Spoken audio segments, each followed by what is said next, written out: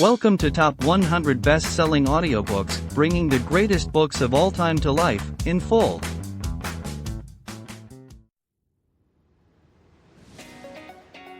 Hello dear listener. If you're here, it's probably because you're as passionate about books and the knowledge and wisdom they bring as we are. So you might also want to own this book or any other from this podcast in physical form, either to add to your personal library or to gift it to a friend. That's why we've included a link in the description, where you can get it at a discount and with shipping to almost anywhere in the world. Also, if you make your purchase through these links, the editors of this podcast will receive a small commission, which helps support us in continuing to upload more and more audiobooks for free. Let's make the world a better place through books, together.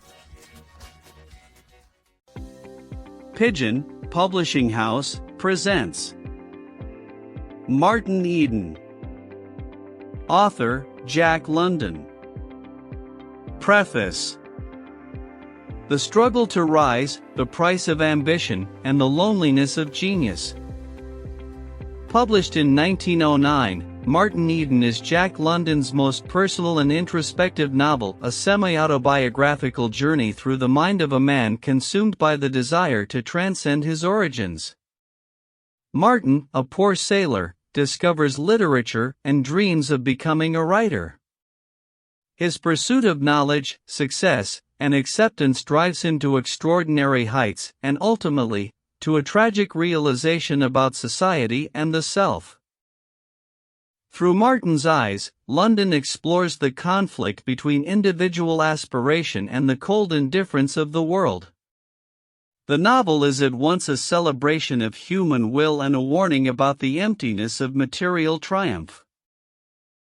Written with raw honesty and emotional intensity, Martin Eden remains one of the most profound portraits ever drawn of an artist's soul, restless, passionate, and unyielding in the face of both inspiration and despair. Martin Eden. Chapter 1. The one opened the door with a latchkey and went in, followed by a young fellow who awkwardly removed his cap. He wore rough clothes that smacked of the sea, and he was manifestly out of place in the spacious hall in which he found himself. He did not know what to do with his cap, and was stuffing it into his coat pocket when the other took it from him. The act was done quietly and naturally, and the awkward young fellow appreciated it. "He understands," was his thought. "He'll see me through all right." He walked at the other's heels with a swing to his shoulders, and his legs spread unwittingly, as if the level floors were tilting up and sinking down to the heave and lunge of the sea. The wide rooms seemed too narrow for his rolling gait, and to himself he was in terror lest his broad shoulders should collide with the doorways or sweep the bric-a-brac from the low mantel. He recoiled from side to side between the various objects and multiplied the hazards that in reality lodged only in his mind. Between a grand piano and a center table piled high with books was space for a half a dozen to walk abreast, yet he essayed it with trepidation. His heavy arms hung loosely at his sides. He did not know what to do with those arms and hands, and when, to his excited vision, one arm seemed liable to brush against the books on the table, he lurched away like a frightened horse, barely missing the piano stool. He watched the easy walk of the other in front of him, and for the first time realized that his walk was different from that of other men. He experienced a momentary pang of shame that he should walk so uncouthly. The sweat burst through the skin of his forehead in tiny beads, and he paused and mopped his bronzed face with his handkerchief. "Hold on, Arthur, my boy," he said, attempting to mask his anxiety with facetious utterance. "This is too much all at once for yours truly. Give me a chance to get my nerve. You know I didn't want to come, and I guess your family ain't hankerin' to see me neither." "That's all right," was the reassuring answer. "You mustn't be frightened at us. We're just homely people. Hello, there's a letter for me." He stepped back to the table, tore open the envelope, and began to read, giving the stranger an opportunity to recover himself. And the stranger understood and appreciated. His was the gift of sympathy, understanding, and beneath his alarmed exterior that sympathetic process went on. He mopped his forehead dry and glanced about him with a controlled face, though in the eyes there was an expression such as wild animals betray when they fear the trap. He was surrounded by the unknown, apprehensive of what might happen, ignorant of what he should do, aware that he walked and bore himself awkwardly, fearful that every attribute and power of him was similarly afflicted. He was keenly sensitive, hopelessly self-conscious, and the amused glance that the other stole privily at him over the top of the letter burned into him like a dagger thrust. He saw the glance, but he gave no sign, for among the things he had learned was discipline. Also, that dagger thrust went to his pride. He cursed himself for having come, and at the same time resolved that, happen what would, having come, he would carry it through. The lines of his face hardened, and into his eyes came a fighting light. He looked about more unconcernedly, sharply observant, every detail of the pretty interior registering itself on his brain. His eyes were wide apart, nothing in their field of vision escaped, and as they drank in the beauty before them the fighting light died out and a warm glow took its place. He was responsive to beauty, and here was cause to respond. An oil painting caught and held him. A heavy surf thundered and burst over an outjutting rock, lowering storm clouds covered the sky, and, outside the line of surf, a pilot schooner, close-hauled, heeled over till every detail of her deck was visible, was surging along against a stormy sunset sky. There was beauty, and it drew him irresistibly. He forgot his awkward walk and came closer to the painting, very close. The beauty faded out of the canvas. His face expressed his bepuzzlement. He stared at what seemed a careless daub of paint, then stepped away. Immediately all the beauty flashed back into the canvas. A trick picture, was his thought, as he dismissed it, though in the midst of the multitudinous impressions he was receiving he found time to feel a prod of indignation that so much beauty should be sacrificed to make a trick. He did not know painting. He had been brought up on chromos and lithographs that were always definite and sharp, near or far. He had seen oil paintings, it was true, in the show windows of shops, but the glass of the windows had prevented his eager eyes from approaching too near. He glanced around at his friend reading the letter and saw the books on the table. Into his eyes leaped a wistfulness and a yearning as promptly as the yearning leaps into the eyes of a starving man at sight of food. An impulsive stride, with one lurch to right and left of the shoulders, brought him to the table, where he began affectionately handling the books. He glanced at the titles and the authors' names, read fragments of text, caressing the volumes with his eyes and hands, and, once, recognized a book he had read. For the rest, they were strange books and strange authors. He chanced upon a volume of Swinburne and began reading steadily, forgetful of where he was, his face glowing. Twice he closed the book on his forefinger to look at the name of the author. Swinburne. He would remember that name. That fellow had eyes, and he had certainly seen color and flashing light. But who was Swinburne? Was he dead 100 years or so, like most of the poets? Or was he alive still, and writing? He turned to the title page. Yes, he had written other books. Well, he would go to the free library the first thing in the morning and try to get hold of some of Swinburne's stuff. He went back to the text and lost himself. He did not notice that a young woman had entered the room. The first he knew was when he heard Arthur's voice saying, "Ruth, this is Mr. Eden." The book was closed on his forefinger, and before he turned he was thrilling to the first new impression, which was not of the girl, but of her brother's words. Under that muscled body of his he was a mass of quivering sensibilities.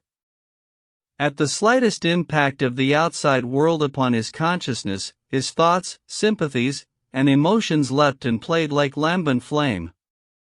He was extraordinarily receptive and responsive, while his imagination, pitched high, was ever at work establishing relations of likeness and difference. Mr. Eden was what he had thrilled to, he who had been called Eden, or Martin Eden, or just Martin, all his life. And Mr. It was certainly going some, was his internal comment. His mind seemed to turn, on the instant, into a vast camera obscura, and he saw arrayed around his consciousness endless pictures from his life, of stokeholes and forecastles, camps and beaches, jails and boozing kens, fever hospitals and slum streets, wherein the thread of association was the fashion in which he had been addressed in those various situations. And then he turned and saw the girl. The phantasmagoria of his brain vanished at sight of her. She was a pale, ethereal creature, with wide, spiritual blue eyes and a wealth of golden hair. He did not know how she was dressed, except that the dress was as wonderful as she. He likened her to a pale gold flower upon a slender stem. No, she was a spirit, a divinity, a goddess. Such sublimated beauty was not of the earth. Or perhaps the books were right, and there were many such as she in the upper walks of life. She might well be sung by that chap Swinburne. Perhaps he had had somebody like her in mind when he painted that girl, Iseult, in the book there on the table. All this plethora of sight, and feeling, and thought occurred on the instant. There was no pause of the realities wherein he moved. He saw her hand coming out to his, and she looked him straight in the eyes as she shook hands, frankly, like a man. The women he had known did not shake hands that way. For that matter, most of them did not shake hands at all.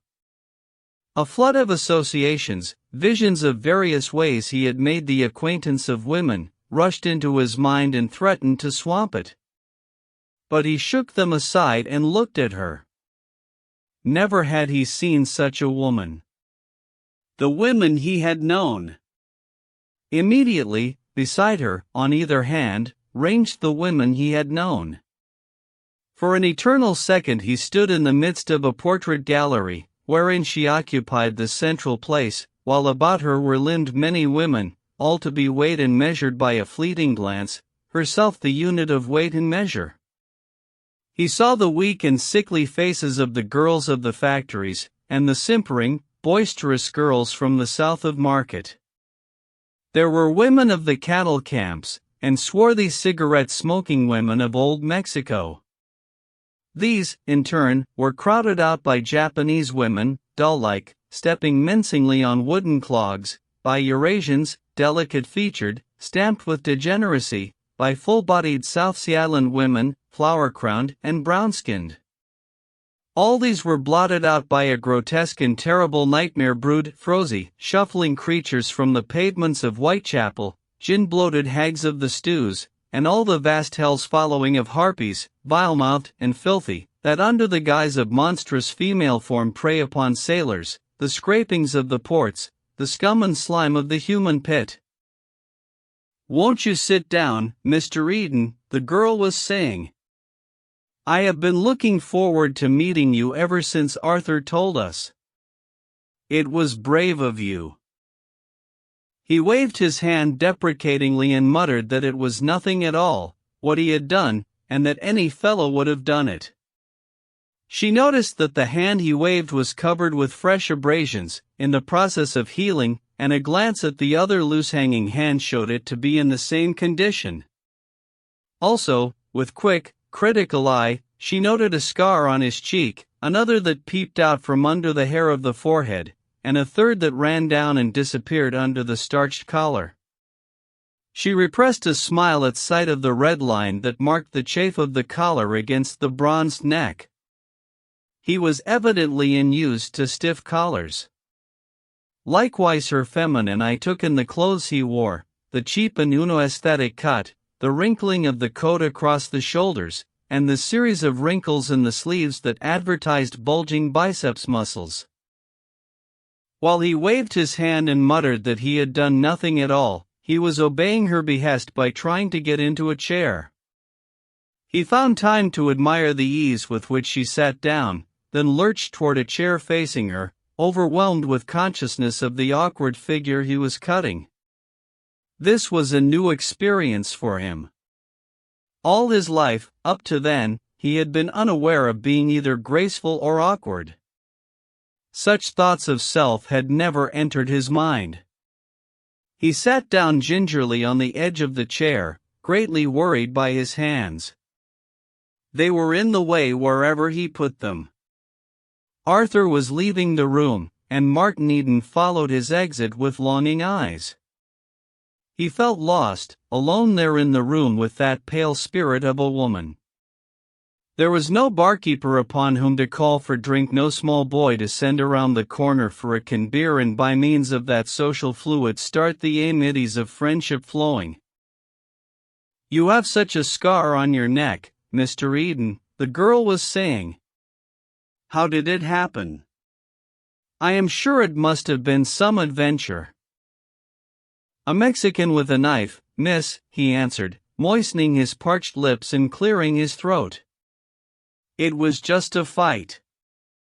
After I got the knife away, he tried to bite off my nose."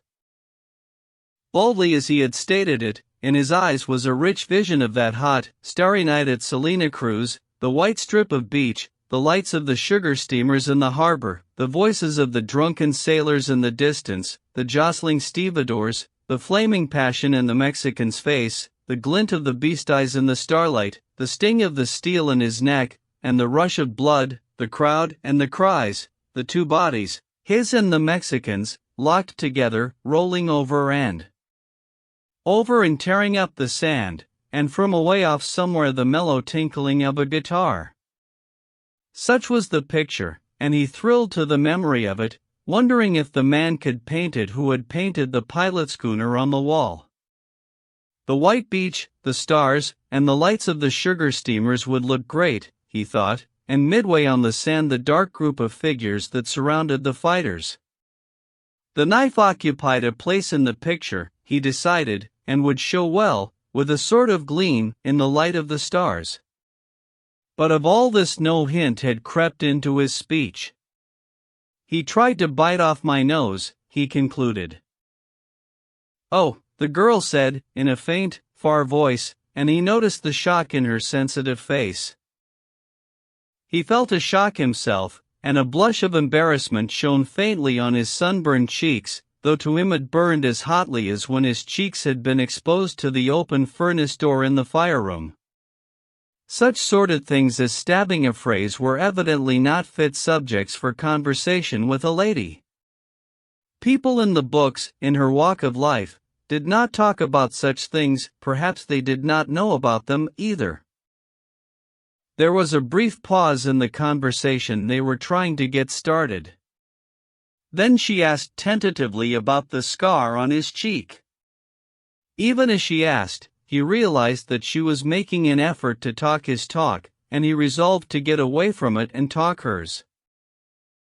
"It was just an accident," he said, putting his hand to his cheek. "One night, in a calm, with a heavy sea running, the main boom lift carried away, and next the tackle. The lift was wire, and it was threshing around like a snake. The whole watch was trying to grab it, and I rushed in and got swatted." "Oh," she said, this time with an accent of comprehension, though secretly his speech had been so much Greek to her and she was wondering what a lift was and what swatted meant. "This man Swinburne," he began, attempting to put his plan into execution and pronouncing the I loan. "Who?" "Swinburne," he repeated, with the same mispronunciation. "The poet." "Swinburne," she corrected. "Yes, that's the chap," he stammered, his cheeks hot again. "How long since he died?" Why, I haven't heard that he was dead. She looked at him curiously. Where did you make his acquaintance? I never clapped eyes on him, was the reply.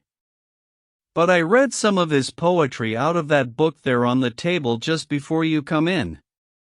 How do you like his poetry? And thereat she began to talk quickly and easily upon the subject he had suggested.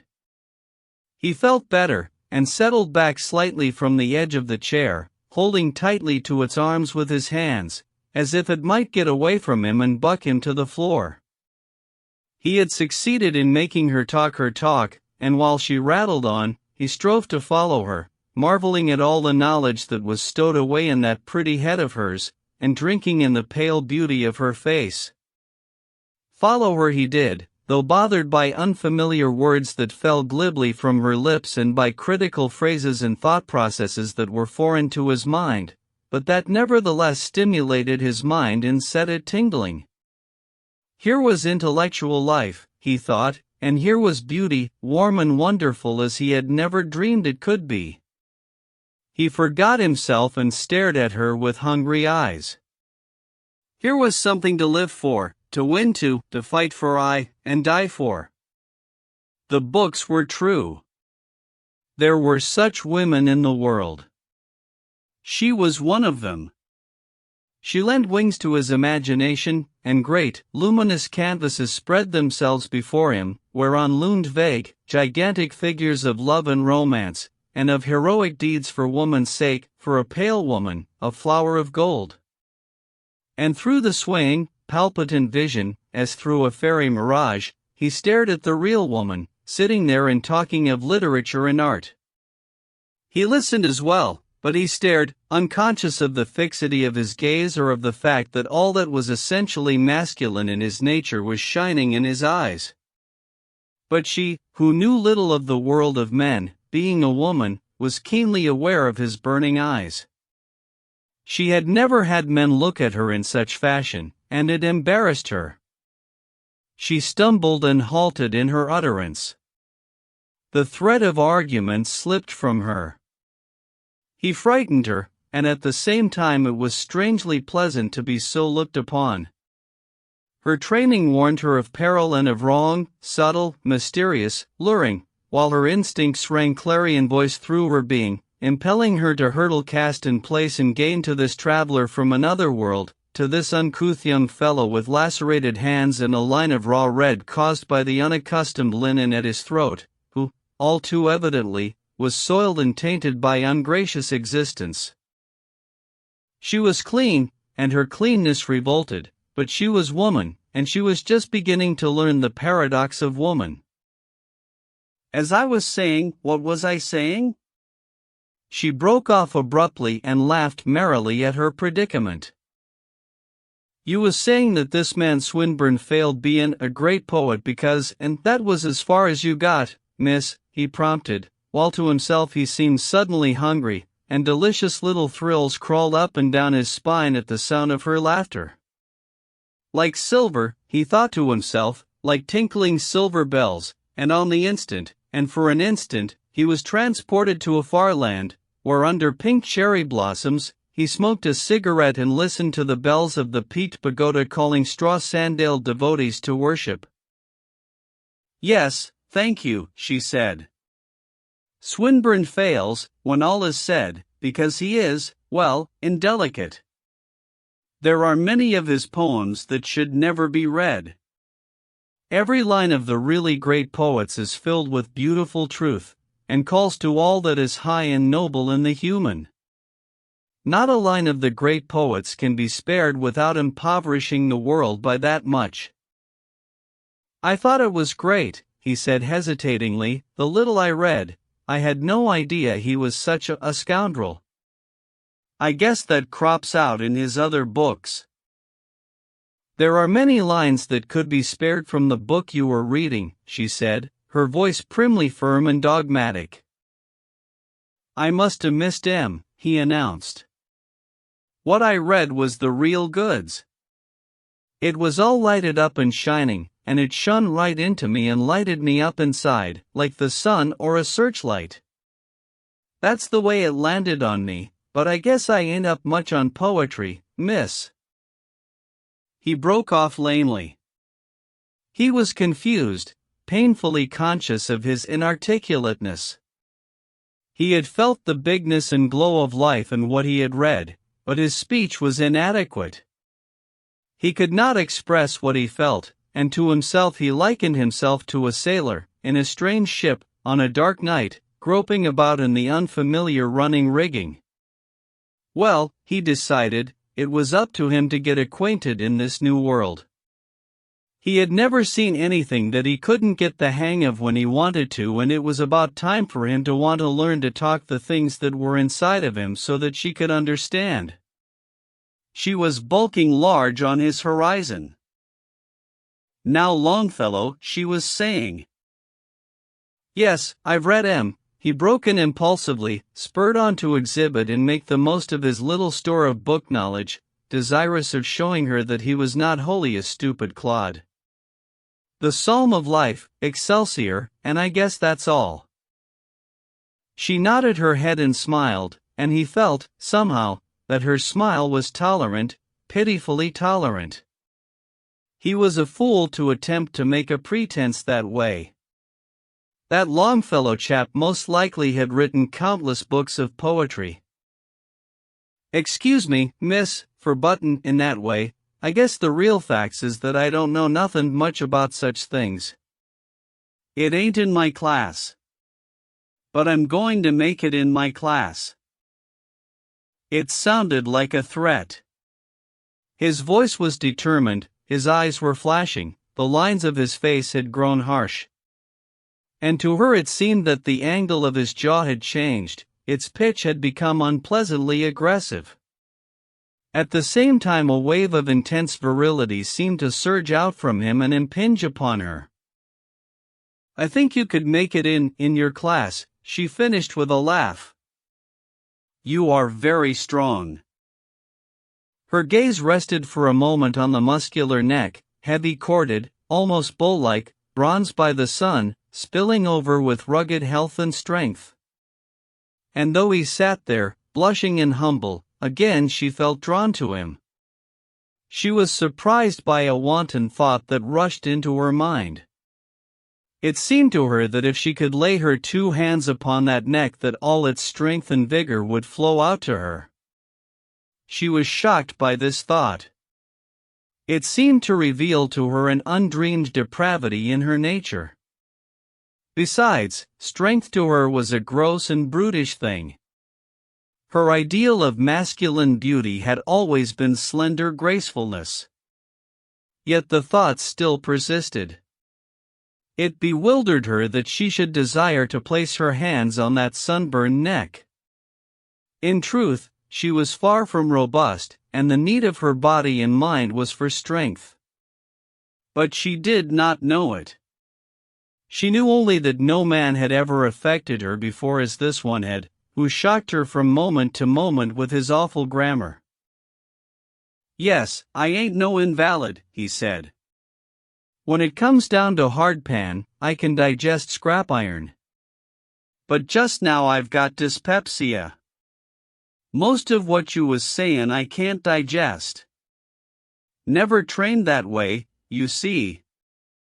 I like books and poetry, and what time I've read 'em, but I'd never thought about 'em the way you have. That's why I can't talk about 'em. I'm like a navigator adrift on a strange sea without chart or compass. Now I want to get my bearings. Meb you can put me right. How did you learn all this you've been talkin'?" "By going to school, I fancy, and by studying," she answered. "I went to school when I was a kid," he began to object. "Yes, but I mean high school, and lectures, and the university." "You've gone to the university?" he demanded in frank amazement. He felt that she had become remoter from him by at least 1,000,000 miles. "I'm going there now. I'm taking special courses in English. He did not know what English meant, but he made a mental note of that item of ignorance and passed on. How long would I have to study before I could go to the university? He asked.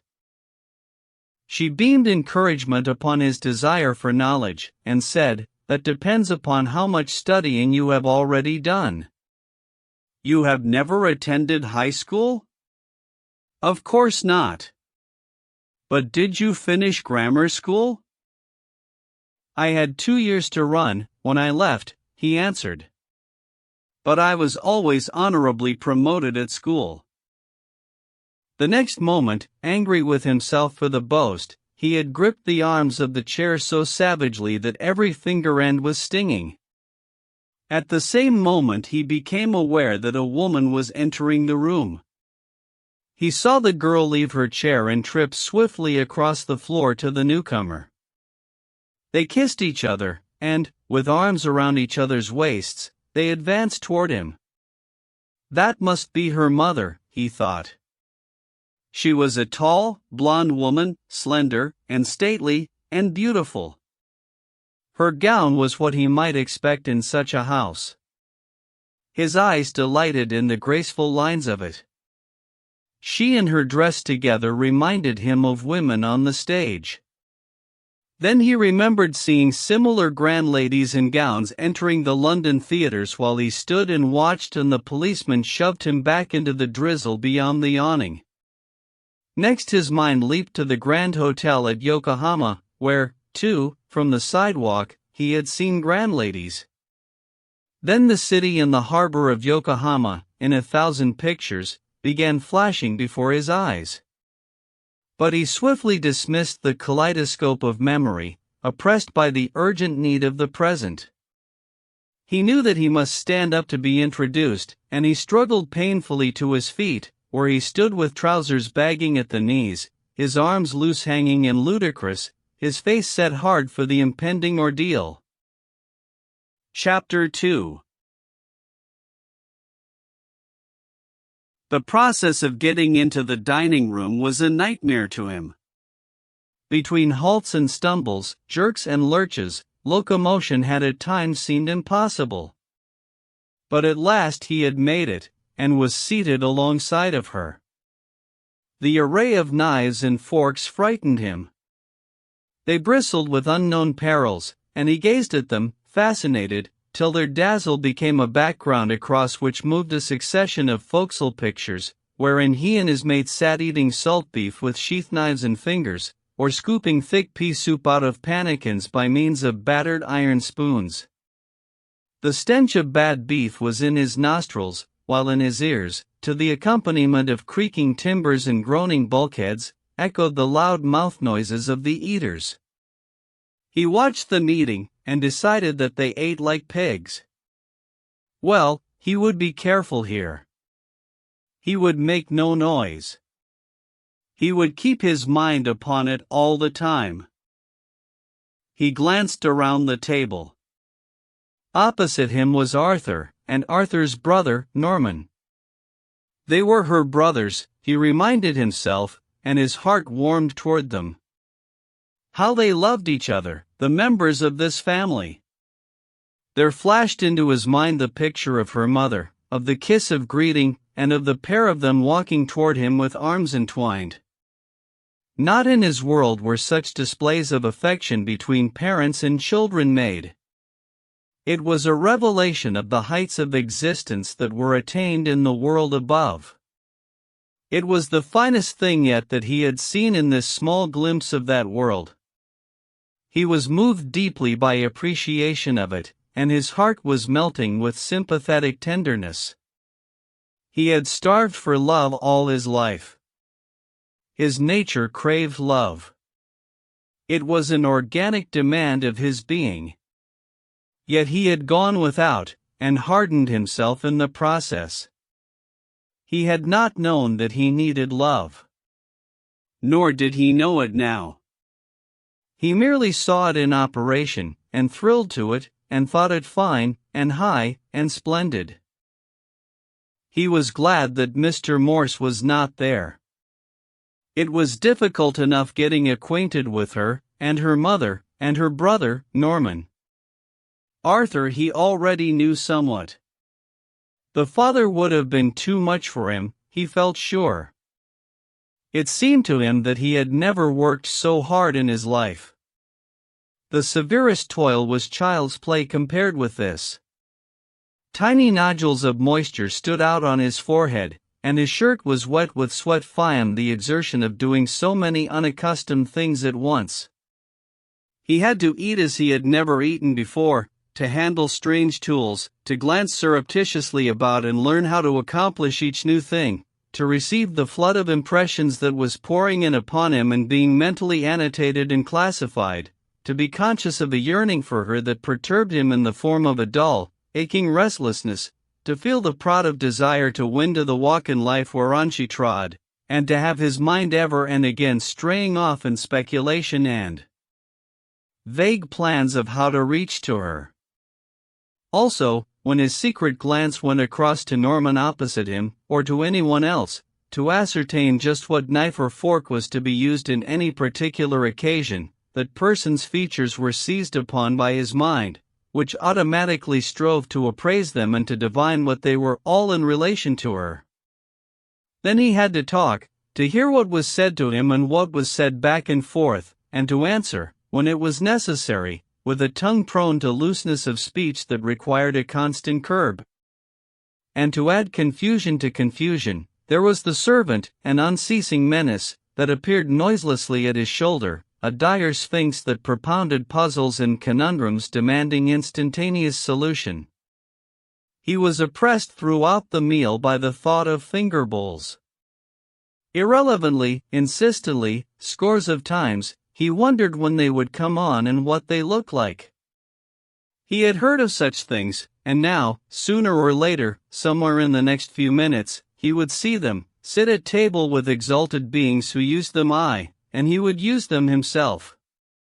And most important of all, far down and yet always at the surface of his thought, was the problem of how he should comport himself toward these persons.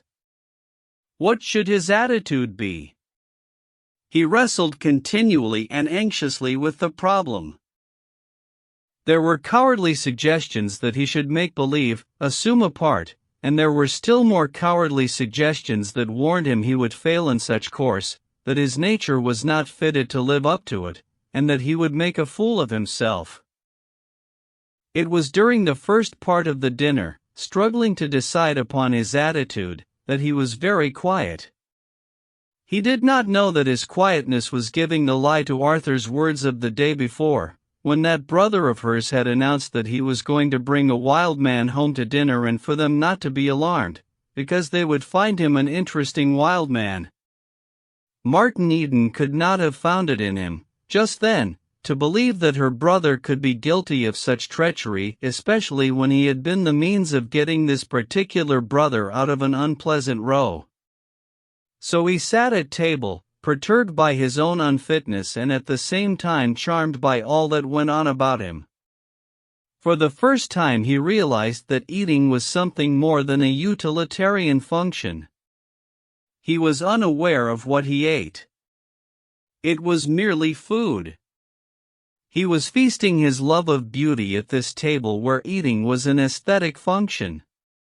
It was an intellectual function, too. His mind was stirred. He heard words spoken that were meaningless to him, and other words that he had seen only in books and that no man or woman he had known was of large enough mental caliber to pronounce. When he heard such words dropping carelessly from the lips of the members of this marvelous family, her family, he thrilled with delight. The romance, and beauty, and high vigor of the books were coming true. He was in that rare and blissful state wherein a man sees his dreams stalk out from the crannies of fantasy and become fact. Never had he been at such an altitude of living, and he kept himself in the background, listening, observing, and pleasuring, replying in reticent monosyllables, saying yes, miss, and no, miss, to her, and yes, ma'am, and no, ma'am, to her mother. He curbed the impulse, arising out of his sea training, to say yes, sir, and no, sir, to her brothers. He felt that it would be inappropriate and a confession of inferiority on his part, which would never do if he was to win to her. Also, it was a dictate of his pride. By God, he cried to himself, once, I'm just as good as them, and if they do know lots that I don't, I could learn a few myself, all the same. And the next moment, when she or her mother addressed him as Mr. Eden, his aggressive pride was forgotten, and he was glowing and warm with delight. He was a civilized man, that was what he was, shoulder to shoulder, at dinner, with people he had read about in books. He was in the books himself, adventuring through the printed pages of bound volumes. But while he belied Arthur's description, and appeared a gentle lamb rather than a wild man, he was racking his brains for a course of action. He was no gentle lamb, and the part of second fiddle would never do for the high-pitched dominance of his nature. He talked only when he had to, and then his speech was like his walk to the table, filled with jerks and halts as he groped in his polyglot vocabulary for words, debating over words he knew were fit but which he feared he could not pronounce, rejecting other words he knew would not be understood or would be raw and harsh. But all the time he was oppressed by the consciousness that this carefulness of diction was making a booby of him, preventing him from expressing what he had in him. Also, his love of freedom chafed against the restriction in much the same way his neck chafed against the starched fetter of a collar. Besides, he was confident that he could not keep it up. He was by nature powerful of thought and sensibility, and the creative spirit was restive and urgent. He was swiftly mastered by the concept or sensation in him that struggled in birth throes to receive expression and form, and then he forgot himself and where he was, and the old words, the tools of speech he knew, slipped out. Once, he declined something from the servant who interrupted and pestered at his shoulder, and he said, shortly and emphatically, "Pow." On the instant those at the table were keyed up and expectant, the servant was smugly pleased, and he was wallowing in mortification. But he recovered himself quickly. "It's the Kanaka 4 finish," he explained, "and it just come out naturally.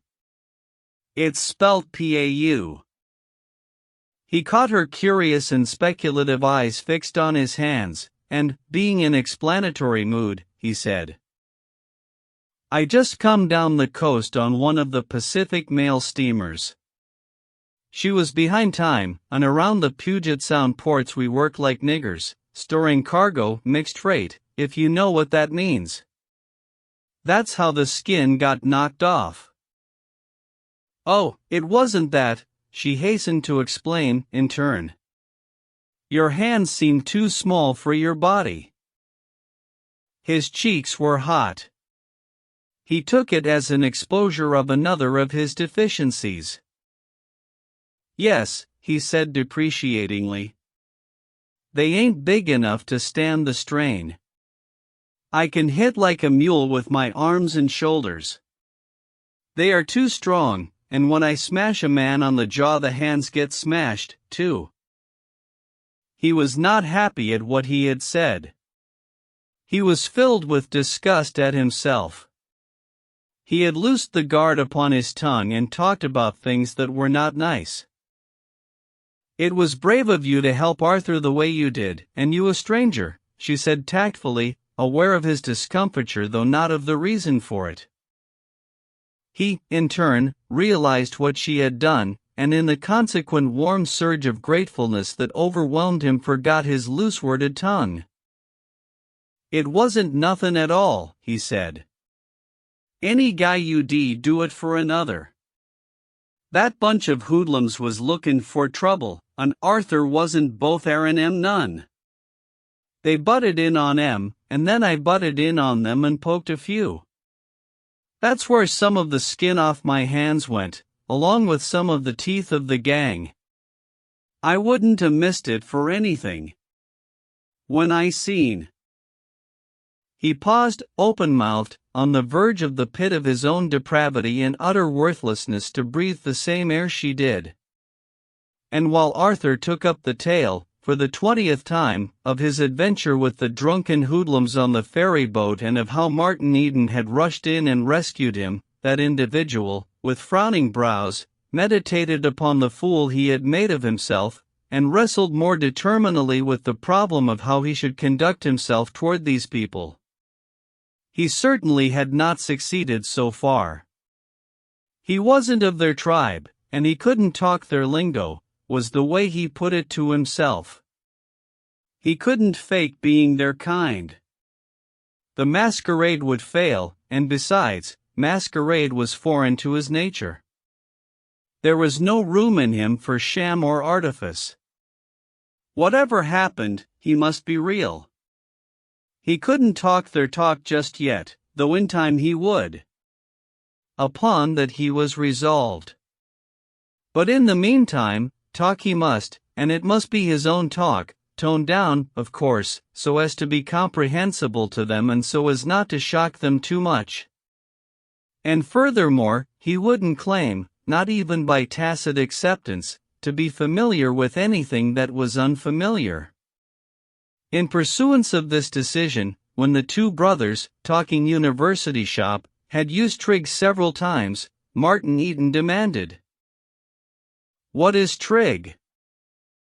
"Trigonometry," Norman said, "a higher form of math." "And what is math?" was the next question, which, somehow, brought the laugh on Norman. "Mathematics, arithmetic," was the answer. Martin Eden nodded. He had caught a glimpse of the apparently illimitable vistas of knowledge. What he saw took on tangibility. His abnormal power of vision made abstractions take on concrete form. In the alchemy of his brain, trigonometry and mathematics and the whole field of knowledge which they betokened were transmuted into so much landscape. The vistas he saw were vistas of green foliage and forest glades, all softly luminous or shot through with flashing lights. In the distance, detail was veiled and blurred by a purple haze, but behind this purple haze, he knew, was the glamour of the unknown, the lure of romance. It was like wine to him. Here was adventure, something to do with head in hand, a world to conquer, and straightway from the back of his consciousness rushed the thought, conquering, to win to her, that lily-pale spirit sitting beside him. The glimmering vision was rent asunder and dissipated by Arthur, who, all evening, had been trying to draw his wild man out. Martin Eden remembered his decision. For the first time he became himself, consciously and deliberately at first, but soon lost in the joy of creating, in making life as he knew it appear before his listeners' eyes. He had been a member of the crew of the smuggling schooner Halcyon when she was captured by a revenue cutter. He saw with wide eyes, and he could tell what he saw. He brought the pulsing sea before them, and the men in the ships upon the sea. He communicated his power of vision, till they saw with his eyes what he had seen. He selected from the vast mass of detail with an artist's touch, drawing pictures of life that glowed and burned with light and color, injecting movement so that his listeners surged along with him on the flood of rough eloquence, enthusiasm, and power. At times he shocked them with the vividness of the narrative and his terms of speech, but beauty always followed fast upon the heels of violence, and tragedy was relieved by humor, by interpretations of the strange twists and quirks of sailors' minds. And while he talked, the girl looked at him with startled eyes. His fire warmed her. She wondered if she had been cold all her days. She wanted to lean toward this burning, blazing man that was like a volcano spouting forth strength, robustness, and health. She felt that she must lean toward him, and resisted by an effort. Then, too, there was the counter-impulse to shrink away from him. She was repelled by those lacerated hands, grimed by toil so that the very dirt of life was ingrained in the flesh itself, by that red chafe of the collar and those bulging muscles. His roughness frightened her. Each roughness of speech was an insult to her ear, each rough phase of his life an insult to her soul. And ever and again would come the draw of him, till she thought he must be evil to have such power over her. All that was most firmly established in her mind was rocking. His romance and adventure were battering at the conventions. Before his facile perils and ready laugh, life was no longer an affair of serious effort and restraint, but a toy, to be played with and turned topsy-turvy, carelessly to be lived and pleasured in, and carelessly to be flung aside. Therefore, play, was the cry that rang through her. Lean toward him, if so you will, and place your 2 hands upon his neck. She wanted to cry out at the recklessness of the thought, and in vain she appraised her own cleanness and culture and balanced all that she was against what he was not. She glanced about her and saw the others gazing at him with rapt attention, and she would have despaired had not she seen horror in her mother's eyes, fascinated horror, it was true, but none the less horror. This man from outer darkness was evil. Her mother saw it, and her mother was right. She would trust her mother's judgment in this as she had always trusted it in all things. The fire of him was no longer warm and the fear of him was no longer poignant. Later, at the piano, she played for him, and at him, aggressively, with the vague intent of emphasizing the impassableness of the gulf that separated them. Her music was a club that she swung brutally upon his head, and though it stunned him and crushed him down, it incited him. He gazed upon her in awe. In his mind, as in her own, the gulf widened, but faster than it widened, towered his ambition to win across it. But he was too complicated a plexus of sensibilities to sit staring at a gulf a whole evening, especially when there was music. He was remarkably susceptible to music. It was like strong drink, firing him to audacities of feeling, a drug that laid hold of his imagination and went cloud-soaring through the sky.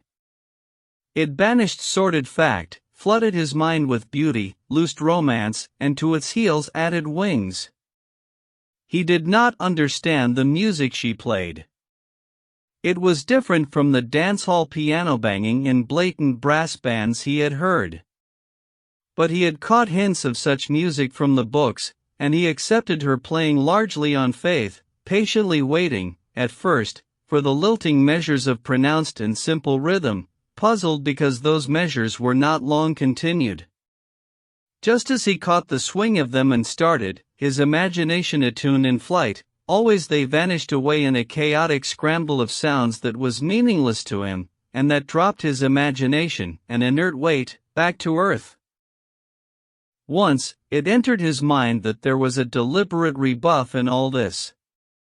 He caught her spirit of antagonism and strove to divine the message that her hands pronounced upon the keys. Then he dismissed the thought as unworthy and impossible, and yielded himself more freely to the music. The old delightful condition began to be induced. His feet were no longer clay, and his flesh became spirit. Before his eyes and behind his eyes shone a great glory, and then the scene before him vanished and he was away, rocking over the world that was to him a very dear world. The known and the unknown were commingled in the dream pageant that thronged his vision. He entered strange ports of sun-washed lands, and trod marketplaces among barbaric peoples that no man had ever seen. The scent of the Spice Islands was in his nostrils as he had known it on warm, breathless nights at sea, or he beat up against the southeast trades through long tropic days, sinking palm-tufted coral islets in the turquoise sea behind and lifting palm-tufted coral islets in the turquoise sea ahead. Swift as thought the pictures came and went. One instant he was astride a bronco and flying through the fairy-colored painted desert country, the next instant he was gazing down through shimmering heat into the whited sepulchre of Death Valley, or pulling in or on a freezing ocean where great ice islands towered and glistened in the sun. He lay on a coral beach where the coconuts grew down to the mellow-sounding surf. The hulk of an ancient wreck burned with blue fires, in the light of which danced the hula dancers to the barbaric love calls of the singers, who chanted to tinkling ukuleles and rumbling tom-toms. It was a sensuous, tropic night. In the background a volcano crater was silhouetted against the stars. Overhead drifted a pale crescent moon, and the Southern Cross burned low in the sky. He was a harp, all life that he had known, and that was his consciousness was the strings, and the flood of music was a wind that poured against those strings and set them vibrating with memories and dreams. He did not merely feel. Sensation invested itself in form and color and radiance, and what his imagination dared, it objectified in some sublimated and magic way. Past, present, and future mingled, and he went on oscillating across the broad, warm world, through high adventure and noble deeds to her eye, and with her, winning her, his arm about her, and carrying her on in flight through the empery of his mind. And she, glancing at him across her shoulder, saw something of all this in his face. It was a transfigured face, with great shining eyes that gazed beyond the veil of sound and saw behind it the leap and pulse of life and the gigantic phantoms of the spirit. She was startled. The raw, stumbling lout was gone.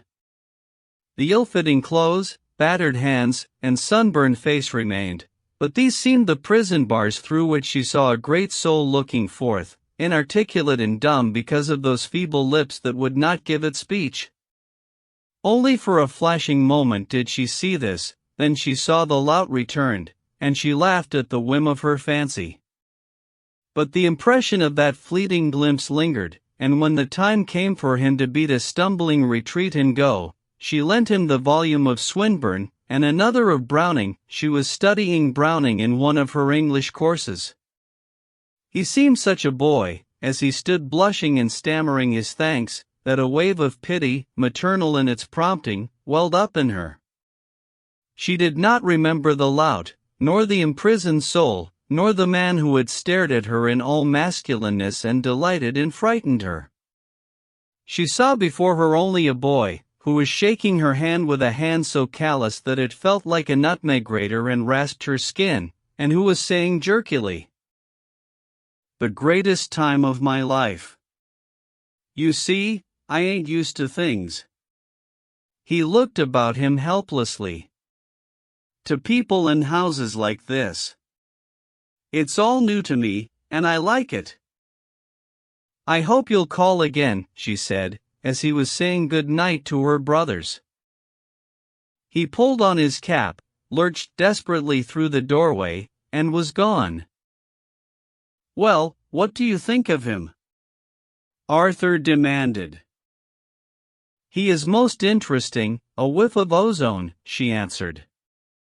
"How old is he?" 20, almost 21. I asked him this afternoon. I didn't think he was that young. And I am 3 years older, was the thought in her mind as she kissed her brothers good night. Chapter 3. As Martin Eden went down the steps, his hand dropped into his coat pocket.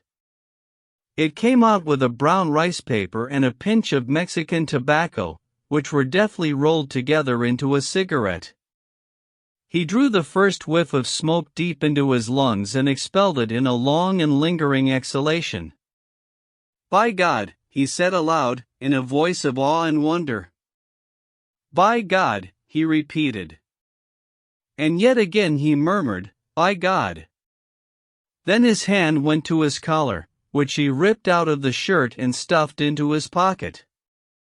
A cold drizzle was falling, but he bared his head to it and unbuttoned his vest, swinging along in splendid unconcern.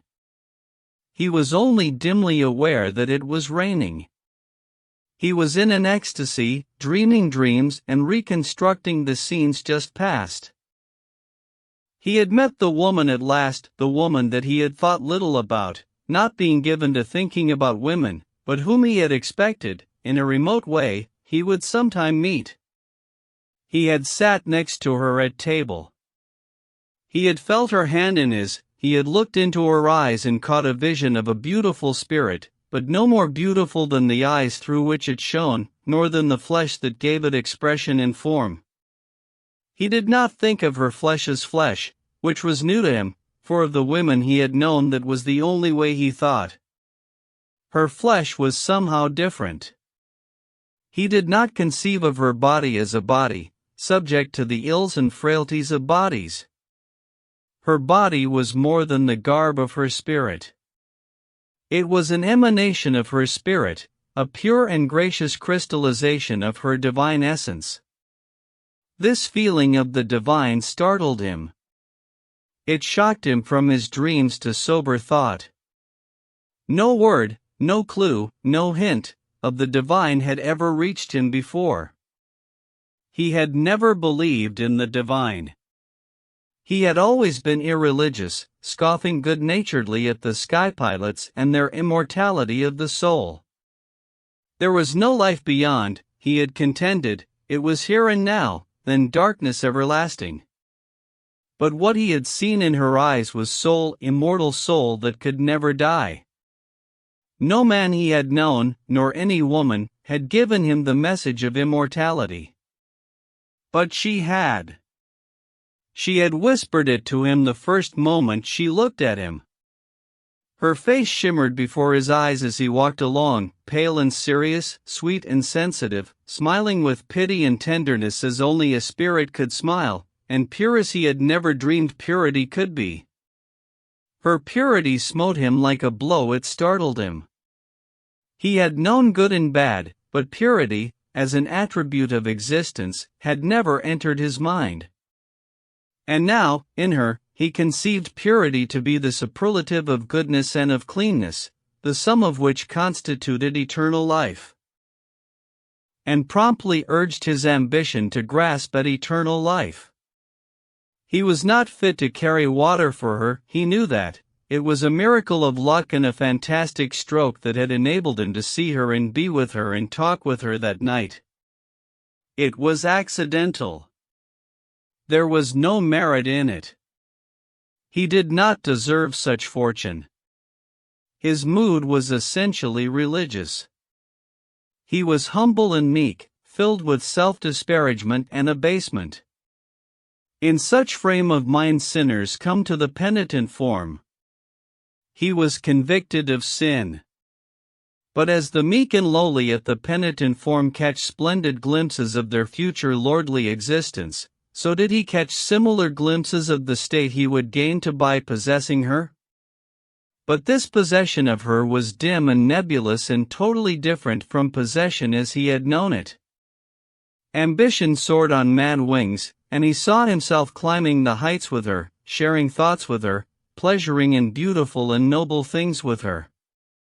It was a soul possession he dreamed, refined beyond any grossness, a free comradeship of spirit that he could not put into definite thought. He did not think it. For that matter, he did not think at all. Sensation usurped reason, and he was quivering and palpitant with emotions he had never known, drifting deliciously on a sea of sensibility where feeling itself was exalted and spiritualized and carried beyond the summits of life. He staggered along like a drunken man, murmuring fervently aloud, "By God! By God!"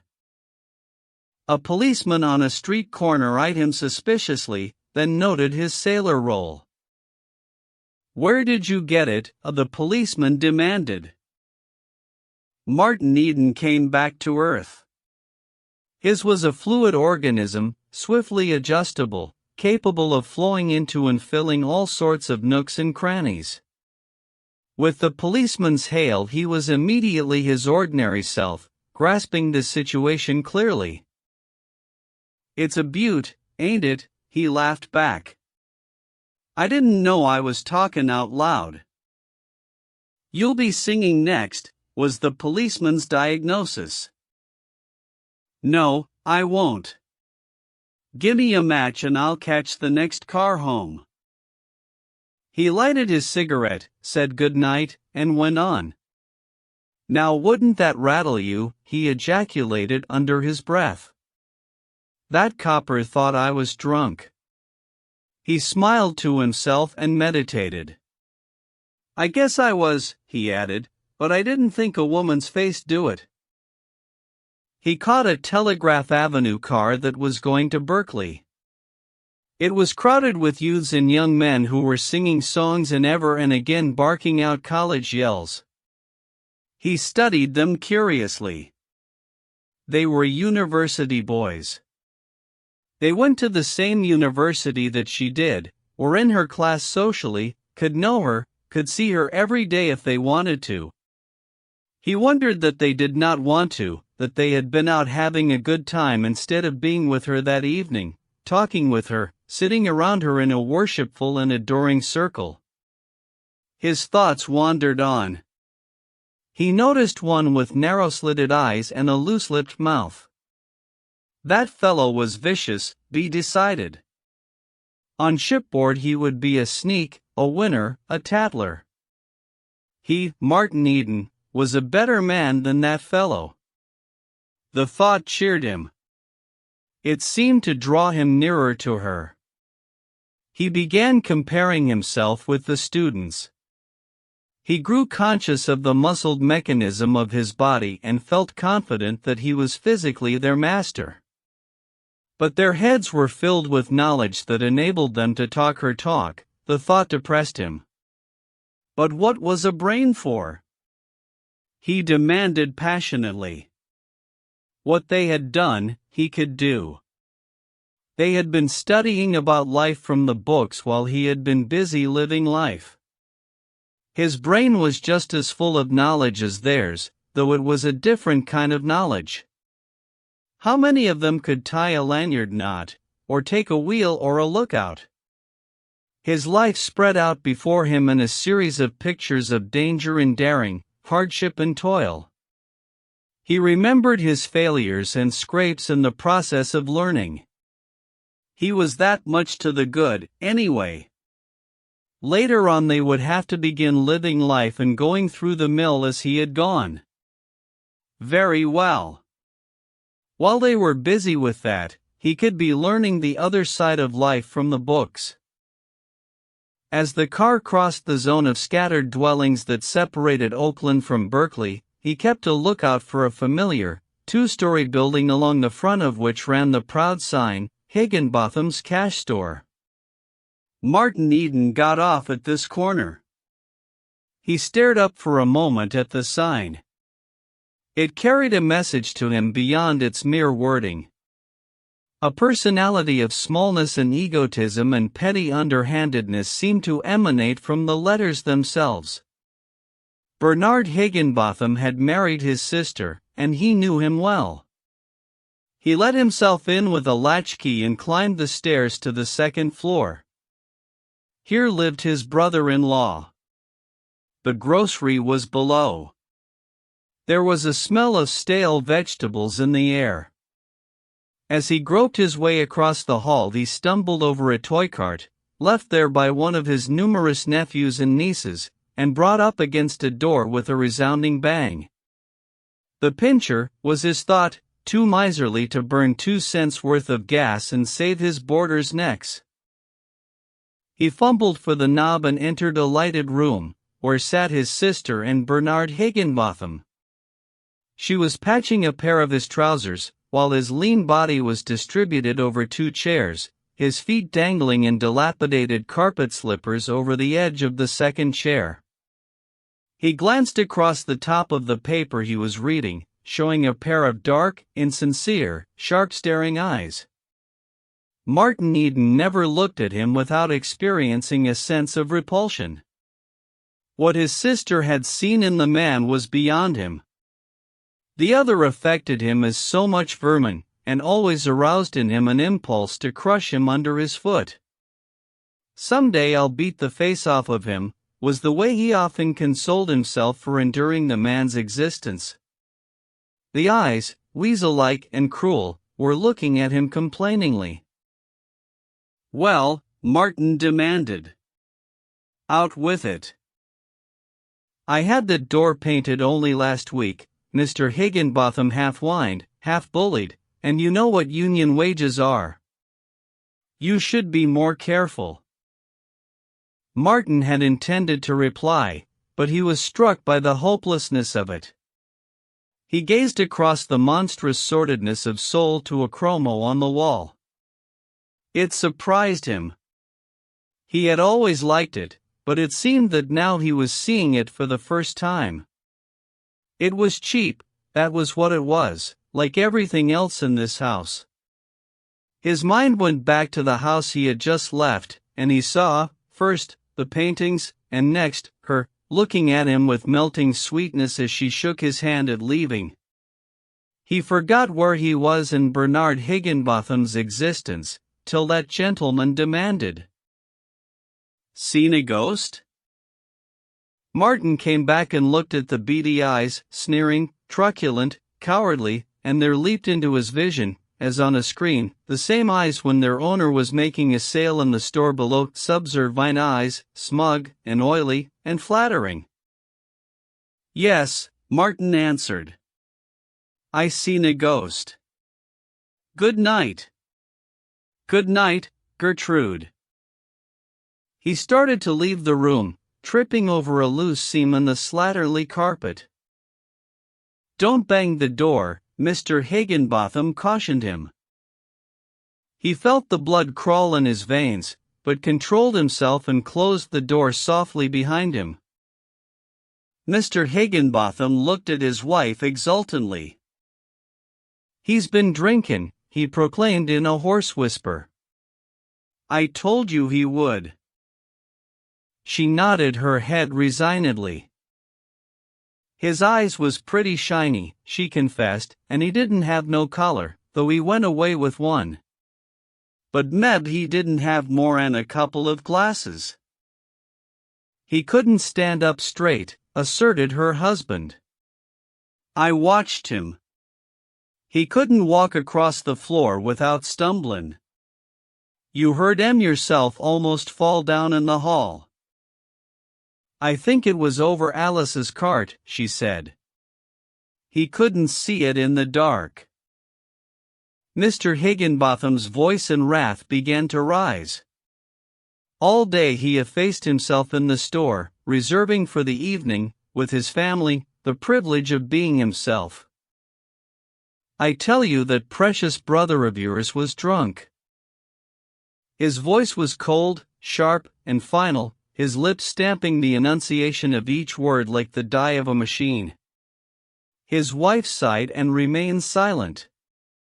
She was a large, stout woman, always dressed slatternly and always tired from the burdens of her flesh, her work, and her husband. "He's got it in him, I tell you, from his father," Mr. Higginbotham went on accusingly. "And he'll croak in the gutter the same way. You know that." She nodded, sighed, and went on stitching. They were agreed that Martin had come home drunk. They did not have it in their souls to know beauty, or they would have known that those shining eyes and that glowing face betokened youth's first vision of love. "Set in a fine example to the children," Mr. Higginbotham snorted, suddenly, in the silence for which his wife was responsible and which he resented. Sometimes he almost wished she would oppose him more. "If he does it again, he's got to get out. Understand? I won't put up with his shenanigan, debauching innocent children with his boozing." Mr. Higginbotham liked the word, which was a new one in his vocabulary, recently gleaned from a newspaper column. "That's what it is, debauchin', there ain't no other name for it." Still his wife sighed, shook her head sorrowfully, and stitched on. Mr. Higginbotham resumed the newspaper. "Has he paid last week's board?" he shot across the top of the newspaper. She nodded, then added, "He still has some money." "When is he goin' to see again?" "When his payday's spent, I guess," she answered. He was over to San Francisco yesterday looking for a ship. But he's got money, yet, and he's particular about the kind of ship he signs for. It's not for a deck swab like him to put on airs, Mr. Higginbotham snorted. Particular. Him. He said something about a schooner that's gettin' ready to go off to some outlandish place to look for buried treasure, that he'd sail on her if his money held out. If he only wanted to steady down, I'd give him a job drivin' the wagon, her husband said, but with no trace of benevolence in his voice. Tom's quit. His wife looked alarm and interrogation. Quit tonight. Is going to work for Carruthers. They paid him more'n I could afford. I told you you'd lose him, she cried out. He was worth more'n you was giving him. Now look here, old woman, Higginbotham bullied, for the 1000th time I've told you to keep your nose out of the business. I won't tell you again. I don't care, she sniffled. Tom was a good boy. Her husband glared at her. This was unqualified defiance. If that brother of yours was worth his salt, he could take the wagon, he snorted. He pays his board, just the same, was the retort. And he's my brother, and so long as he don't owe you money you've got no right to be jumping on him all the time. I've got some feelings, if I have been married to you for 7 years. Did you tell him you'd charge him for gas if he goes on readin' in bed? He demanded. Mrs. Higginbotham made no reply. Her revolt faded away, her spirit wilting down into her tired flesh. Her husband was triumphant. He had her. His eyes snapped vindicatively, while his ears joyed in the sniffles she emitted. He extracted great happiness from squelching her, and she squelched easily these days, though it had been different in the first years of their married life, before the brood of children and his incessant nagging had sapped her energy. Well, you tell em tomorrow, that's all, he said. And I just want to tell you, before I forget it, that you'd better send for Marion tomorrow to take care of the children. With Tom quit, I'll have to be out on the wagon, and you can make up your mind to it to be down below waitin' on the counter. But tomorrow's wash day, she objected weakly. Get up early, then, and do it first. I won't start out till 10 o'clock. He crinkled the paper viciously and resumed his reading. Chapter 4. Martin Eden, with blood still crawling from contact with his brother-in-law, felt his way along the unlighted back hall and entered his room, a tiny cubbyhole with space for a bed, a washstand, and one chair. Mr. Higginbotham was too thrifty to keep a servant when his wife could do the work. Besides, the servants' room enabled them to take in 2 boarders instead of 1. Martin placed the Swinburne and Browning on the chair, took off his coat, and sat down on the bed. A screeching of asthmatic springs greeted the weight of his body, but he did not notice them. He started to take off his shoes, but fell to staring at the white plaster wall opposite him, broken by long streaks of dirty brown where rain had leaked through the roof. On this befouled background visions began to flow and burn. He forgot his shoes and stared long, till his lips began to move and he murmured, "Ruth." Ruth. He had not thought a simple sound could be so beautiful. It delighted his ear, and he grew intoxicated with the repetition of it. Ruth. It was a talisman, a magic word to conjure with. Each time he murmured it, her face shimmered before him, suffusing the foul wall with a golden radiance. This radiance did not stop at the wall. It extended on into infinity, and through its golden depths his soul went questing after hers. The best that was in him was pouring out in splendid flood. The very thought of her ennobled and purified him, made him better, and made him want to be better. This was new to him. He had never known women who had made him better. They had always had the counter effect of making him beastly. He did not know that many of them had done their best, bad as it was. Never having been conscious of himself, he did not know that he had that in his being that drew love from women and which had been the cause of their reaching out for his youth. Though they had often bothered him, he had never bothered about them, and he would never have dreamed that there were women who had been better because of him. Always in sublime carelessness had he lived, till now, and now it seemed to him that they had always reached out and dragged at him with vile hands. This was not just to them, nor to himself. But he, who for the first time was becoming conscious of himself, was in no condition to judge, and he burned with shame as he stared at the vision of his infamy. He got up abruptly and tried to see himself in the dirty looking glass over the washstand. He passed a towel over it and looked again, long and carefully. It was the first time he had ever really seen himself. His eyes were made for seeing, but up to that moment they had been filled with the ever-changing panorama of the world, at which he had been too busy gazing, ever to gaze at himself. He saw the head and face of a young fellow of 20, but, being unused to such appraisement, he did not know how to value it. Above a swardomed forehead he saw a mop of brown hair, nut brown, with a wave to it and hints of curls that were a delight to any woman, making hands tingle to stroke it and fingers tingle to pass caresses through it. But he passed it by as without merit, in her eyes, and dwelt long and thoughtfully on the high, square forehead, striving to penetrate it and learn the quality of its content. What kind of a brain lay behind there? Was his insistent interrogation. What was it capable of? How far would it take him? Would it take him to her? He wondered if there was soul in those steel-gray eyes that were often quite blue of color and that were strong with the briny airs of the sun-washed deep. He wondered, also, how his eyes looked to her. He tried to imagine himself her, gazing into those eyes of his, but failed in the jugglery.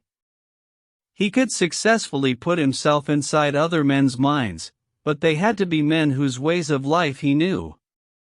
He did not know her way of life. She was wonder and mystery, and how could he guess one thought of hers? Well, they were honest eyes, he concluded, and in them was neither smallness nor meanness. The brown sunburn of his face surprised him. He had not dreamed he was so black. He rolled up his shirt sleeve and compared the white underside of the arm with his face. Yes, he was a white man, after all. But the arms were sunburned, too. He twisted his arm, rolled the biceps over with his other hand, and gazed underneath where he was least touched by the sun. It was very white. He laughed at his bronzed face in the glass at the thought that it was once as white as the underside of his arm, nor did he dream that in the world there were few pale spirits of women who could boast fairer or smoother skins than he, fairer than where he had escaped the ravages of the sun. His might have been an Arab's mouth, had not the full, sensuous lips a trick, under stress, of drawing firmly across the teeth.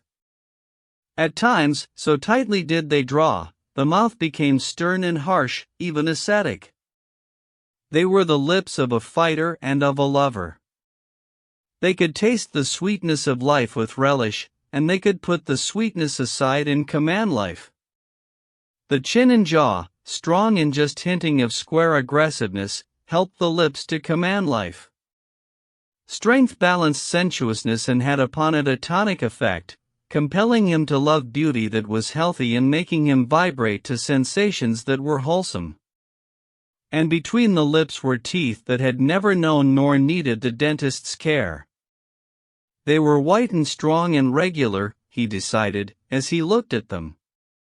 but as he looked he began to be troubled. Somewhere, stored away in the recesses of his mind and vaguely remembered, was the impression that there were people who washed their teeth every day. They were the people from up above, people in her class. She must wash her teeth every day, too. What would she think if she learned that he had never washed his teeth in all the days of his life? He resolved to get a toothbrush and form the habit. He would begin at once, tomorrow. It was not by mere achievement that he could hope to win to her. He must make a personal reform in all things, even to tooth-washing and neckgear, though a starched collar affected him as a renunciation of freedom. He held up his hand, rubbing the ball of the thumb over the calloused palm and gazing at the dirt that was ingrained in the flesh itself and which no brush could scrub away. How different was her palm! He thrilled deliciously at the remembrance. Like a rose petal, he thought, cool and soft as a snowflake. He had never thought that a mere woman's hand could be so sweetly soft. He caught himself imagining the wonder of a caress from such a hand, and flushed guiltily. It was too gross a thought for her. In ways it seemed to impugn her high spirituality. She was a pale, slender spirit, exalted far beyond the flesh, but nevertheless the softness of her palm persisted in his thoughts. He was used to the harsh callousness of factory girls and working women. Well, he knew why their hands were rough, but this hand of hers, it was soft because she had never used it to work with. The gulf yawned between her and him at the awesome thought of a person who did not have to work for a living. He suddenly saw the aristocracy of the people who did not labor. It towered before him on the wall, a figure in brass, arrogant and powerful. He had worked himself. His first memories seemed connected with work, and all his family had worked. There was Gertrude. When her hands were not hard from the endless housework, they were swollen and red like boiled beef, what with the washing. And there was his sister Marion. She had worked in the cannery the preceding summer and her slim, pretty hands were all scarred with the tomato knives. Besides, the tips of 2 of her fingers had been left in the cutting machine at the paper box factory the preceding winter. He remembered the hard palms of his mother as she lay in her coffin. And his father had worked to the last fading gasp. The horned growth on his hands must have been half an inch thick when he died. But her hands were soft, and her mother's hands, and her brother's. This last came to him as a surprise. It was tremendously indicative of the highness of their caste, of the enormous distance that stretched between her and him. He sat back on the bed with a bitter laugh, and finished taking off his shoes. He was a fool. He had been made drunken by a woman's face and by a woman's soft, white hands. And then, suddenly, before his eyes, on the foul plaster wall appeared a vision. He stood in front of a gloomy tenement house. It was night-time in the East End of London, and before him stood Margie, a little factory girl of 15. He had seen her home after the bean feast. She lived in that gloomy tenement, a place not fit for swine. His hand was going out to hers as he said good night. She had put her lips up to be kissed, but he wasn't going to kiss her. Somehow he was afraid of her. And then her hand closed on his and pressed feverishly. He felt her calluses grind and grate on his, and a great wave of pity welled over him. He saw her yearning, hungry eyes, and her ill-fed female form which had been rushed from childhood into a frightened and ferocious maturity. Then he put his arms about her in large tolerance and stooped and kissed her on the lips. Her glad little cry rang in his ears, and he felt her clinging to him like a cat. Poor little starveling! He continued to stare at the vision of what had happened in the long ago. His flesh was crawling as it had crawled that night when she clung to him, and his heart was warm with pity. It was a gray scene, greasy gray, and the rain drizzled greasily on the pavement stones. And then a radiant glory shone on the wall, and up through the other vision, displacing it, glimmered her pale face under its crown of golden hair, remote and inaccessible as a star. He took the Browning and the Swinburne from the chair and kissed them. Just the same, she told me to call again, he thought. He took another look at himself in the glass, and said aloud, with great solemnity, "Martin Eden, the first thing tomorrow you go to the Free Library and read up on etiquette. Understand?" He turned off the gas, and the spring shrieked under his body. "But you've got to quit cussin', Martin, old boy, you've got to quit cussin'," he said aloud. Then he dozed off to sleep and to dream dreams that for madness and audacity rivaled those of poppy eaters. Chapter 5. He awoke next morning from rosy scenes of dream to a steamy atmosphere that smelled of soapsuds and dirty clothes, and that was vibrant with the jar and jangle of tormented life. As he came out of his room he heard the slosh of water, a sharp exclamation, and a resounding smack as his sister visited her irritation upon one of her numerous progeny. The squall of the child went through him like a knife. He was aware that the whole thing, the very air he breathed, was repulsive and mean. How different, he thought, from the atmosphere of beauty and repose of the house wherein Ruth dwelt. There it was all spiritual. Here it was all material, and meanly material. "Come here, Alfred," he called to the crying child, at the same time thrusting his hand into his trousers pocket, where he carried his money loose in the same large way that he lived life in general. He put a quarter in the youngster's hand and held him in his arms a moment, soothing his sobs. "Now run along and get some candy, and don't forget to give some to your brothers and sisters. Be sure and get the kind that lasts longest." His sister lifted a flushed face from the washtub and looked at him. "A nickel ha been enough," she said. "It's just like you, no idea of the value of money." The child eat himself sick. "That's all right, sis," he answered jovially.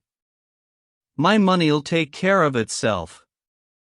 If you weren't so busy, I'd kiss you good morning." He wanted to be affectionate to this sister, who was good, and who, in her way, he knew, loved him. But, somehow, she grew less herself as the years went by, and more baffling. It was the hard work, the many children, and the nagging of her husband, he decided, that had changed her. It came to him, in a flash of fancy, that her nature seemed taking on the attributes of stale vegetables, smelly soapsuds, and of the greasy dimes, nickels, and quarters she took in over the counter of the store. "Go along and get your breakfast," she said roughly, though secretly pleased. Of all her wandering brood of brothers he had always been her favorite. "I declare I will kiss you," she said, with a sudden stir at her heart. With thumb and forefinger she swept the dripping suds first from one arm and then from the other. He put his arms round her massive waist and kissed her wet, steamy lips. The tears welled into her eyes, not so much from strength of feeling as from the weakness of chronic overwork. She shoved him away from her, but not before he caught a glimpse of her moist eyes. "You'll find breakfast in the oven," she said hurriedly. "Jim ought to be up now. I had to get up early for the washing. Now get along with you and get out of the house early. It won't be nice today. What if Tom quit and nobody but Bernard to drive the wagon?" Martin went into the kitchen with a sinking heart, the image of her red face and slatternly form eating its way like acid into his brain. She might love him if she only had some time, he concluded. But she was worked to death. Bernard Higginbotham was a brute to work her so hard. But he could not help but feel, on the other hand, that there had not been anything beautiful in that kiss. It was true, it was an unusual kiss. For years she had kissed him only when he returned from voyages or departed on voyages. But this kiss had tasted of soapsuds, and the lips, he had noticed, were flabby. There had been no quick, vigorous lip pressure such as should accompany any kiss. Hers was the kiss of a tired woman who had been tired so long that she had forgotten how to kiss. He remembered her as a girl, before her marriage, when she would dance with the best, all night, after a hard day's work at the laundry, and think nothing of leaving the dance to go to another day's hard work. And then he thought of Ruth and the cool sweetness that must reside in her lips as it resided in all about her. Her kiss would be like her handshake or the way she looked at one, firm and frank. In imagination he dared to think of her lips on his, and so vividly did he imagine that he went dizzy at the thought and seemed to drift through clouds of rose petals, filling his brain with their perfume.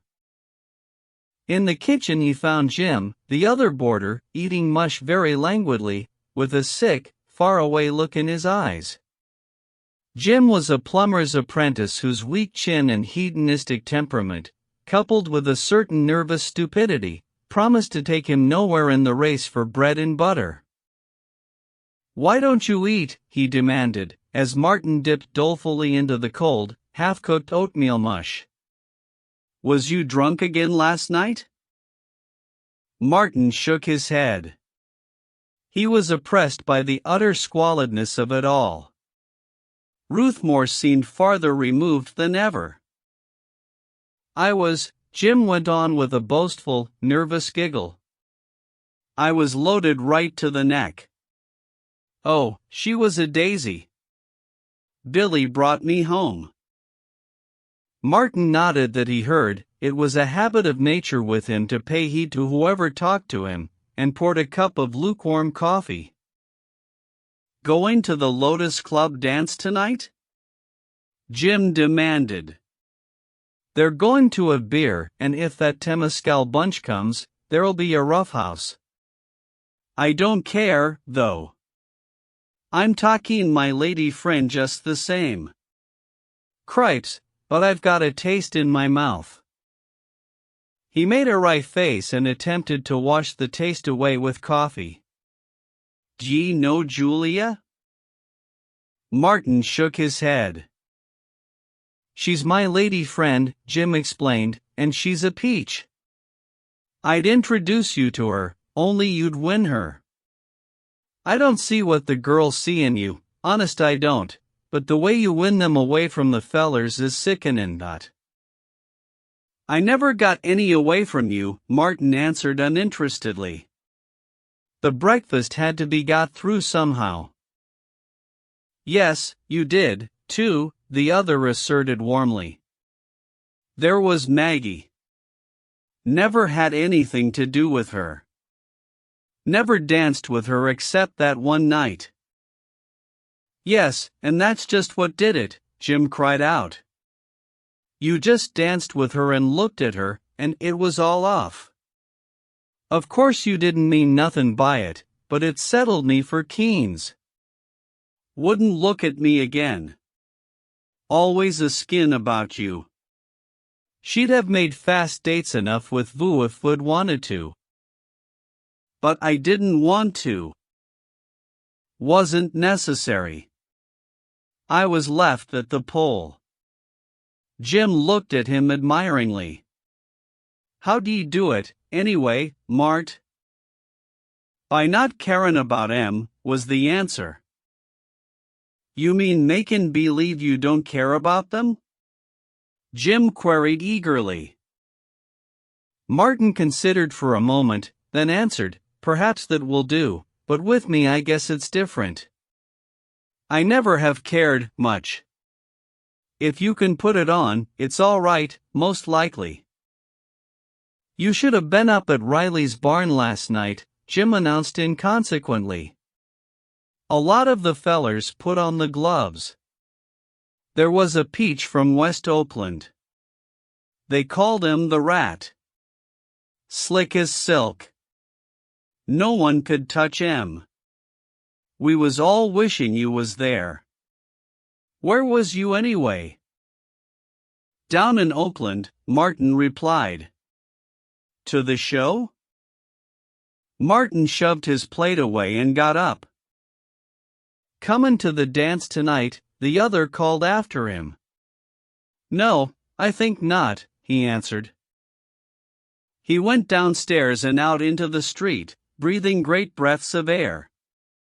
He had been suffocating in that atmosphere while the apprentice's chatter had driven him frantic. There had been times when it was all he could do to refrain from reaching over and mopping Jim's face in the mush plate. The more he had chattered, the more remote had Ruth seemed to him.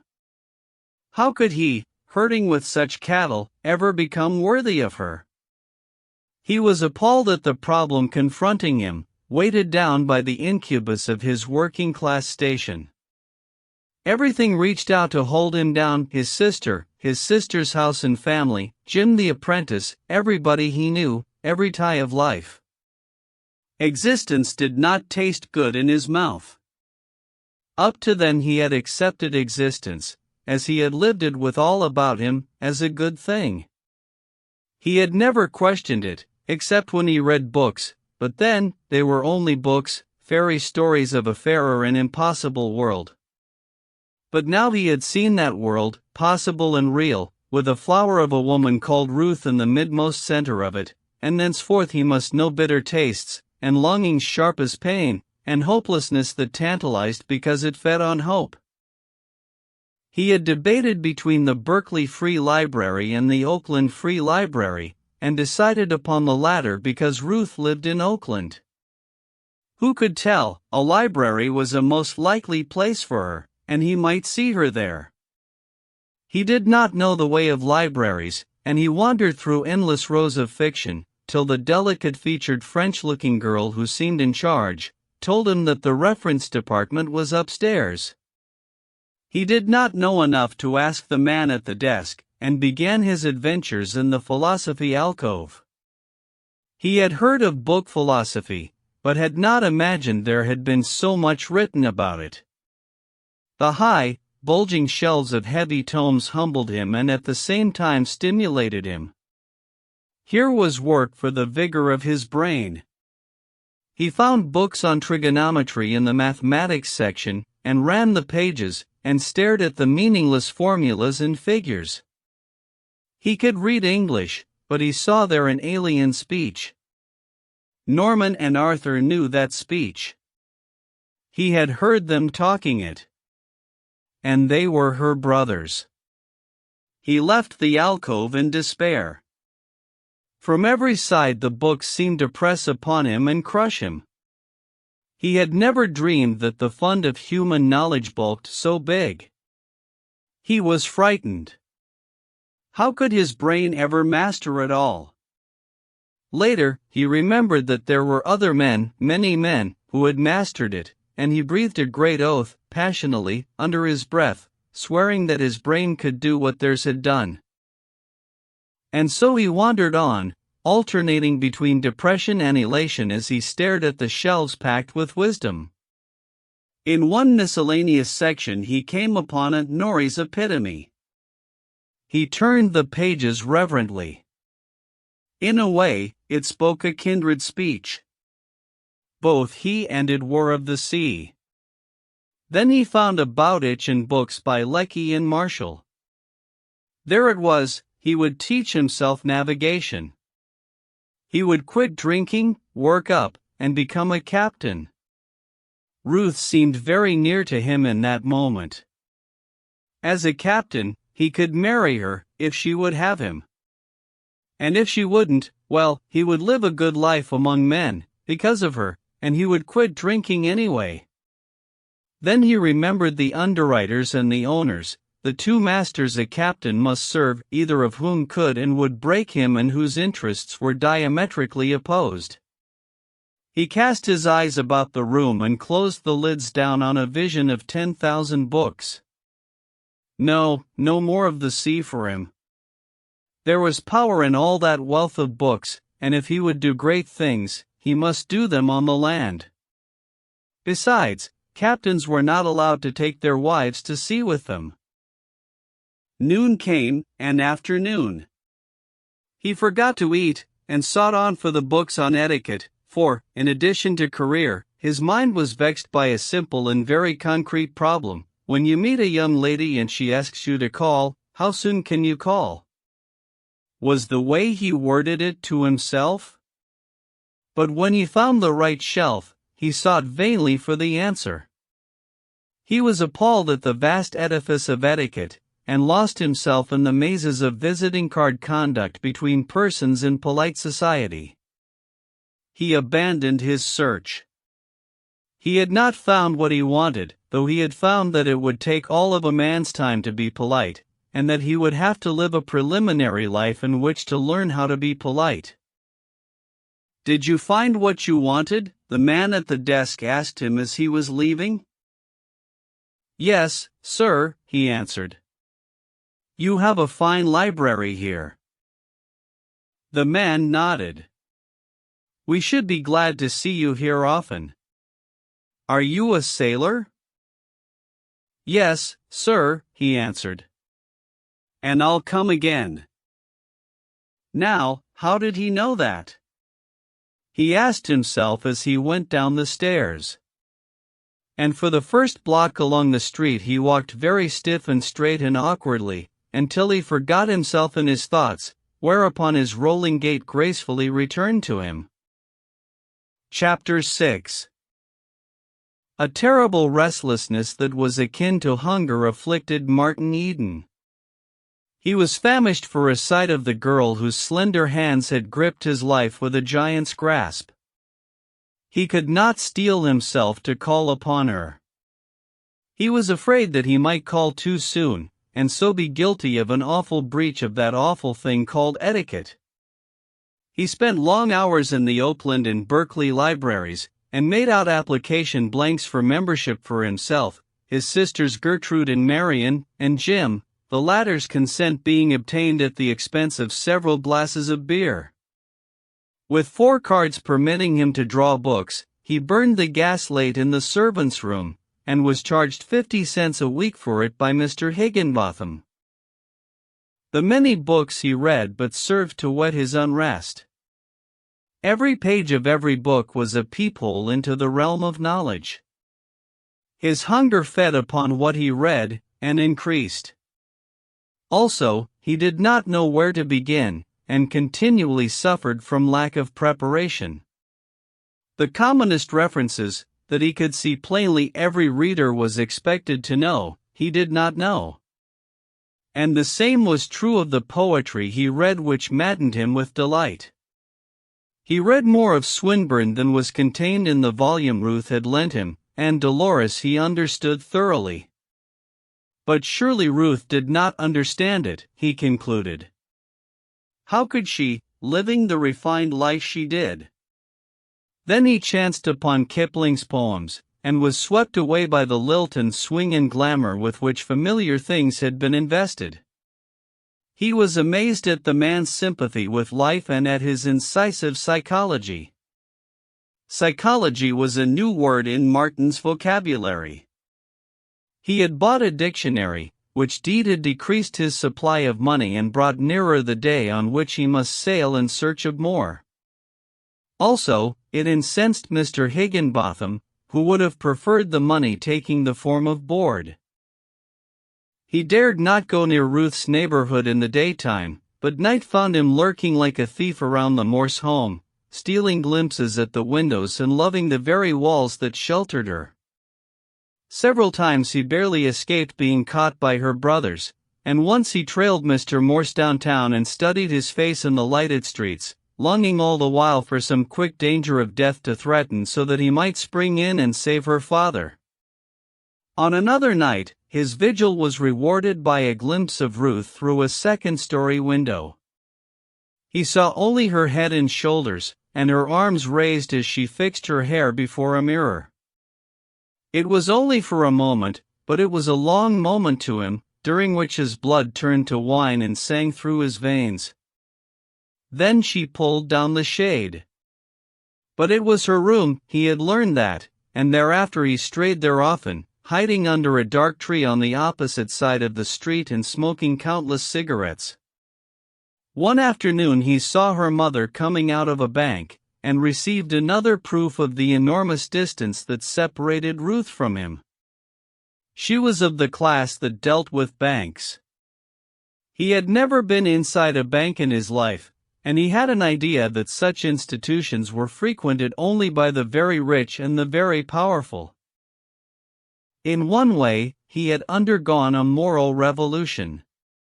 Her cleanness and purity had reacted upon him, and he felt in his being a crying need to be clean. He must be that if he were ever to be worthy of breathing the same air with her. He washed his teeth, and scrubbed his hands with a kitchen scrub brush till he saw a nail brush in a drugstore window and divined its use. While purchasing it, the clerk glanced at his nails, suggested a nail file, and so he became possessed of an additional toilet tool. He ran across a book in the library on the care of the body, and promptly developed a penchant for a cold water bath every morning, much to the amazement of Jim, and to the bewilderment of Mr. Higginbotham, who was not in sympathy with such high-fangled notions and who seriously debated whether or not he should charge Martin extra for the water. Another stride was in the direction of creased trousers. Now that Martin was aroused in such matters, he swiftly noted the difference between the baggy knees of the trousers worn by the working class and the straight line from knee to foot of those worn by the men above the working class. Also, he learned the reason why, and invaded his sister's kitchen in search of irons and ironing board.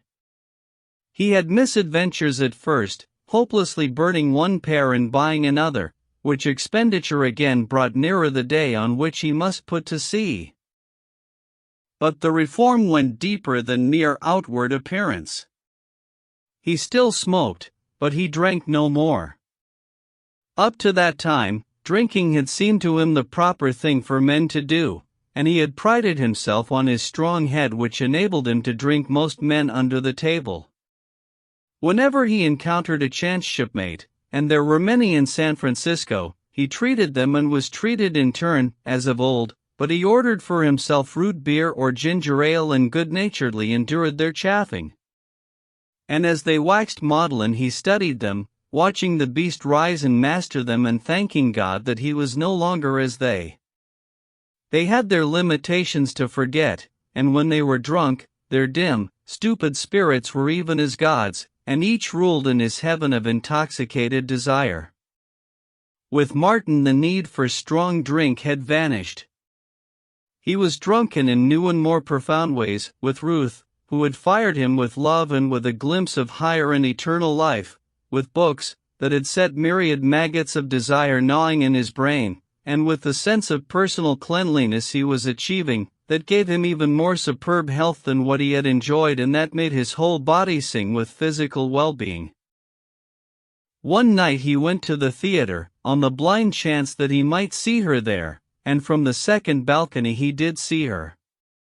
He saw her come down the aisle, with Arthur and a strange young man with a football mop of hair and eyeglasses, the sight of whom spurred him to instant apprehension and jealousy. He saw her take her seat in the orchestra circle, and little else than her did he see that night, a pair of slender white shoulders and a mass of pale gold hair, dim with distance. But there were others who saw, and now and again, glancing at those about him, he noted two young girls who looked back from the row in front, a dozen seats along, and who smiled at him with bold eyes. He had always been easy-going. It was not in his nature to give rebuff. In the old days he would have smiled back, and gone further and encouraged smiling. But now it was different. He did smile back, then looked away, and looked no more deliberately. But several times, forgetting the existence of the two girls, his eyes caught their smiles. He could not rethumb himself in a day, nor could he violate the intrinsic kindliness of his nature, so, at such moments, he smiled at the girls in warm human friendliness. It was nothing new to him. He knew they were reaching out their women's hands to him. But it was different now. Far down there in the orchestra circle was the one woman in all the world, so different, so terrifically different, from these two girls of his class, that he could feel for them only pity and sorrow. He had it in his heart to wish that they could possess, in some small measure, her goodness and glory. And not for the world could he hurt them because of their outreaching. He was not flattered by it, he even felt a slight shame at his lowliness that permitted it. He knew, did he belong in Ruth's class, that there would be no overtures from these girls, and with each glance of theirs he felt the fingers of his own class clutching at him to hold him down. He left his seat before the curtain went down on the last act, intent on seeing her as she passed out. There were always numbers of men who stood on the sidewalk outside, and he could pull his cap down over his eyes and screen himself behind someone's shoulder so that she should not see him. He emerged from the theater with the first of the crowd, but scarcely had he taken his position on the edge of the sidewalk when the two girls appeared. They were looking for him, he knew, and for the moment he could have cursed that in him which drew women. Their casual edging across the sidewalk to the curb, as they drew near, apprised him of discovery. They slowed down, and were in the thick of the crowd as they came up with him. One of them brushed against him and apparently for the first time noticed him. She was a slender, dark girl, with black, defiant eyes. But they smiled at him, and he smiled back. "Hello," he said. It was automatic, he had said it so often before under similar circumstances of first meetings. Besides, he could do no less. There was that large tolerance and sympathy in his nature that would permit him to do no less. The black-eyed girl smiled gratification and greeting, and showed signs of stopping, while her companion, arm linked in arm, giggled and likewise showed signs of halting. He thought quickly. It would never do for her to come out and see him talking there with them. Quite naturally, as a matter of course, he swung in alongside the dark-eyed one and walked with her. There was no awkwardness on his part, no numb tongue. He was at home here, and he held his own royally in the badinage, bristling with slang and sharpness, that was always the preliminary to getting acquainted in these swift-moving affairs. At the corner where the main stream of people flowed onward, he started to edge out into the cross street. But the girl with the black eyes caught his arm, following him and dragging her companion after her, as she cried, "Hold on, Bill. What's your rush? You're not going to shake us so sudden as all that?" He halted with a laugh, and turned, facing them. Across their shoulders he could see the moving throng passing under the street lamps. Where he stood it was not so light, and, unseen, he would be able to see her as she passed by. She would certainly pass by, for that way led home. "What's her name?" he asked of the giggling girl, nodding at the dark-eyed one. "You ask her," was the convulsed response. "Well, what is it?" he demanded, turning squarely on the girl in question. "You ain't told me yours, yet," she retorted. "You never asked it," he smiled. "Besides, you guessed the first rattle. It's Bill, all right, all right." "Ah, go 'long with you." She looked him in the eyes, her own sharply passionate and inviting. "What is it, honest?" Again she looked. All the centuries of woman since sex began were eloquent in her eyes. And he measured her in a careless way, and knew, bold now, that she would begin to retreat, coyly and delicately, as he pursued, ever ready to reverse the game should he turn faint-hearted. And, too, he was human, and could feel the draw of her, while his ego could not but appreciate the flattery of her kindness. Oh, he knew it all, and knew them well, from A to Z. The good, as goodness might be measured in their particular class, hard-working for meager wages and scorning the sale of self for easier ways, nervously desirous for some small pinch of happiness in the desert of existence, and facing a future that was a gamble between the ugliness of unending toil and the black pit of more terrible wretchedness, the way whereto being briefer though better paid. "Bill," he answered, nodding his head. "Sure, Pete, Bill and no other." "No Joshin?" she queried. "It ain't Bill at all," the other broke in. "How do you know?" he demanded. "You never laid eyes on me before." "No need to know you're lyin'," was the retort. "Straight, Bill, what is it?" the first girl asked. "Bill'll do," he confessed. She reached out to his arm and shook him playfully. "I knew you was lyin', but you look good to me just the same." He captured the hand that invited, and felt on the palm familiar markings and distortions. "When'd you chuck the cannery?" he asked. "How'd you know? And, my, ain't she a mind reader?" the girls chorused. And while he exchanged the stupidities of stupid minds with them, before his inner sight towered the bookshelves of the library, filled with the wisdom of the ages. He smiled bitterly at the incongruity of it, and was assailed by doubts. But between inner vision and outward pleasantry he found time to watch the theater crowd streaming by.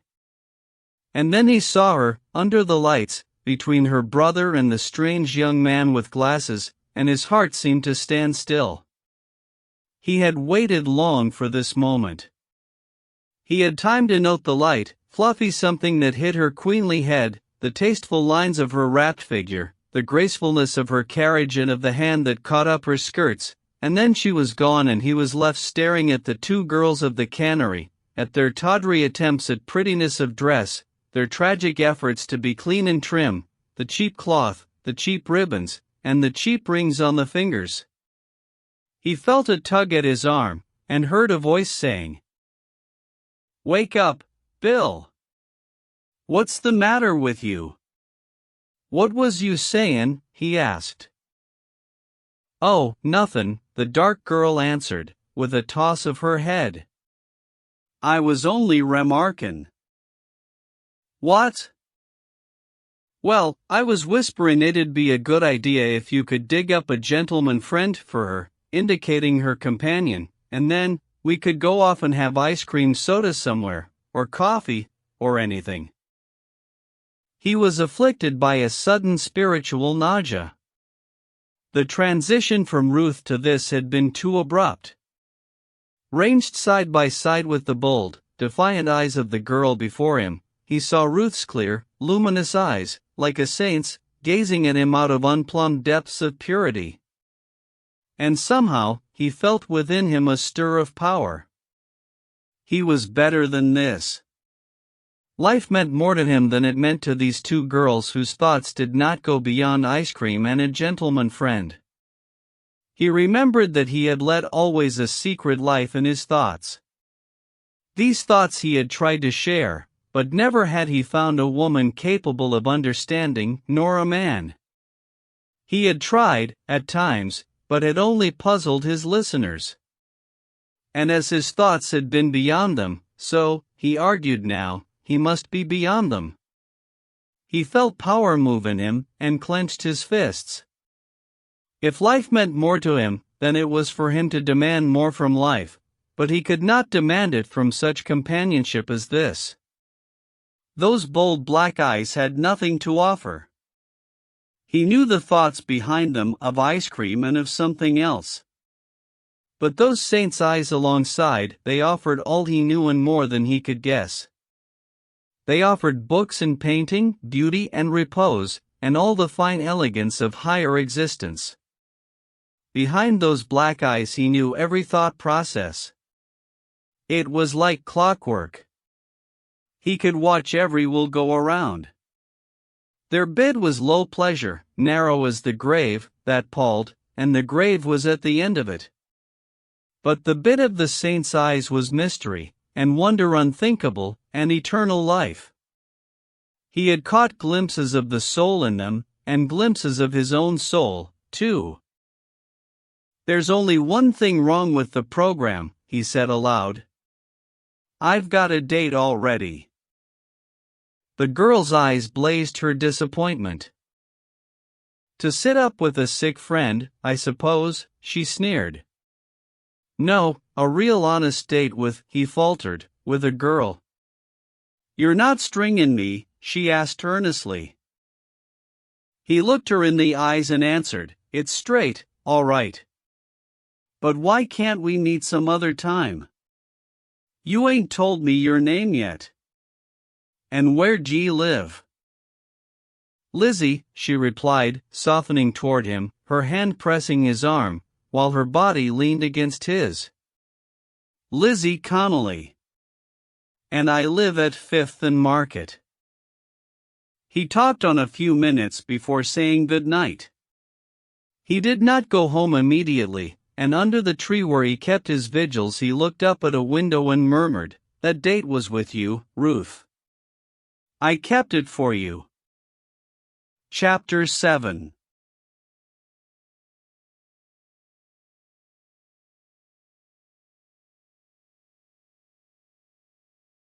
A week of heavy reading had passed since the evening he first met Ruth Morse, and still he dared not call. Time and again he nerved himself up to call, but under the doubts that assailed him his determination died away. He did not know the proper time to call, nor was there anyone to tell him, and he was afraid of committing himself to an irretrievable blunder. Having shaken himself free from his old companions and old ways of life, and having no new companions, nothing remained for him but to read, and the long hours he devoted to it would have ruined a dozen pairs of ordinary eyes. But his eyes were strong, and they were backed by a body superbly strong. Furthermore, his mind was fallow. It had lain fallow all his life so far as the abstract thought of the books was concerned, and it was ripe for the sowing.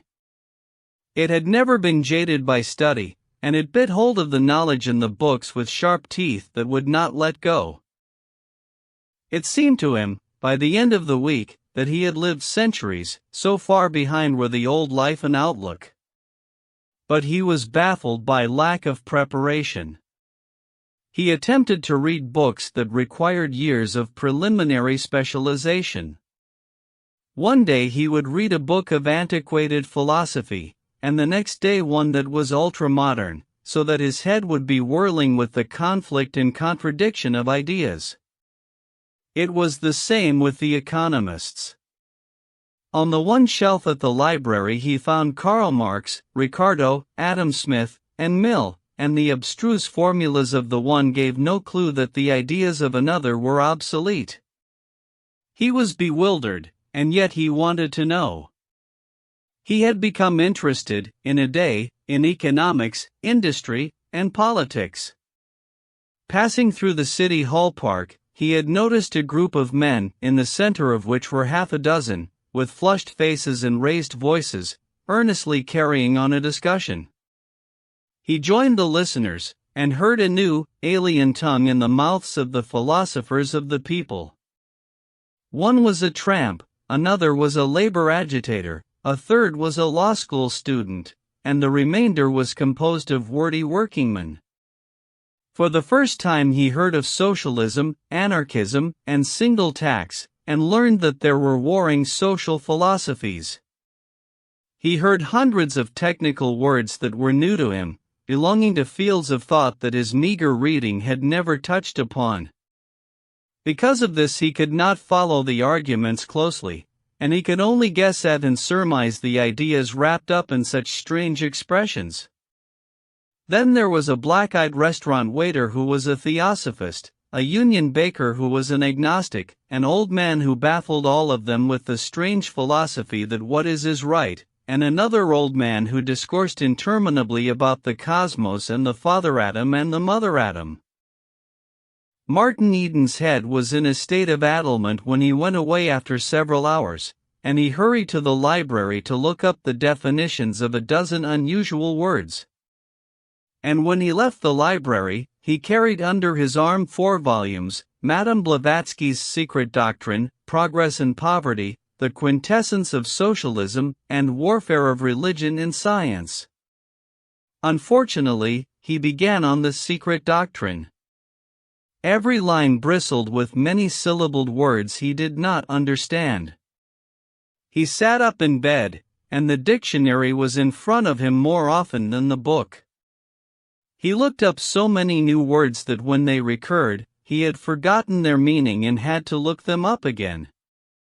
He devised the plan of writing the definitions in a notebook, and filled page after page with them.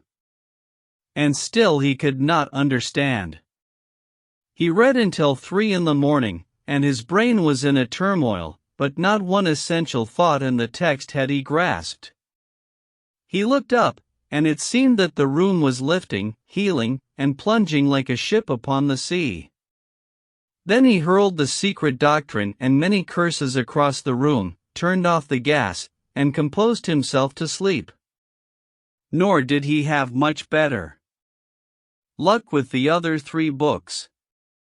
It was not that his brain was weak or incapable. It could think these thoughts were it not for lack of training in thinking and lack of the thought tools with which to think.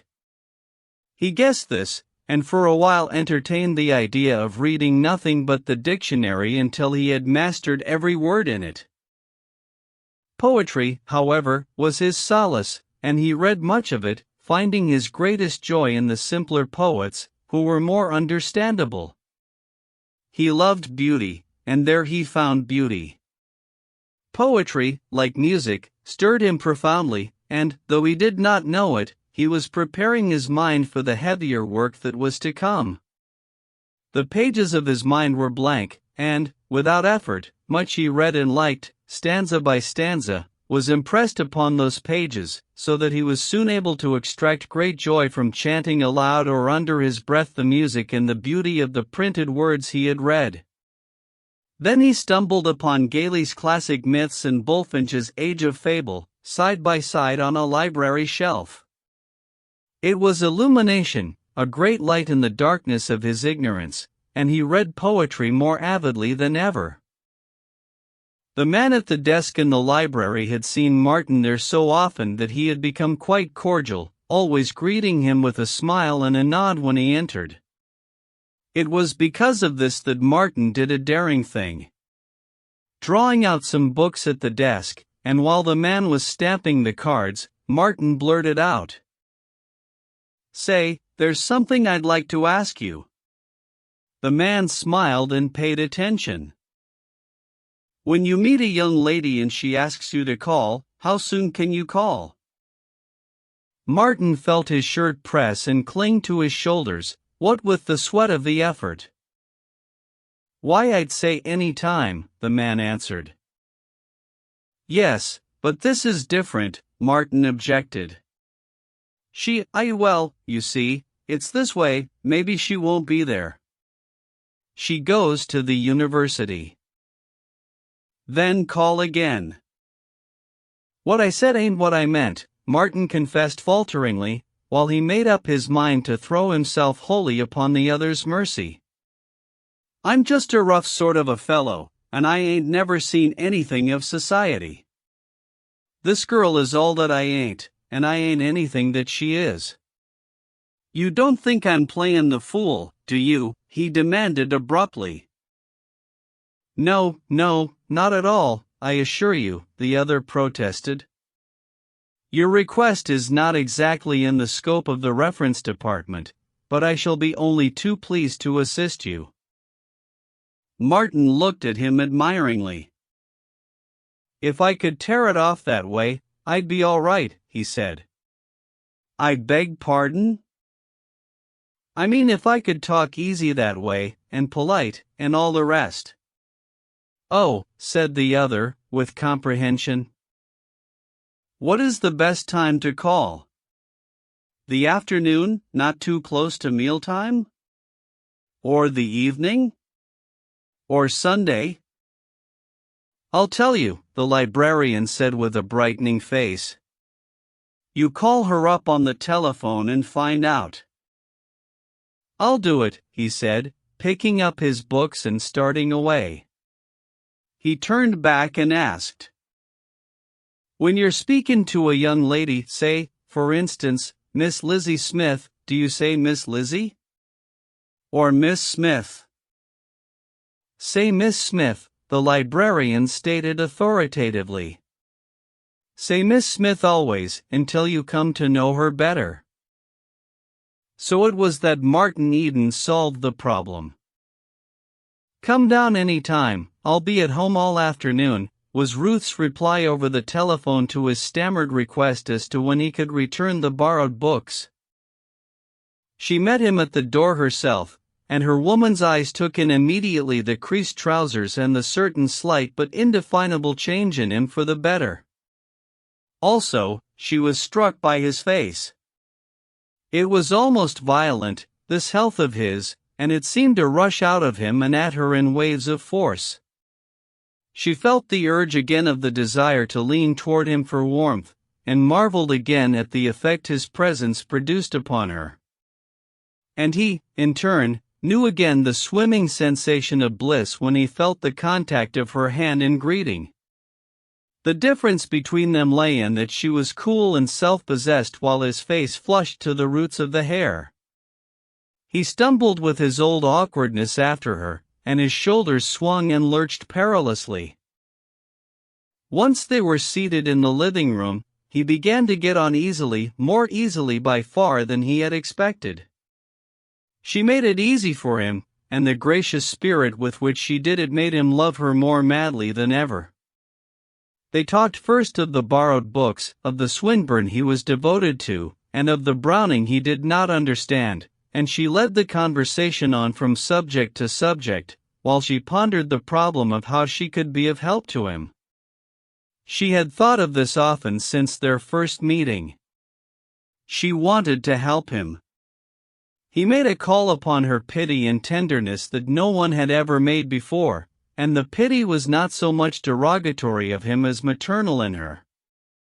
Her pity could not be of the common sort, when the man who drew it was so much man as to shock her with maidenly fears and set her mind and pulse thrilling with strange thoughts and feelings.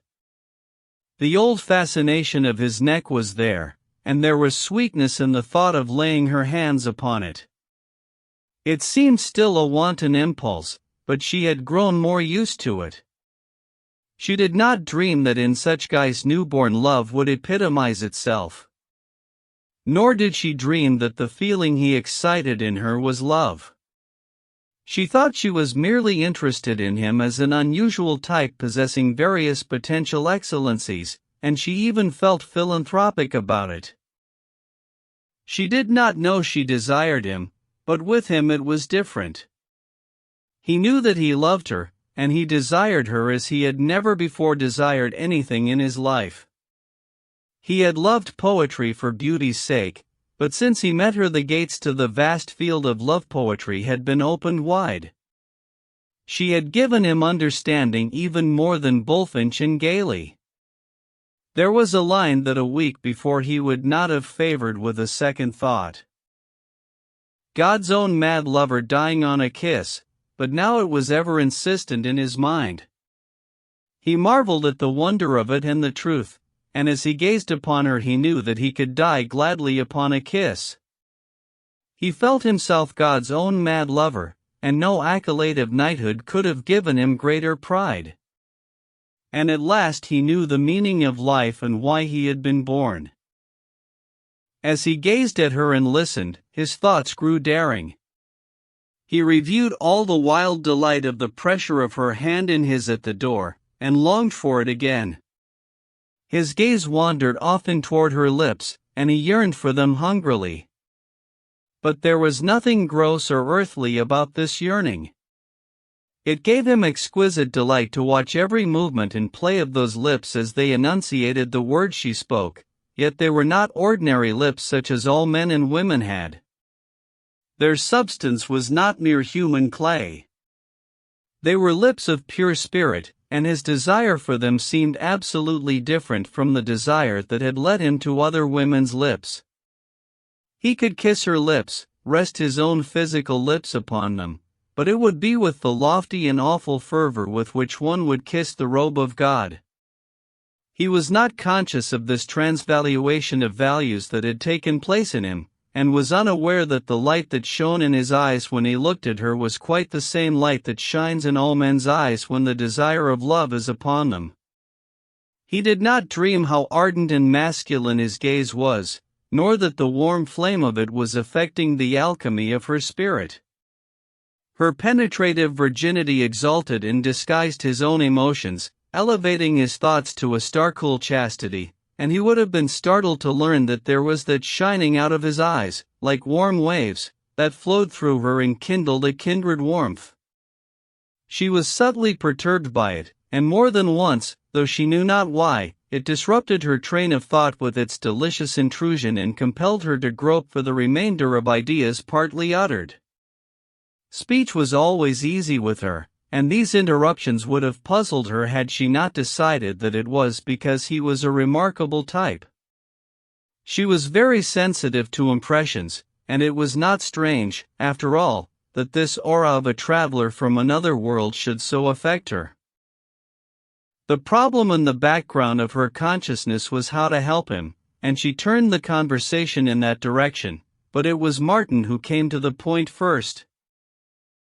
"I wonder if I can get some advice from you," he began, and received an acquiescence of willingness that made his heart bound. "You remember the other time I was here I said I couldn't talk about books and things because I didn't know how? Well, I've been doing a lot of thinking ever since. I've been to the library a whole lot, but most of the books I've tackled have been over my head. Mab, I'd better begin at the beginning. I ain't never had no advantages. I've worked pretty hard ever since I was a kid, and since I've been to the library, lookin' with new eyes at books and lookin' at new books, too, I've just about concluded that I ain't been reading the right kind. You know the books you find in cattle camps and FOCSLS ain't the same you've got in this house, for instance. Well, that's the sort of readin' matter I've been accustomed to. And yet, and I ain't just making a brag of it, I've been different from the people I've herded with. Not that I'm any better than the sailors and cowpunchers I traveled with. I was cowpunchin' for a short time, you know, but I always liked books, read everything I could lay hands on, and well, I guess I think differently from most of them. Now, to come to what I'm driving at. I was never inside a house like this. When I come a week ago, and saw all this, and you, and your mother, and brothers, and everything, well, I liked it. I'd heard about such things and read about such things in some of the books, and when I looked around at your house, why, the books come true. But the thing I'm after is I liked it. I wanted it. I want it now. I want to breathe air like you get in this house, air that is filled with books, and pictures, and beautiful things, where people talk in low voices and are clean, and their thoughts are clean. The air I always breathed was mixed up with grub and house rent and scrappin' and booze, and that's all they talked about, too. Why, when you was crossin' the room to kiss your mother, I thought it was the most beautiful thing I ever seen. I've seen a whole lot of life, and somehow I've seen a whole lot more of it than most of them that was with me. I like to see, and I want to see more, and I want to see it different. But I ain't got to the point yet. Here it is. I want to make my way to the kind of life you have in this house. There's more in life than booze, and hard work, and knockin' about. Now, how am I going to get it? Where do I take hold and begin? I'm willin' to work my passage, you know, and I can make most men sick when it comes to hard work. Once I get started, I'll work night and day. Meb, you think it's funny, me asking you about all this. I know you're the last person in the world I ought to ask, but I don't know anybody else I could ask unless it's Arthur. Meb, I ought to ask him. If I was. His voice died away. His firmly planned intention had come to a halt on the verge of the horrible probability that he should have asked Arthur and that he had made a fool of himself. Ruth did not speak immediately. She was too absorbed in striving to reconcile the stumbling, uncouth speech and its simplicity of thought with what she saw in his face. She had never looked in eyes that expressed greater power. Here was a man who could do anything, was the message she read there, and it accorded ill with the weakness of his spoken thought. And for that matter, so complex and quick was her own mind that she did not have a just appreciation of simplicity. And yet she had caught an impression of power in the very groping of this mind. It had seemed to her like a giant writhing and straining at the bonds that held him down. Her face was all sympathy when she did speak. What you need, you realize yourself, and it is education. You should go back and finish grammar school, and then go through the high school and university. But that takes money, he interrupted. Oh, she cried. I had not thought of that. But then you have relatives, somebody who could assist you? He shook his head. My father and mother are dead. I've 2 sisters, one married, and the other'll get married soon, I suppose. Then I've a string of brothers, I'm the youngest, but they never helped nobody. They've just knocked around over the world, looking out for number 1. The oldest died in India. 2 are in South Africa now, and another's on a whaling voyage, and one's travelin' with a circus, he does trapeze work. And I guess I'm just like them. I've taken care of myself since I was 11, that's when my mother died. I've got to study by myself, I guess, and what I want to know is where to begin. I should say the first thing of all would be to get a grammar. Your grammar is, she had intended saying awful, but she amended it to is not particularly good. He flushed and sweated. I know I must talk a lot of slang and words you don't understand. But then they're the only words I know how to speak. I've got other words in my mind, picked 'em up from books, but I can't pronounce 'em, so I don't use 'em. It isn't what you say, so much as how you say it. You don't mind my being frank, do you? I don't want to hurt you. No, no, he cried, while he secretly blessed her for her kindness. Fire away.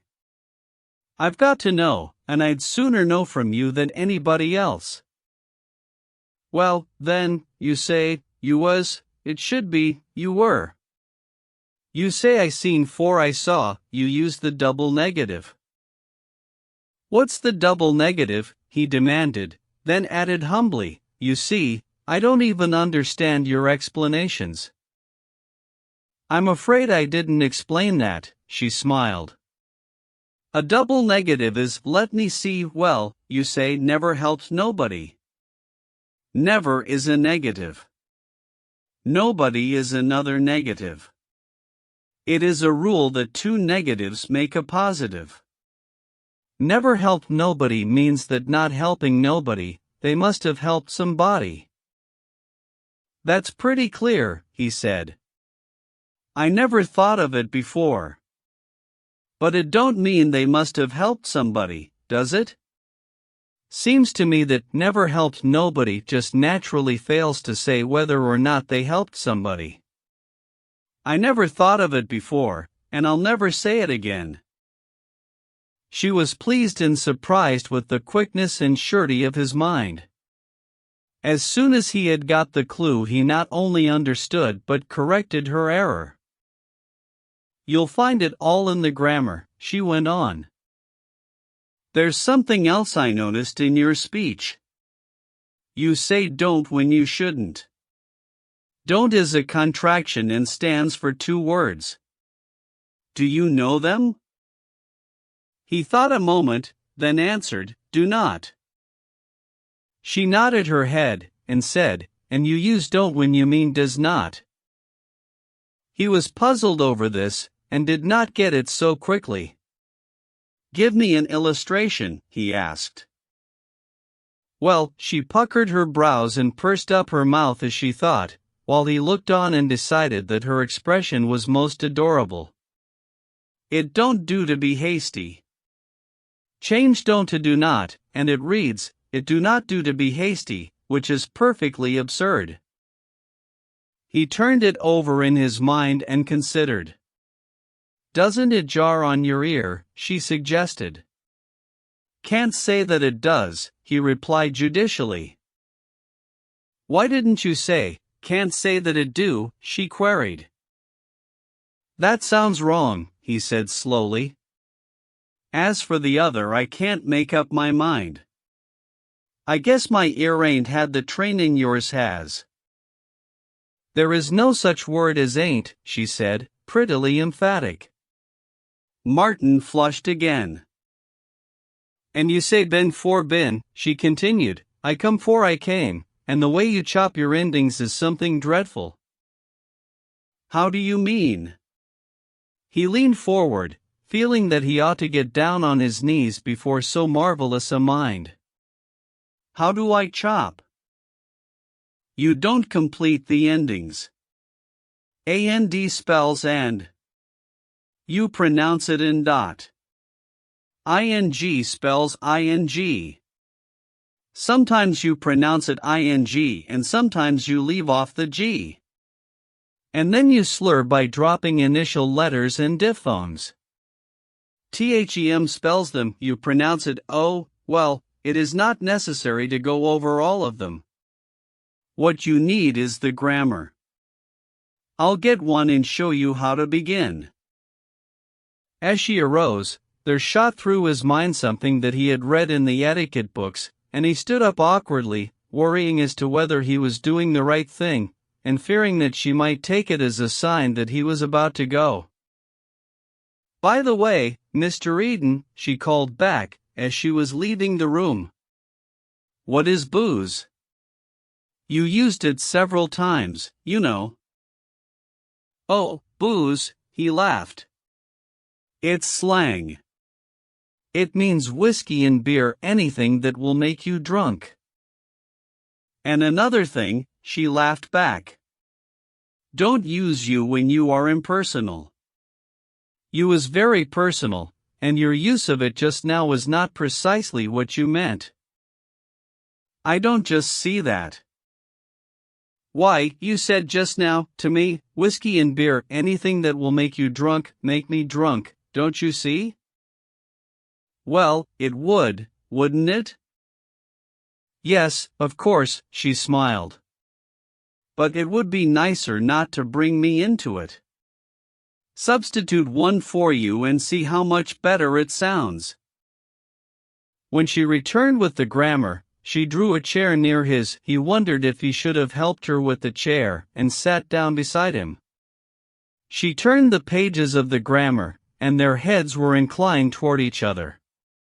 He could hardly follow her outlining of the work he must do, so amazed was he by her delightful propinquity. But when she began to lay down the importance of conjugation, he forgot all about her. He had never heard of conjugation, and was fascinated by the glimpse he was catching into the tie-ribs of language. He leaned closer to the page, and her hair touched his cheek. He had fainted but once in his life, and he thought he was going to faint again. He could scarcely breathe, and his heart was pounding the blood up into his throat and suffocating him. Never had she seemed so accessible as now. For the moment the great gulf that separated them was bridged. But there was no diminution in the loftiness of his feeling for her. She had not descended to him. It was he who had been caught up into the clouds and carried to her. His reverence for her, in that moment, was of the same order as religious awe and fervor. It seemed to him that he had intruded upon the Holy of Holies, and slowly and carefully he moved his head aside from the contact which thrilled him like an electric shock and of which she had not been aware. Chapter 8. Several weeks went by, during which Martin Eden studied his grammar, reviewed the books on etiquette, and read voraciously the books that caught his fancy. Of his own class he saw nothing. The girls of the Lotus Club wondered what had become of him and worried Jim with questions, and some of the fellows who put on the glove at Riley's were glad that Martin came no more. He made another discovery of treasure trove in the library. As the grammar had shown him the tie ribs of language, so that book showed him the tie ribs of poetry, and he began to learn meter and construction and form. Beneath the beauty he loved finding the why and wherefore of that beauty. Another modern book he found treated poetry as a representative art, treated it exhaustively, with copious illustrations from the best in literature. Never had he read fiction with such keen zest as he studied these books. And his fresh mind, untaxed for 20 years and impelled by maturity of desire, gripped hold of what he read with a virility unusual to the student mind. When he looked back now from his vantage ground, the old world he had known, the world of land and sea and ships, of sailormen and harpy women, seemed a very small world, and yet it blended in with this new world and expanded. His mind made for unity, and he was surprised when at first he began to see points of contact between the two worlds. And he was ennobled, as well, by the loftiness of thought and beauty he found in the books. This led him to believe more firmly than ever that up above him, in society like Ruth and her family, all men and women thought these thoughts and lived them. Down below where he lived was the ignoble, and he wanted to purge himself of the ignoble that had soiled all his days, and to rise to that sublimated realm where dwelt the upper classes. All his childhood and youth had been troubled by a vague unrest.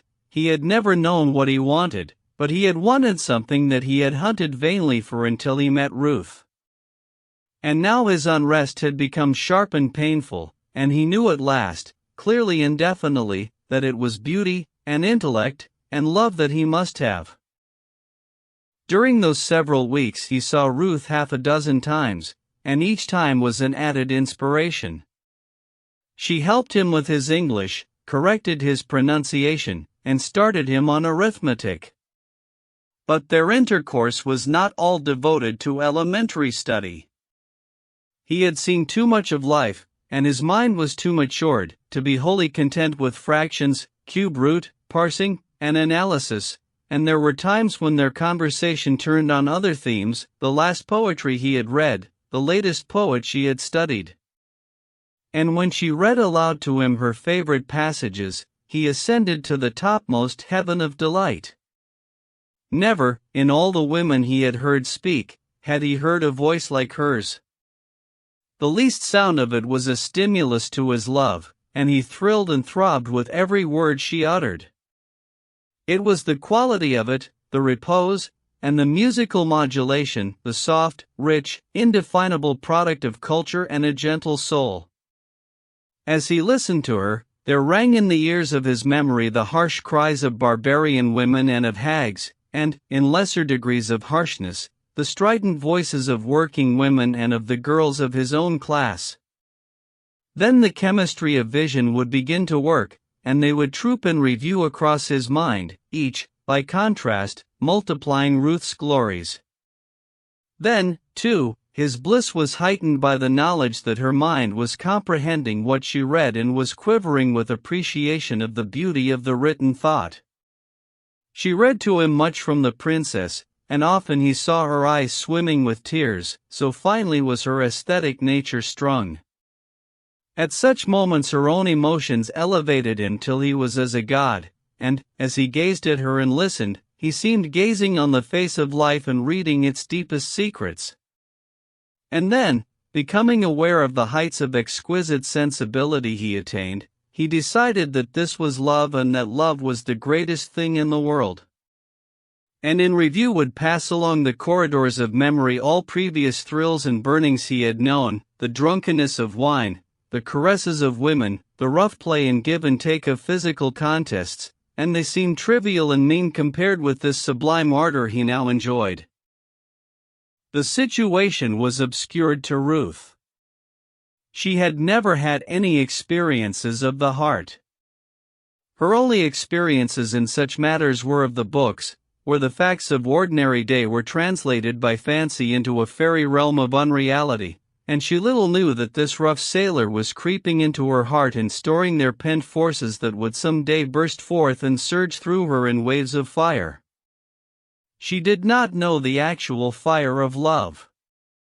Her knowledge of love was purely theoretical, and she conceived of it as lambent flame, gentle as the fall of dew or the ripple of quiet water, and cool as the velvet dark of summer nights.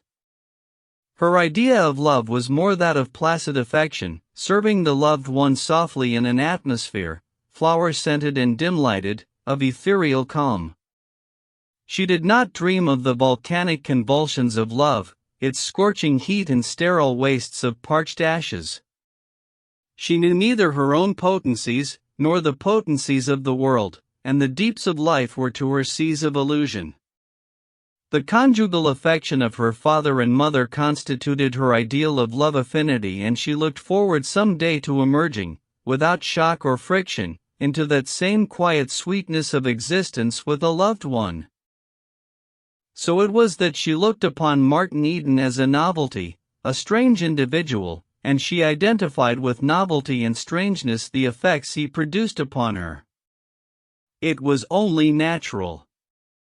In similar ways she had experienced unusual feelings when she looked at wild animals in the menagerie, or when she witnessed a storm of wind, or shuddered at the bright-ribbed lightning. There was something cosmic in such things, and there was something cosmic in him. He came to her breathing of large airs and great spaces. The blaze of tropic suns was in his face, and in his swelling, resilient muscles was the primordial vigor of life.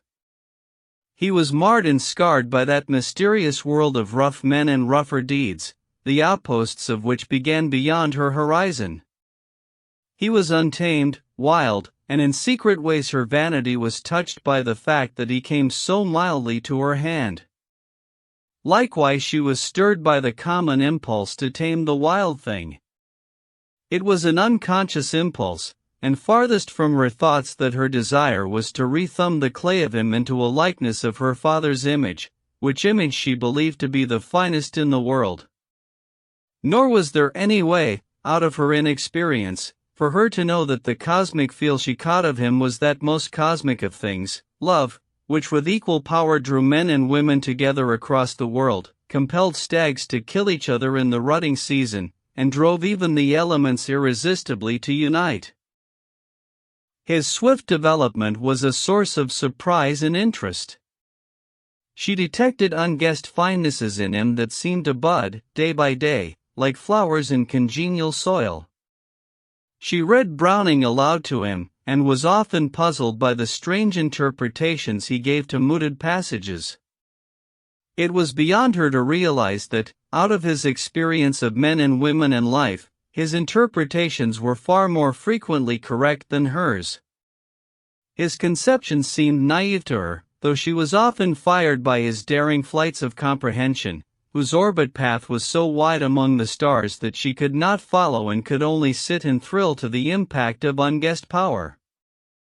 Then she played to him, no longer at him, and probed him with music that sank to depths beyond her plumb line.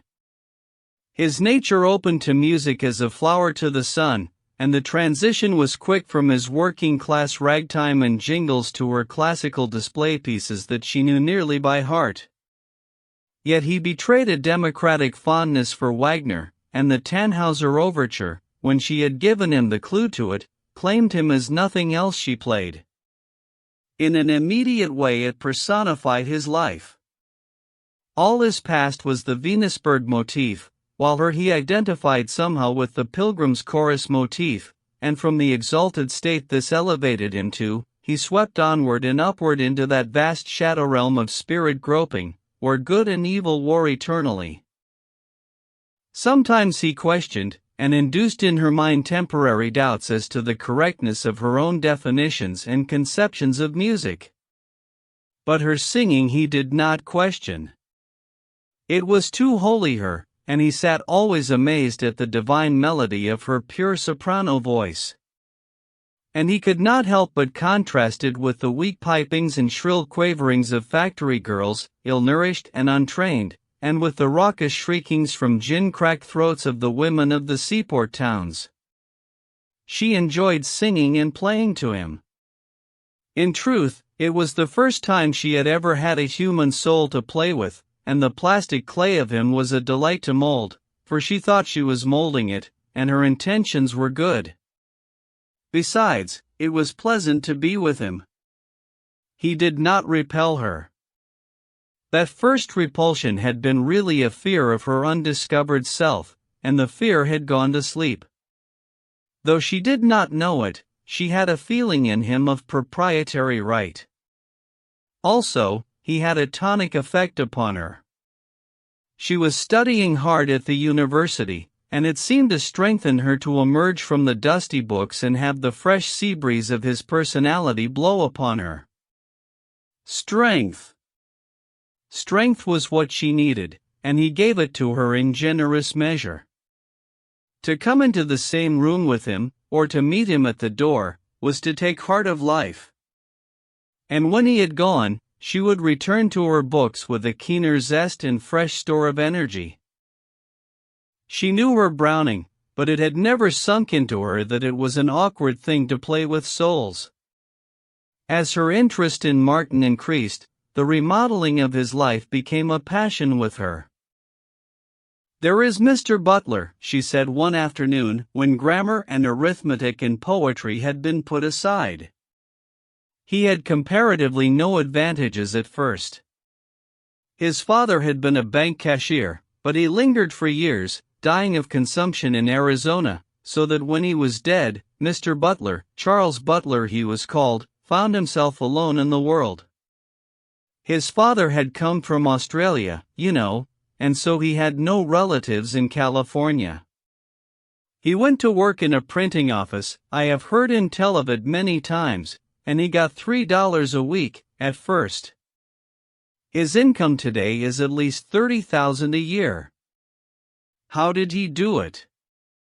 He was honest, and faithful, and industrious, and economical.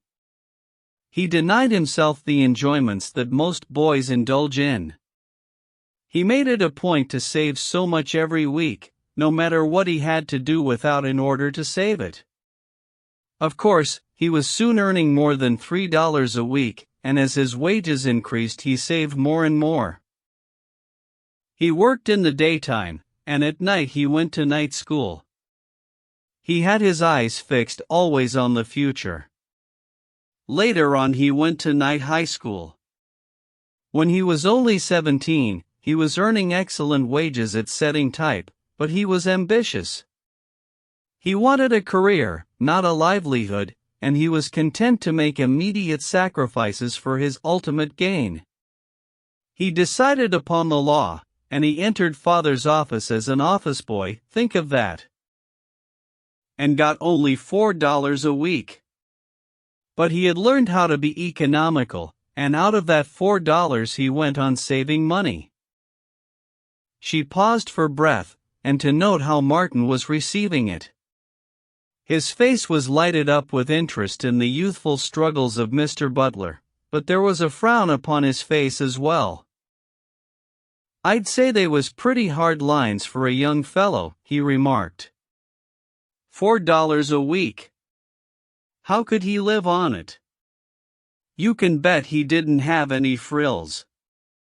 "Why, I pay $5 a week for board now, and there's nothing accident about it, you can lay to that." He must have lived like a dog. The food he ate. He cooked for himself, she interrupted, on a little kerosene stove. The food he ate must have been worse than what a sailor gets on the worst feed in deep-water ships, than which there ain't much that can be possibly worse. But think of him now, she cried enthusiastically. Think of what his income affords him. His early denials are paid for 1,000-fold. Martin looked at her sharply. There's one thing I'll bet you, he said, and it is that Mr. Butler is nothing gay-hearted now in his fat days. He fed himself like that for years and years, on a boy's stomach, and I bet his stomach's none too good now for it. Her eyes dropped before his searching gaze. I'll bet he's got dyspepsia right now. Martin challenged. Yes, he has, she confessed, but... And I bet, Martin dashed on, that he's solemn and serious as an old owl, and doesn't care a rap for a good time, for all his 30,000 a year. And I'll bet he's not particularly joyful at seeing others have a good time. Ain't I right? She nodded her head in agreement, and hastened to explain. But he is not that type of man. By nature he is sober and serious. He always was that. You can bet he was, Martin proclaimed.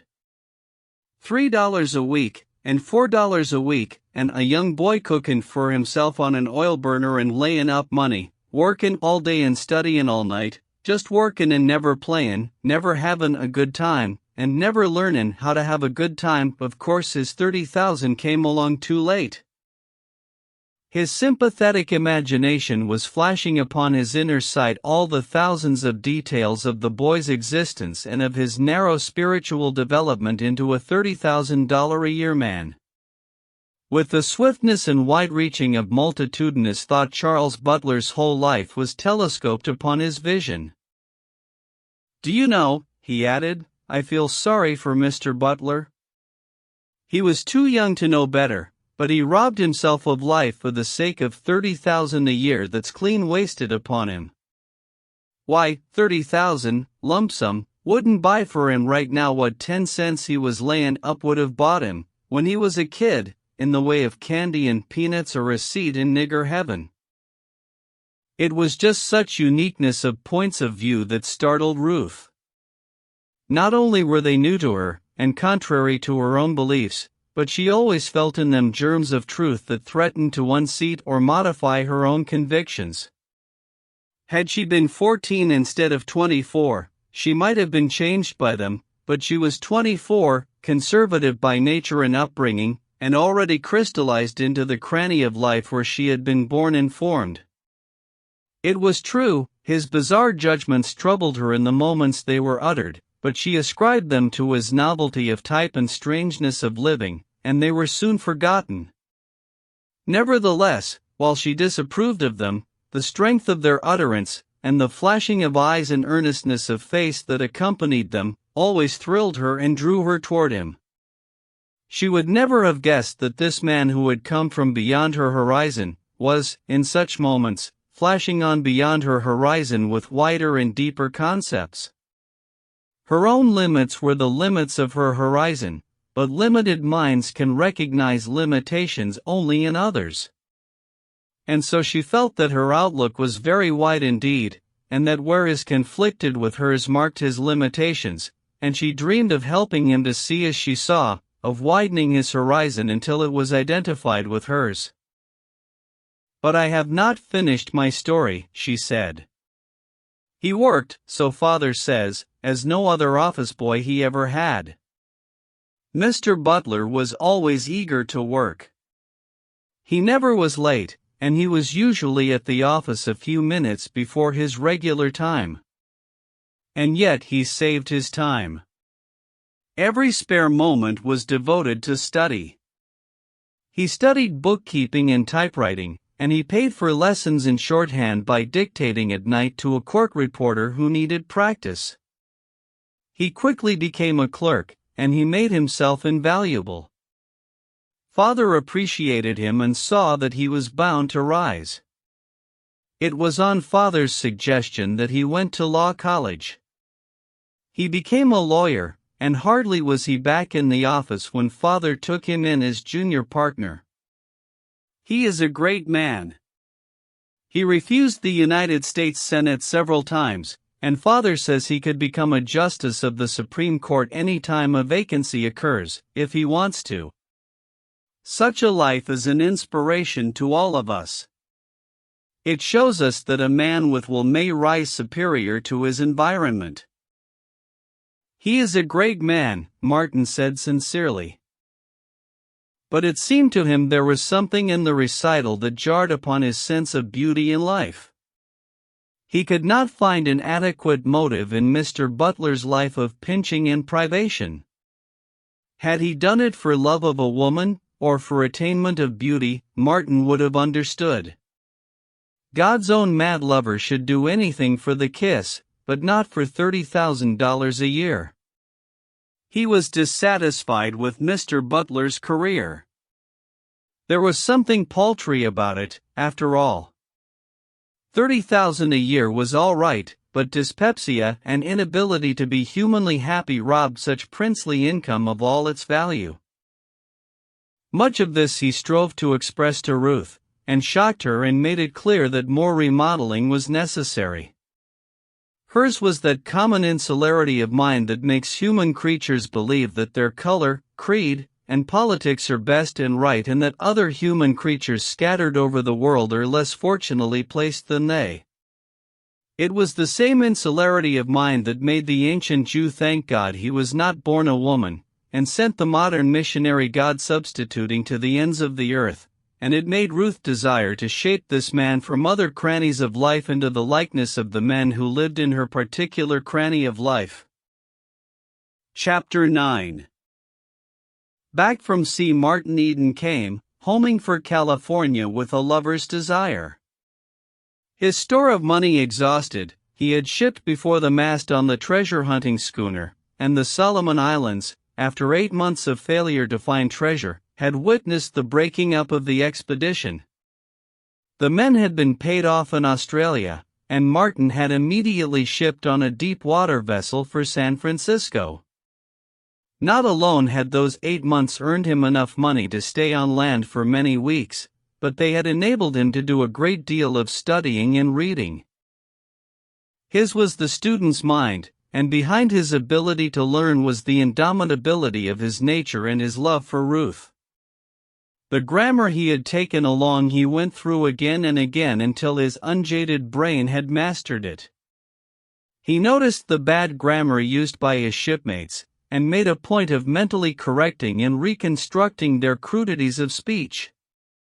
To his great joy he discovered that his ear was becoming sensitive and that he was developing grammatical nerves. A double negative jarred him like a discord, and often, from lack of practice, it was from his own lips that the jar came. His tongue refused to learn new tricks in a day. After he had been through the grammar repeatedly, he took up the dictionary and added 20 words a day to his vocabulary. He found that this was no light task, and at wheel or lookout he steadily went over and over his lengthening list of pronunciations and definitions, while he invariably memorized himself to sleep. Never did anything, if I were, and those things, were phrases, with many variations, that he repeated under his breath. In order to accustom his tongue to the language spoken by Ruth. And an ing, with the D and G pronounced emphatically, he went over thousands of times, and to his surprise he noticed that he was beginning to speak cleaner and more correct English than the officers themselves and the gentlemen adventurers in the cabin who had financed the expedition. The captain was a fishy-eyed Norwegian who somehow had fallen into possession of a complete Shakespeare, which he never read, and Martin had washed his clothes for him and in return been permitted access to the precious volumes. For a time, so steeped was he in the plays and in the many favored passages that impressed themselves almost without effort on his brain, that all the world seemed to shape itself into forms of Elizabethan tragedy or comedy, and his very thoughts were in blank verse. It trained his ear and gave him a fine appreciation for noble English. Withal, it introduced into his mind much that was archaic and obsolete. The 8 months had been well spent, and, in addition to what he had learned of right speaking and high thinking, he had learned much of himself. Along with his humbleness because he knew so little, there arose a conviction of power. He felt a sharp gradation between himself and his shipmates, and was wise enough to realize that the difference lay in potentiality rather than achievement. What he could do, they could do, but within him he felt a confused ferment working that told him there was more in him than he had done. He was tortured by the exquisite beauty of the world, and wished that Ruth were there to share it with him. He decided that he would describe to her many of the bits of South Sea beauty. The creative spirit in him flamed up at the thought and urged that he recreate this beauty for a wider audience than Ruth. And then, in splendor and glory, came the great idea. He would write. He would be one of the eyes through which the world saw, one of the ears through which it heard, one of the hearts through which it felt. He would write everything: poetry and prose, fiction and description, and plays like Shakespeare. There was career and the way to win to Ruth. The men of literature were the world's giants, and he conceived them to be far finer than the Mr. Butlers who earned $30,000 a year and could be Supreme Court justices if they wanted to. Once the idea had germinated, it mastered him, and the return voyage to San Francisco was like a dream. He was drunken with unguessed power and felt that he could do anything. In the midst of the great and lonely sea he gained perspective. Clearly, and for the first time, he saw Ruth and her world. It was all visualized in his mind as a concrete thing which he could take up in his 2 hands and turn around and about and examine. There was much that was dim and nebulous in that world, but he saw it as a whole and not in detail, and he saw, also, the way to master it. To write. The thought was fire in him. He would begin as soon as he got back. The first thing he would do would be to describe the voyage of the treasure hunters. He would sell it to some San Francisco newspaper. He would not tell Ruth anything about it, and she would be surprised and pleased when she saw his name in print. While he wrote, he could go on studying. There were 24 hours in each day. He was invincible. He knew how to work, and the citadels would go down before him. He would not have to go to sea again as a sailor, and for the instant he caught a vision of a steam yacht. There were other writers who possessed steam yachts. Of course, he cautioned himself, it would be slow succeeding at first, and for a time he would be content to earn enough money by his writing to enable him to go on studying. And then, after some time, a very indeterminate time, when he had learned and prepared himself, he would write the great things and his name would be on all men's lips. But greater than that, infinitely greater and greatest of all, he would have proved himself worthy of Ruth. Fame was all very well, but it was for Ruth that his splendid dream arose. He was not a fame-monger, but merely one of God's mad lovers. Arrived in Oakland, with his snug payday in his pocket, he took up his old room at Bernard Higginbotham's and set to work. He did not even let Ruth know he was back. He would go and see her when he finished the article on the treasure hunters. It was not so difficult to abstain from seeing her, because of the violent heat of creative fever that burned in him. Besides, the very article he was writing would bring her nearer to him. He did not know how long an article he should write, but he counted the words in a double-page article in the Sunday supplement of the San Francisco Examiner, and guided himself by that. 3 days, at white heat, completed his narrative, but when he had copied it carefully, in a large scrawl that was easy to read, he learned from a rhetoric he picked up in the library that there were such things as paragraphs and quotation marks. He had never thought of such things before, and he promptly set to work writing the article over, referring continually to the pages of the rhetoric and learning more in a day about composition than the average schoolboy in a year. When he had copied the article a second time and rolled it up carefully, he read in a newspaper an item on hints to beginners, and discovered the iron law that manuscripts should never be rolled and that they should be written on one side of the paper. He had violated the law on both counts. Also, he learned from the item that first-class papers paid a minimum of $10 a column. So, while he copied the manuscript a third time, he consoled himself by multiplying 10 columns by $10. The product was always the same, $100, and he decided that that was better than seafaring. If it hadn't been for his blunders, he would have finished the article in 3 days. $100 in 3 days.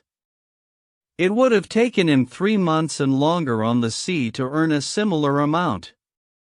A man was a fool to go to sea when he could write, he concluded, though the money in itself meant nothing to him. Its value was in the liberty it would get him, the presentable garments it would buy him, all of which would bring him nearer, swiftly nearer, to the slender pale girl who had turned his life back upon itself and given him inspiration. He mailed the manuscript in a flat envelope, and addressed it to the editor of the San Francisco Examiner. He had an idea that anything accepted by a paper was published immediately, and as he had sent the manuscript in on Friday, he expected it to come out on the following Sunday. He conceived that it would be fine to let that event apprise Ruth of his return. Then, Sunday afternoon, he would call and see her. In the meantime, he was occupied by another idea, which he prided himself upon as being a particularly sane, careful, and modest idea. He would write an adventure story for boys and sell it to the Youth's Companion. He went to the free reading room and looked through the files of the Youth's Companion. Serial stories, he found, were usually published in that weekly in 5 installments of about 3,000 words each. He discovered several serials that ran to 7 installments, and decided to write one of that length. He had been on a whaling voyage in the Arctic, once a voyage that was to have been for 3 years and which had terminated in shipwreck at the end of 6 months. While his imagination was fanciful, even fantastic at times, he had a basic love of reality that compelled him to write about the things he knew. He knew whaling, and out of the real materials of his knowledge he proceeded to manufacture the fictitious adventures of the 2 boys he intended to use as joint heroes. It was easy work, he decided on Saturday evening. He had completed on that day the first installment of 3,000 words, much to the amusement of Jim, and to the open derision of Mr. Higginbotham, who sneered throughout mealtime at the leadery person they had discovered in the family. Martin contented himself by picturing his brother-in-law's surprise on Sunday morning when he opened his Examiner and saw the article on the treasure hunters. Early that morning he was out himself to the front door, nervously racing through the many-sheeted newspaper. He went through it a second time, very carefully, then folded it up and left it where he had found it. He was glad he had not told anyone about his article. On second thought he concluded that he had been wrong about the speed with which things found their way into newspaper columns. Besides, there had not been any news value in his article, and most likely the editor would write to him about it first. After breakfast he went on with his serial. The words flowed from his pen, though he broke off from the writing frequently to look up definitions in the dictionary or to refer to the rhetoric. He often read or reread a chapter at a time, during such pauses, and he consoled himself that while he was not writing the great things he felt to be in him, he was learning composition, at any rate, and training himself to shape up and express his thoughts.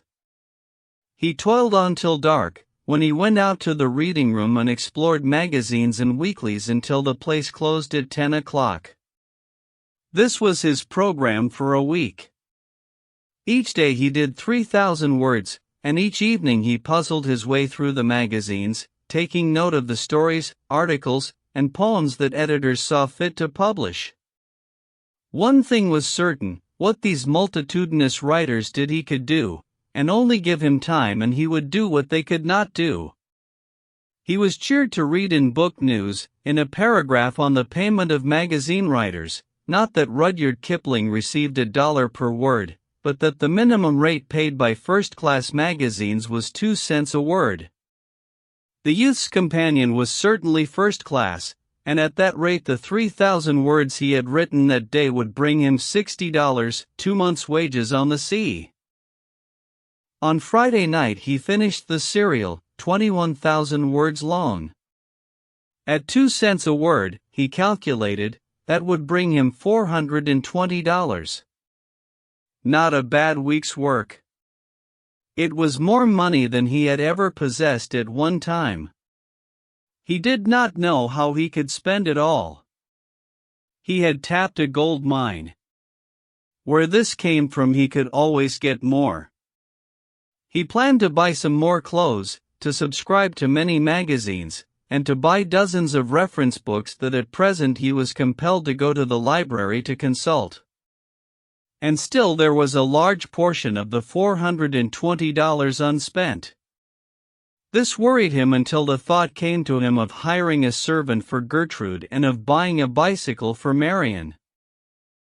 He mailed the bulky manuscript to the Youth's Companion, and on Saturday afternoon, after having planned an article on pearl diving, he went to see Ruth. He had telephoned, and she went herself to greet him at the door. The old familiar blaze of health rushed out from him and struck her like a blow. It seemed to enter into her body and course through her veins in a liquid glow, and to set her quivering with its imparted strength. He flushed warmly as he took her hand and looked into her blue eyes, but the fresh bronze of 8 months of sun hid the flush, though it did not protect the neck from the gnawing chafe of the stiff collar. She noted the red line of it with amusement, which quickly vanished as she glanced at his clothes. They really fitted him. It was his first made-to-order suit, and he seemed slimmer and better modeled. In addition, his cloth cap had been replaced by a soft hat, which she commanded him to put on and then complimented him on his appearance. She did not remember when she had felt so happy. This change in him was her handiwork, and she was proud of it and fired with ambition further to help him. But the most radical change of all, and the one that pleased her most, was the change in his speech. Not only did he speak more correctly, but he spoke more easily, and there were many new words in his vocabulary. When he grew excited or enthusiastic, however, he dropped back into the old slurring and the dropping of final consonants. Also, there was an awkward hesitancy, at times, as he essayed the new words he had learned.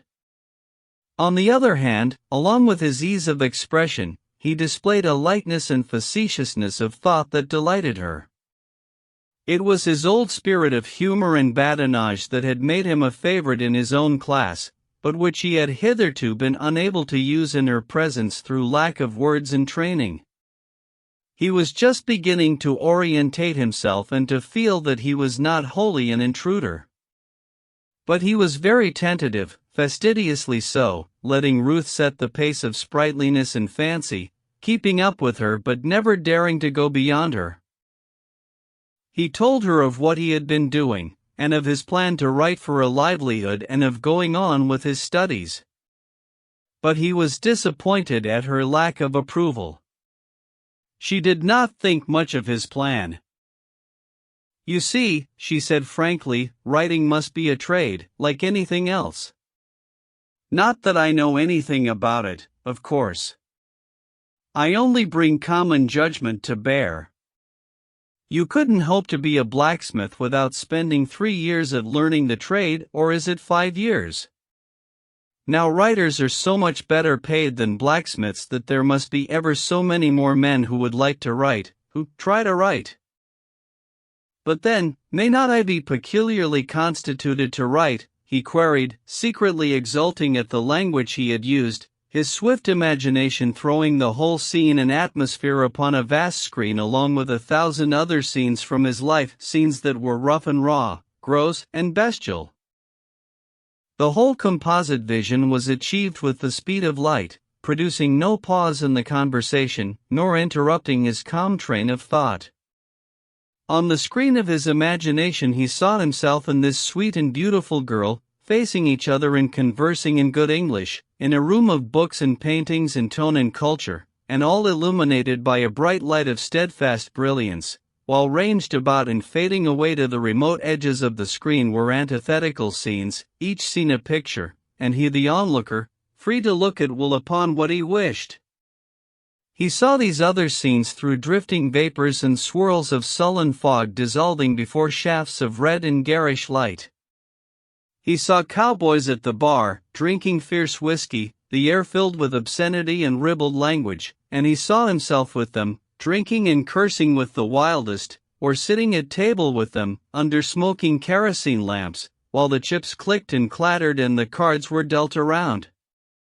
He saw himself, stripped to the waist, with naked fists, fighting his great fight with Liverpool Red in the forecastle of the Susquehanna, and he saw the bloody deck of the John Rogers, that grey morning of attempted mutiny, the mate kicking in death throes on the mainhatch, the revolver in the old man's hand spitting fire and smoke, the men with passion-wrenched faces, of brutes screaming vile blasphemies and falling about him, and then he returned to the central scene, calm and clean in the steadfast light, where Ruth sat and talked with him amid books and paintings, and he saw the grand piano upon which she would later play to him, and he heard the echoes of his own selected and correct words. But then, may I not be peculiarly constituted to write?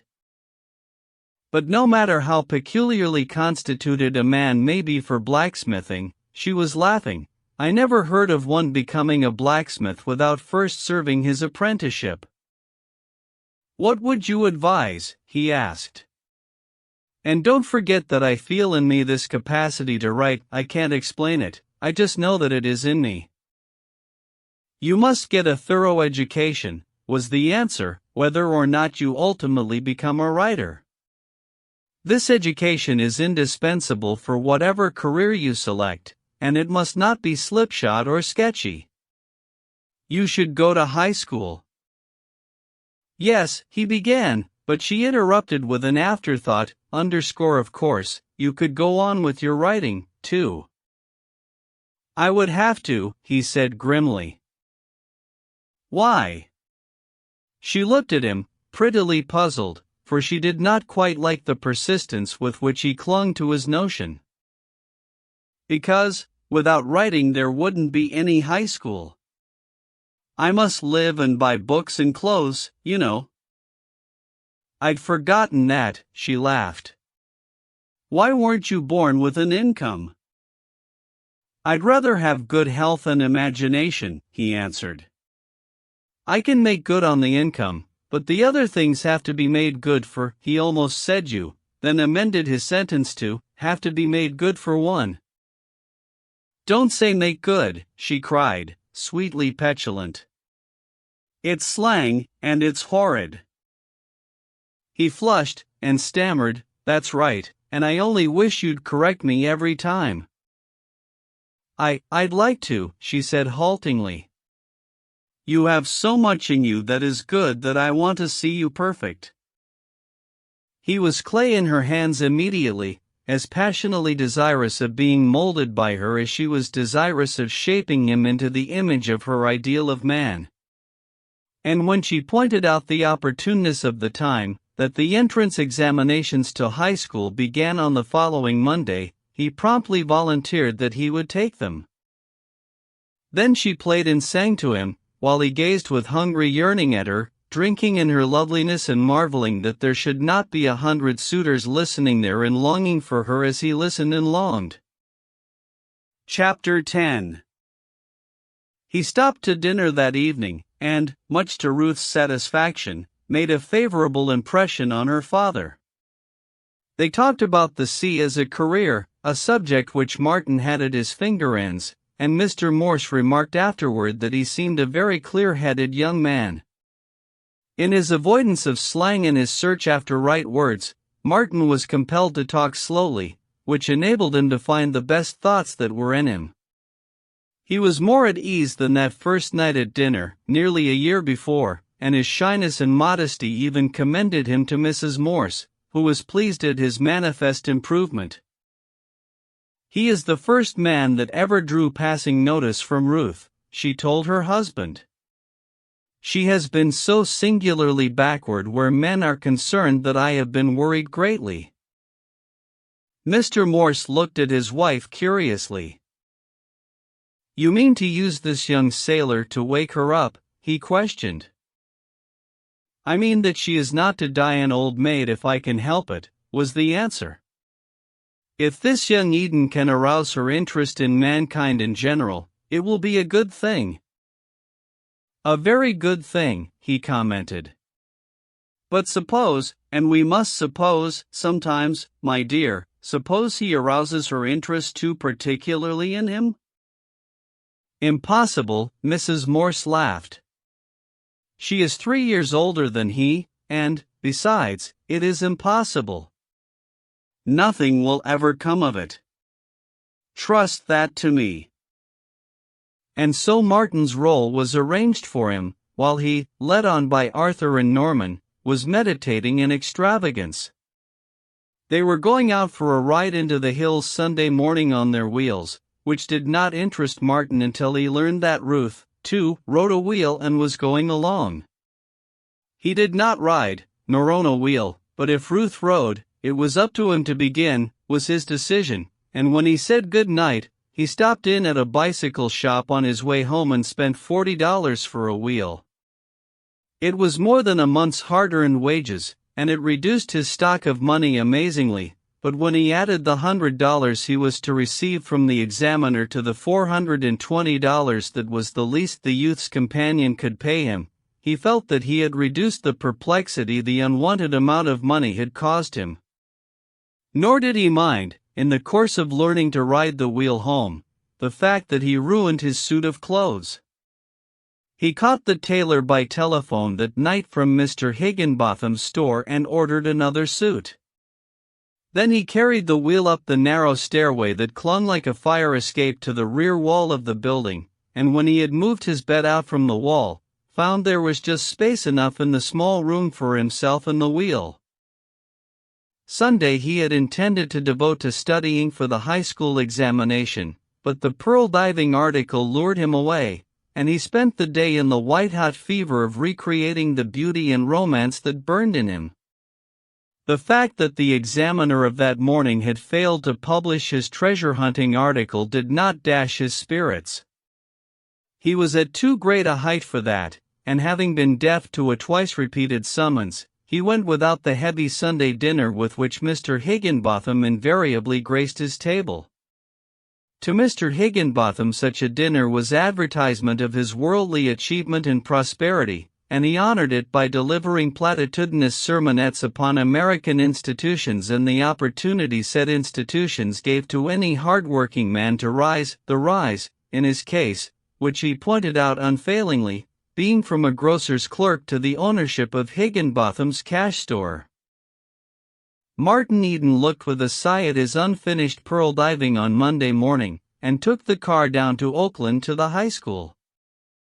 And when, days later, he applied for the results of his examinations, he learned that he had failed in everything save grammar. "Your grammar is excellent," Professor Hilton informed him, staring at him through heavy spectacles, "but you know nothing, positively nothing, in the other branches, and your United States history is abominable, there is no other word for it, abominable. I should advise you." Professor Hilton paused and glared at him, unsympathetic and unimaginative as one of his own test tubes. He was professor of physics in the high school, possessor of a large family, a meager salary, and a select fund of parrot-learned knowledge. "Yes, sir," Martin said humbly, wishing somehow that the man at the desk in the library was in Professor Hilton's place just then. "And I should advise you to go back to the grammar school for at least 2 years. Good day." Martin was not deeply affected by his failure, though he was surprised at Ruth's shocked expression when he told her Professor Hilton's advice. Her disappointment was so evident that he was sorry he had failed, but chiefly so for her sake. "You see, I was right," she said. "You know far more than any of the students entering high school, and yet you can't pass the examinations. It is because what education you have is fragmentary, sketchy. You need the discipline of study, such as only skilled teachers can give you. You must be thoroughly grounded. Professor Hilton is right, and if I were you, I'd go to night school. A year and a half of it might enable you to catch up that additional 6 months. Besides, that would leave you your days in which to write, or, if you could not make your living by your pen, you would have your days in which to work in some position." "But if my days are taken up with work and my nights with school, when am I going to see you?" was Martin's first thought, though he refrained from uttering it. Instead, he said, "It seems so babyish for me to be going to night school. But I wouldn't mind that if I thought it would pay.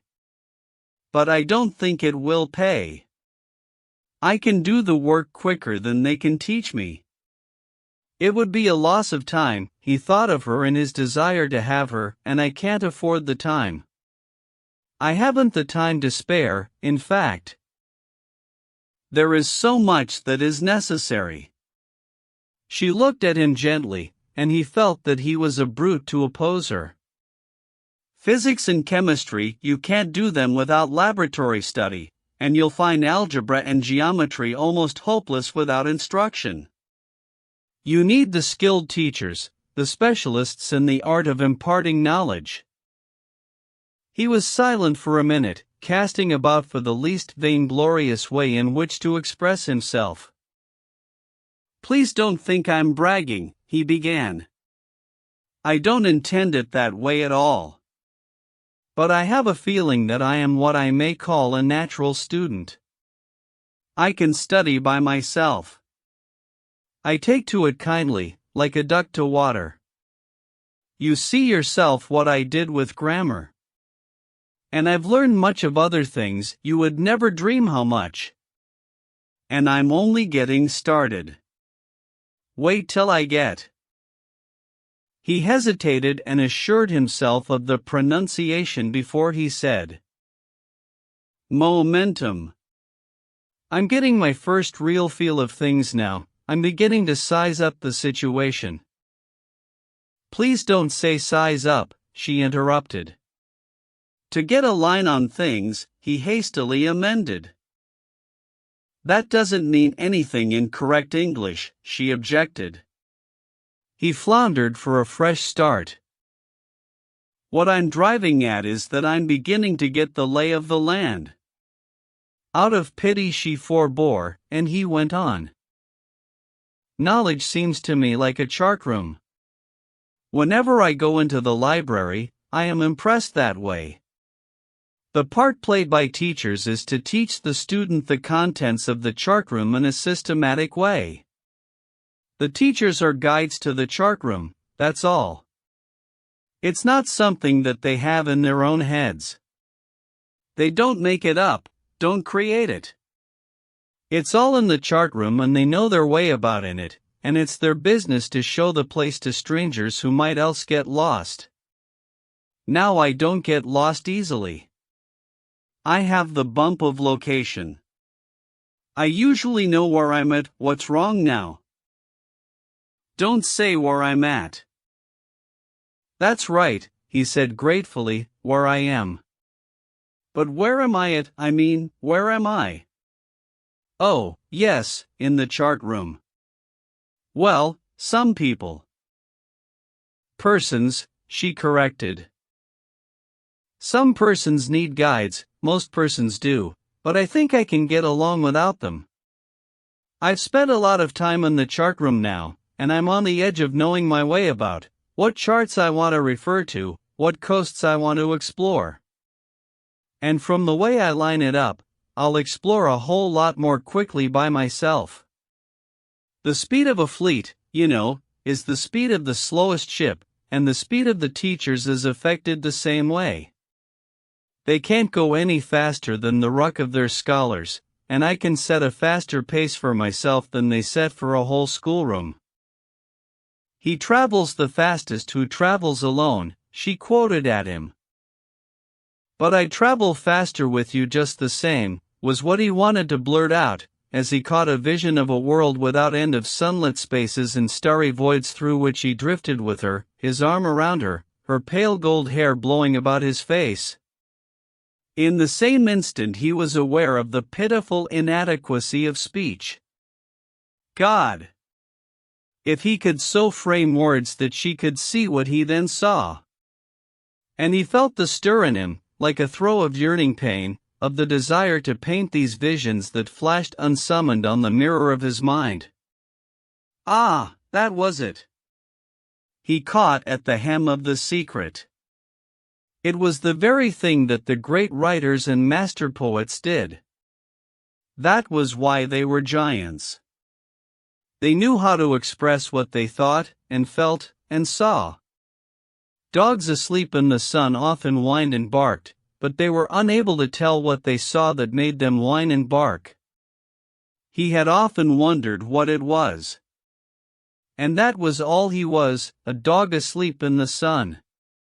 He saw noble and beautiful visions, but he could only whine and bark at Ruth. But he would cease sleeping in the sun. He would stand up, with open eyes, and he would struggle and toil and learn until, with eyes unblind and tongue untied, he could share with her his vision wealth. Other men had discovered the trick of expression, of making words obedient servitors, and of making combinations of words mean more than the sum of their separate meanings. He was stirred profoundly by the passing glimpse at the secret, and he was again caught up in the vision of sunlit spaces and starry voids, until it came to him that it was very quiet, and he saw Ruth regarding him with an amused expression and a smile in her eyes. I have had a great visioning, he said, and at the sound of his words in his own ears his heart gave a leap. Where had those words come from? They had adequately expressed the pause his vision had put in the conversation. It was a miracle. Never had he so loftily framed a lofty thought. But never had he attempted to frame lofty thoughts in words. That was it. That explained it. He had never tried. But Swinburne had, and Tennyson, and Kipling, and all the other poets. His mind flashed on to his pearl diving. He had never dared the big things, the spirit of the beauty that was afire in him. That article would be a different thing when he was done with it. He was appalled by the vastness of the beauty that rightfully belonged in it, and again his mind flashed and dared, and he demanded of himself why he could not chant that beauty in noble verse as the great poets did. And there was all the mysterious delight and spiritual wonder of his love for Ruth.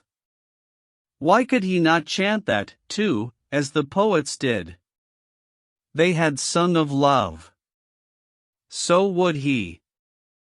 By God!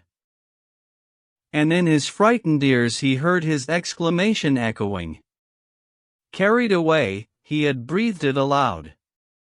The blood surged into his face, wave upon wave, mastering the bronze of it till the blush of shame flaunted itself from collar rim to the roots of his hair. I beg your pardon, he stammered. I was thinking. It sounded as if you were praying, she said bravely, but she felt herself inside to be withering and shrinking. It was the first time she had heard an oath from the lips of a man she knew, and she was shocked, not merely as a matter of principle and training, but shocked in spirit by this rough blast of life in the garden of her sheltered maidenhood. But she forgave, and with surprise at the ease of her forgiveness. Somehow it was not so difficult to forgive him anything. He had not had a chance to be as other men, and he was trying so hard, and succeeding, too. It never entered her head that there could be any other reason for her being kindly disposed toward him. She was tenderly disposed toward him, but she did not know it. She had no way of knowing it. The placid poise of 24 years without a single love affair did not fit her with a keen perception of her own feelings, and she who had never warmed to actual love was unaware that she was warming now. Chapter 11.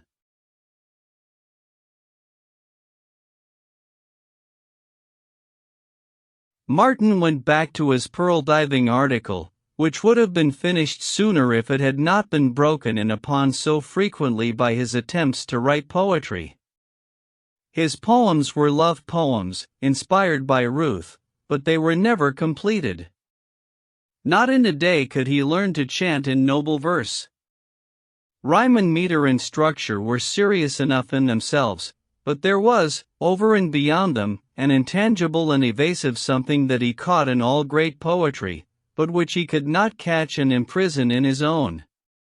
It was the elusive spirit of poetry itself that he sensed and sought after but could not capture. It seemed to glow to him, a warm and trailing vapor, ever beyond his reaching, though sometimes he was rewarded by catching at shreds of it and weaving them into phrases that echoed in his brain with haunting notes or drifted across his vision in misty wafting of unseen beauty. It was baffling. He ached with desire to express and could but gibber prosaically as everybody gibbered. He read his fragments aloud. The meter marched along on perfect feet, and the rhyme pounded a longer and equally faultless rhythm, but the glow and high exultation that he felt within were lacking. He could not understand, and time and again, in despair, defeated and depressed, he returned to his article. Prose was certainly an easier medium. Following the pearl diving, he wrote an article on the sea as a career, another on turtle catching, and a third on the Northeast trades. Then he tried, as an experiment, a short story, and before he broke his stride he had finished 6 short stories and dispatched them to various magazines. He wrote prolifically, intensely, from morning till night, and late at night, except when he broke off to go to the reading room, draw books from the library, or to call on Ruth. He was profoundly happy. Life was pitched high. He was in a fever that never broke. The joy of creation that is supposed to belong to the gods was his. All the life about him, the odors of stale vegetables and soapsuds, the slatternly form of his sister, and the jeering face of Mr. Higginbotham was a dream. The real world was in his mind, and the stories he wrote were so many pieces of reality out of his mind. The days were too short. There was so much he wanted to study. He cut his sleep down to 5 hours and found that he could get along upon it. He tried 4 hours and a half, and regretfully came back to 5. He could joyfully have spent all his waking hours upon any one of his pursuits. It was with regret that he ceased from writing to study, that he ceased from study to go to the library, that he tore himself away from that chart-room of knowledge or from the magazines in the reading room that were filled with the secrets of writers who succeeded in selling their wares. It was like severing heartstrings, when he was with Ruth, to stand up and go, and he scorched through the dark streets so as to get home to his books at the least possible expense of time. And hardest of all was it to shut up the algebra or physics, put notebook and pencil aside, and close his tired eyes in sleep. He hated the thought of ceasing to live, even for so short a time, and his sole consolation was that the alarm clock was set 5 hours ahead. He would lose only 5 hours anyway, and then the jangling bell would jerk him out of unconsciousness and he would have before him another glorious day of 19 hours. In the meantime the weeks were passing, his money was ebbing low, and there was no money coming in. A month after he had mailed it, the Adventures cereal for boys was returned to him by the youth's companion. The rejection slip was so tactfully worded that he felt kindly toward the editor. But he did not feel so kindly toward the editor of the San Francisco Examiner. After waiting 2 whole weeks, Martin had written to him. A week later he wrote again. At the end of the month, he went over to San Francisco and personally called upon the editor. But he did not meet that exalted personage, thanks to a Cerberus of an office boy, of tender years and red hair, who guarded the portals. At the end of the 5th week the manuscript came back to him, by mail, without comment. There was no rejection slip, no explanation, nothing. In the same way his other articles were tied up with the other leading San Francisco papers. When he recovered them, he sent them to the magazines in the East, from which they were returned more promptly, accompanied always by the printed rejection slips. The short stories were returned in similar fashion. He read them over and over, and liked them so much that he could not puzzle out the cause of their rejection, until, one day, he read in a newspaper that manuscripts should always be typewritten. That explained it. Of course editors were so busy that they could not afford the time and strain of reading handwriting. Martin rented a typewriter and spent a day mastering the machine. Each day he typed what he composed, and he typed his earlier manuscripts as fast as they were returned him. He was surprised when the typed ones began to come back. His jaw seemed to become squarer, his chin more aggressive, and he bundled the manuscripts off to new editors. The thought came to him that he was not a good judge of his own work. He tried it out on Gertrude. He read his stories aloud to her. Her eyes glistened, and she looked at him proudly as she said, "Ain't it grand, you writin' those sort of things?" "Yes, yes," he demanded impatiently. "But the story, how did you like it?" "Just grand," was the reply. "Just grand, and thrilling, too. I was all worked up." He could see that her mind was not clear. The perplexity was strong in her good-natured face. So he waited. "But, say, Mart," after a long pause, "how did it end? Did that young man who spoke so highfalutin get her?" And, after he had explained the end, which he thought he had made artistically obvious, she would say, "That's what I wanted to know. Why didn't you write that way in the story?" One thing he learned, after he had read her a number of stories, namely, that she liked happy endings. "That story was perfectly grand," she announced, straightening up from the washtub with a tired sigh and wiping the sweat from her forehead with a red, steamy hand, "but it makes me sad. I want to cry. There is too many sad things in the world anyway. It makes me happy to think about happy things." Now if he'd married her, and you don't mind, Mart, she queried apprehensively. "I just happen to feel that way, because I'm tired, I guess." But the story was grand just the same, perfectly grand. "Where are you goin' to sell it?"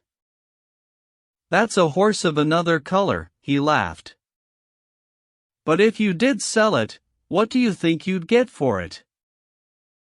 "Oh, $100. That would be the least, the way prices go." "My! I do hope you'll sell it. Easy money, eh?" Then he added proudly, "I wrote it in 2 days. That's $50 a day." He longed to read his stories to Ruth, but did not dare. He would wait till some were published, he decided, then she would understand what he had been working for. In the meantime he toiled on. Never had the spirit of adventure lured him more strongly than on this amazing exploration of the realm of mind. He bought the textbooks on physics and chemistry, and, along with his algebra, worked out problems and demonstrations. He took the laboratory proofs on faith, and his intense power of vision enabled him to see the reactions of chemicals more understandingly than the average student saw them in the laboratory. Martin wandered on through the heavy pages, overwhelmed by the clues he was getting to the nature of things. He had accepted the world as the world, but now he was comprehending the organization of it, the play and interplay of force and matter. Spontaneous explanations of old matters were continually arising in his mind. Levers and purchases fascinated him, and his mind roved backward to handspikes and blocks and tackles at sea. The theory of navigation, which enabled the ships to travel unerringly their courses over the pathless ocean, was made clear to him. The mysteries of storm, and rain, and tide were revealed, and the reason for the existence of trade winds made him wonder whether he had written his article on the Northeast trade too soon. At any rate, he knew he could write it better now. One afternoon he went out with Arthur to the University of California, and, with bated breath and a feeling of religious awe, went through the laboratories, saw demonstrations, and listened to a physics professor lecturing to his classes. But he did not neglect his writing. A stream of short stories flowed from his pen, and he branched out into the easier forms of verse, the kind he saw printed in the magazines, though he lost his head and wasted 2 weeks on a tragedy in blank verse, the swift rejection of which, by half a dozen magazines, dumbfounded him. Then he discovered Henley and wrote a series of sea poems on the model of hospital sketches. They were simple poems, of light and color, and romance and adventure. Sea lyrics, he called them, and he judged them to be the best work he had yet done. There were 30, and he completed them in a month, doing one a day after having done his regular day's work on fiction, which day's work was the equivalent to a week's work of the average successful writer. The toil meant nothing to him. It was not toil. He was finding speech, and all the beauty and wonder that had been pent for years behind his inarticulate lips was now pouring forth in a wild and virile flood. He showed the sea lyrics to no one, not even to the editors. He had become distrustful of editors. But it was not distrust that prevented him from submitting the lyrics.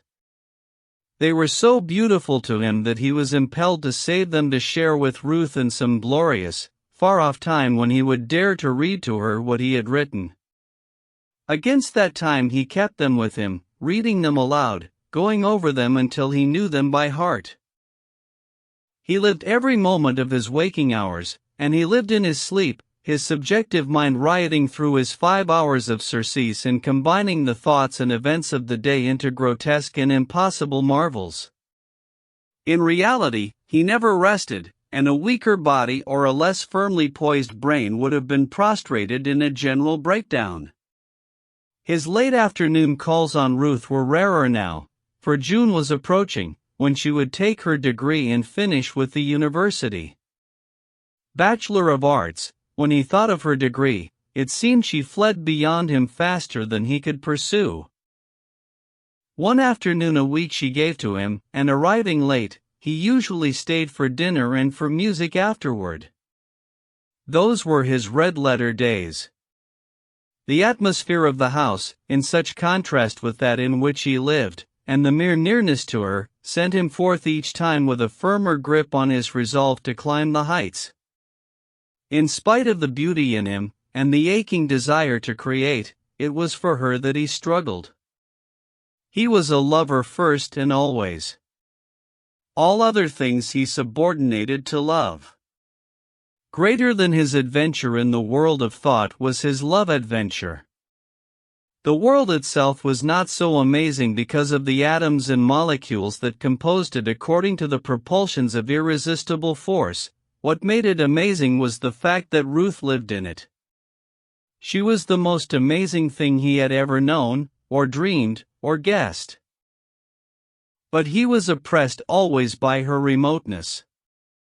She was so far from him, and he did not know how to approach her. He had been a success with girls and women in his own class, but he had never loved any of them, while he did love her, and besides, she was not merely of another class. His very love elevated her above all classes. She was a being apart, so far apart that he did not know how to draw near to her as a lover should draw near.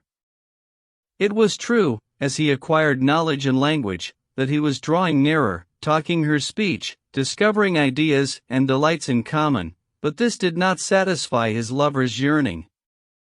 His lover's imagination had made her holy, too spiritualized, to have any kinship with him in the flesh. It was his own love that thrust her from him and made her seem impossible for him. Love itself denied him the one thing that it desired. And then, one day, without warning, the gulf between them was bridged for a moment, and thereafter, though the gulf remained, it was ever narrower. They had been eating cherries, great, luscious, black cherries with a juice of the color of dark wine. And later, as she read aloud to him from The Princess, he chanced to notice the stain of the cherries on her lips. For the moment her divinity was shattered. She was clay, after all, mere clay, subject to the common law of clay as his clay was subject, or anybody's clay. Her lips were flesh like his, and cherries dyed them as cherries dyed his. And if so with her lips, then was it so with all of her. She was woman, all woman, just like any woman. It came upon him abruptly. It was a revelation that stunned him. It was as if he had seen the sun fall out of the sky, or had seen worshipped purity polluted.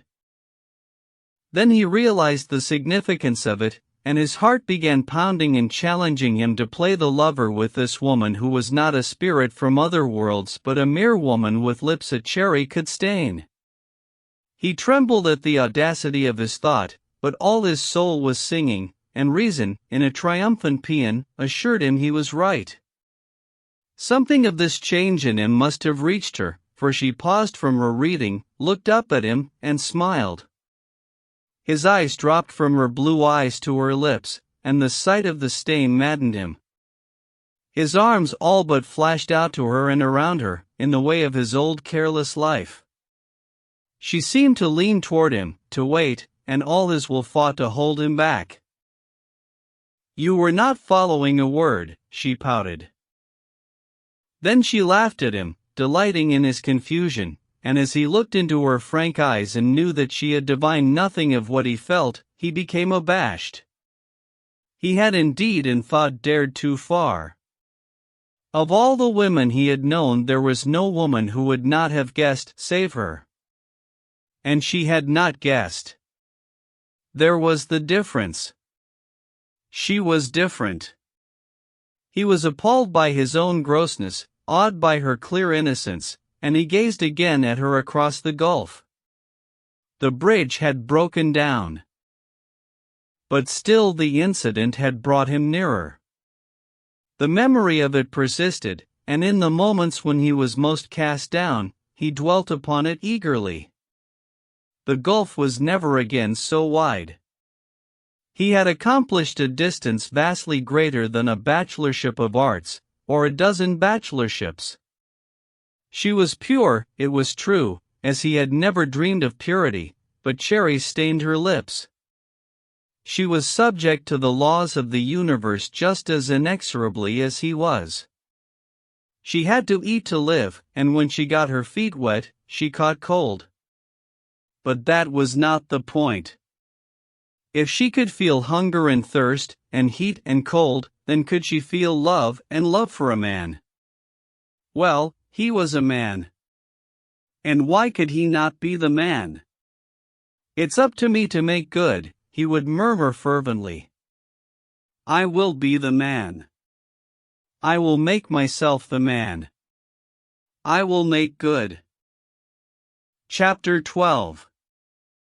Early one evening, struggling with a sonnet that twisted all awry the beauty and thought that trailed in glow and vapor through his brain, Martin was called to the telephone. It's a lady's voice, a fine lady's. Mr. Higginbotham, who had called him, jeered. Martin went to the telephone in the corner of the room, and felt a wave of warmth rush through him as he heard Ruth's voice. In his battle with the sonnet he had forgotten her existence, and at the sound of her voice his love for her smote him like a sudden blow. And such a voice, delicate and sweet, like a strain of music heard far off and faint, or, better, like a bell of silver, a perfect tone, crystal pure. No mere woman had a voice like that. There was something celestial about it, and it came from other worlds. He could scarcely hear what it said, so ravished was he, though he controlled his face, for he knew that Mr. Higginbotham's ferret eyes were fixed upon him. It was not much that Ruth wanted to say, merely that Norman had been going to take her to a lecture that night, but that he had a headache, and she was so disappointed, and she had the tickets, and that if he had no other engagement, would he be good enough to take her? Would he? He fought to suppress the eagerness in his voice. It was amazing. He had always seen her in her own house. And he had never dared to ask her to go anywhere with him. Quite irrelevantly, still at the telephone and talking with her, he felt an overpowering desire to die for her, and visions of heroic sacrifice shaped and dissolved in his whirling brain. He loved her so much, so terribly, so hopelessly. In that moment of mad happiness that she should go out with him, go to a lecture with him, Martin Eden, she soared so far above him that there seemed nothing else for him to do than die for her. It was the only fit way in which he could express the tremendous and lofty emotion he felt for her. It was the sublime abnegation of true love that comes to all lovers, and it came to him there, at the telephone, in a whirlwind of fire and glory, and to die for her, he felt, was to have lived and loved well. And he was only 21, and he had never been in love before. His hand trembled as he hung up the receiver, and he was weak from the organ which had stirred him. His eyes were shining like an angel's, and his face was transfigured, purged of all earthly dross, and pure and holy. "Makin' dates outside, eh?" his brother-in-law sneered. "You know what that means. You'll be in the police court yet." But Martin could not come down from the height. Not even the bestiality of the illusion could bring him back to earth. Anger and hurt were beneath him. He had seen a great vision and was as a god, and he could feel only profound and awful pity for this maggot of a man. He did not look at him, and though his eyes passed over him, he did not see him, and as in a dream he passed out of the room to dress. It was not until he had reached his own room and was tying his necktie that he became aware of a sound that lingered unpleasantly in his ears. On investigating this sound he identified it as the final snort of Bernard Higginbotham, which somehow had not penetrated to his brain before. As Ruth's front door closed behind them and he came down the steps with her, he found himself greatly perturbed. It was not unalloyed bliss, taking her to the lecture. He did not know what he ought to do. He had seen, on the streets, with persons of her class, that the women took the men's arms. But then, again, he had seen them when they didn't, and he wondered if it was only in the evening that arms were taken, or only between husbands and wives and relatives. Just before he reached the sidewalk, he remembered Minnie. Minnie had always been a stickler. She had called him down the second time she walked out with him, because he had gone along on the inside, and she had laid the law down to him that a gentleman always walked on the outside when he was with a lady. And Minnie had made a practice of kicking his heels, whenever they crossed from one side of the street to the other, to remind him to get over on the outside. He wondered where she had got that item of etiquette, and whether it had filtered down from above and was all right. It wouldn't do any harm to try it, he decided, by the time they had reached the sidewalk, and he swung behind Ruth and took up his station on the outside. Then the other problem presented itself. Should he offer her his arm? He had never offered anybody his arm in his life. The girls he had known never took the fellow's arms. For the first several times they walked freely, side by side, and after that it was arms around the waists, and heads against the fellow's shoulders where the streets were unlighted. But this was different. She wasn't that kind of a girl. He must do something.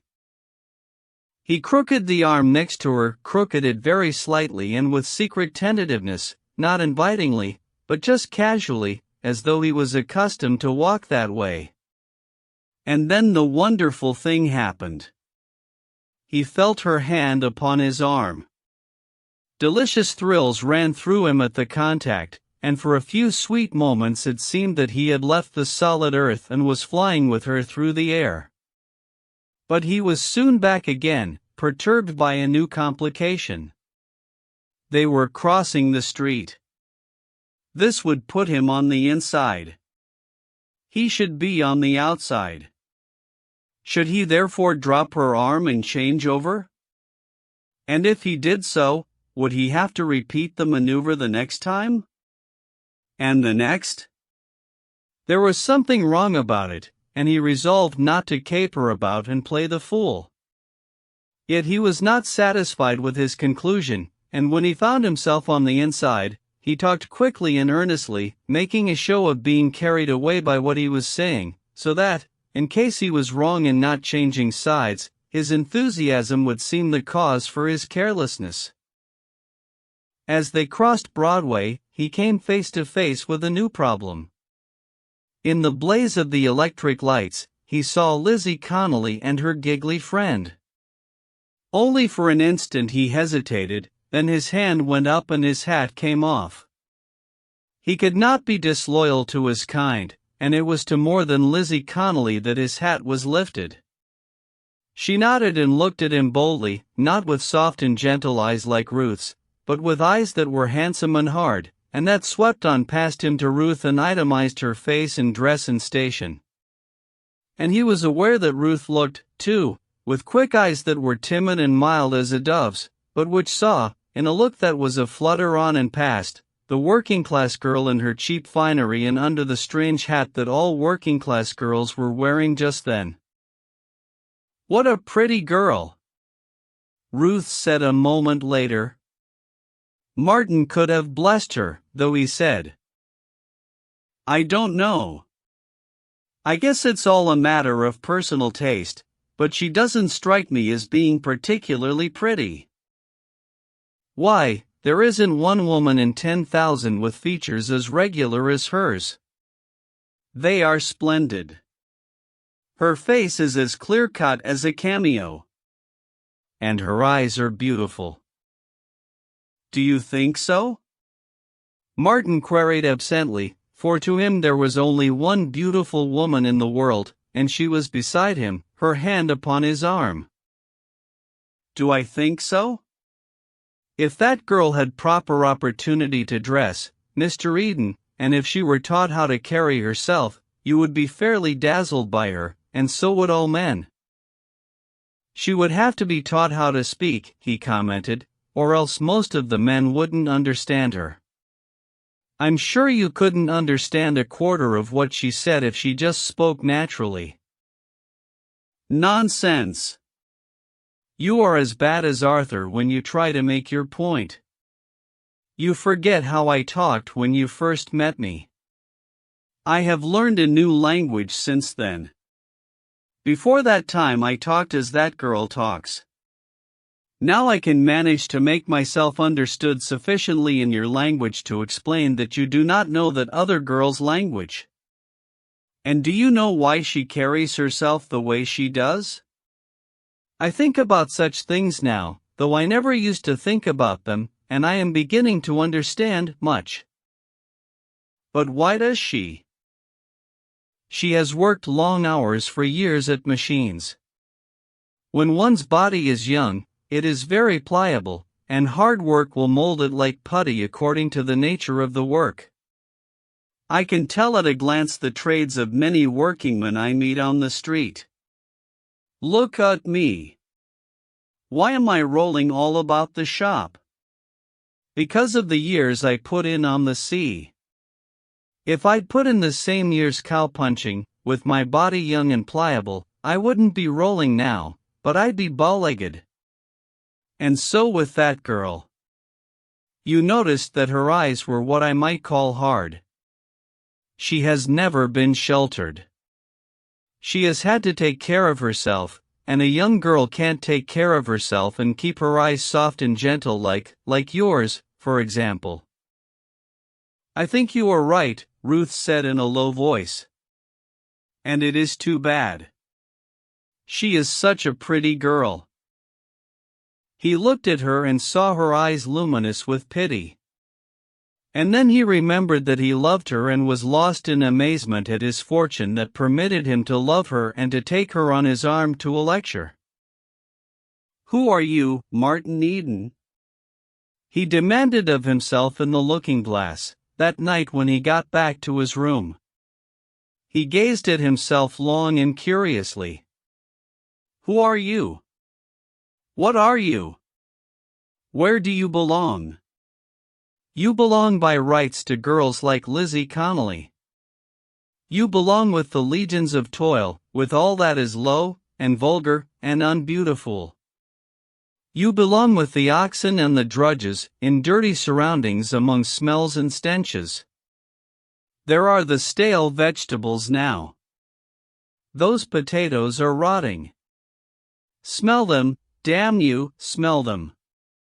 And yet you dare to open the books, to listen to beautiful music, to learn to love beautiful paintings, to speak good English, to think thoughts that none of your own kind thinks, to tear yourself away from the oxen and the Lizzie Connollys and to love a pale spirit of a woman who is 1,000,000 miles beyond you and who lives in the stars. Who are you? And what are you? Damn you! And are you going to make good? He shook his fist at himself in the glass, and sat down on the edge of the bed to dream for a space with wide eyes. Then he got out notebook and algebra and lost himself in quadratic equations, while the hours slipped by, and the stars dimmed, and the gray of dawn flooded against his window.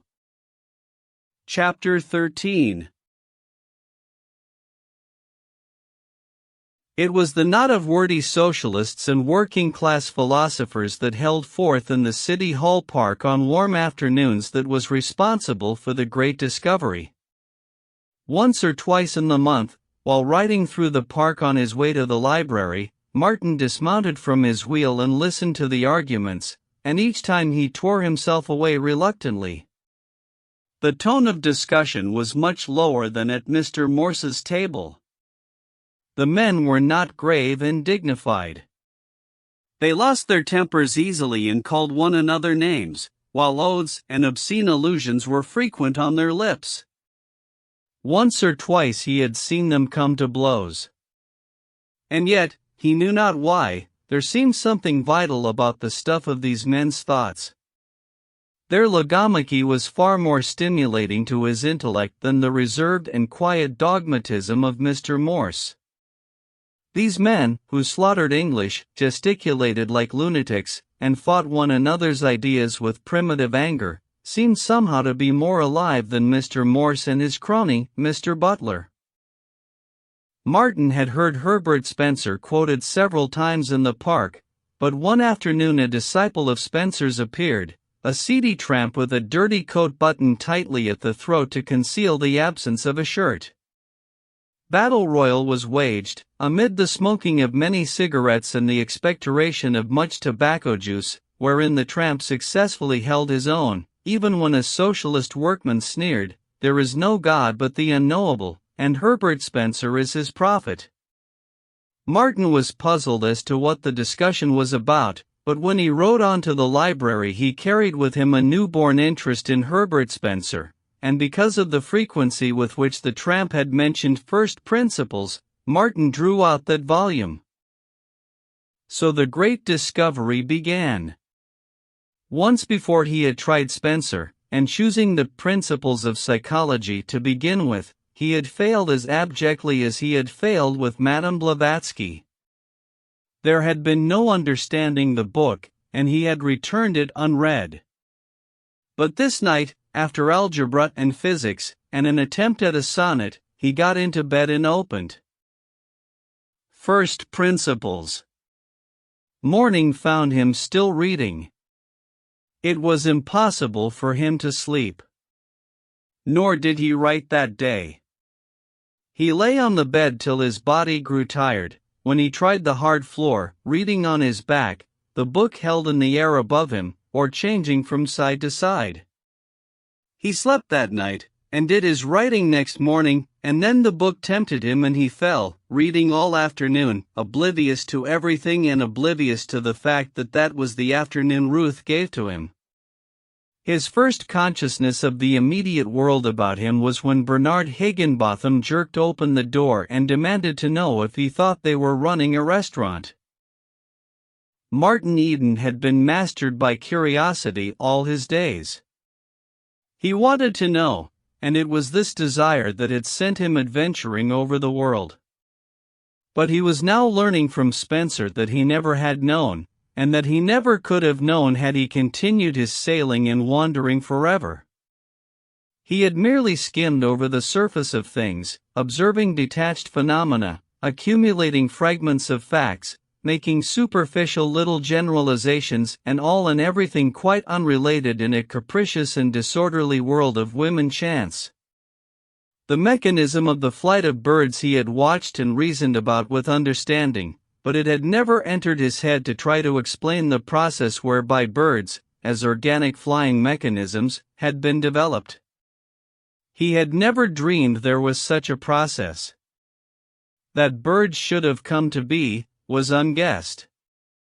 They always had been. They just happened. And as it was with birds, so had it been with everything.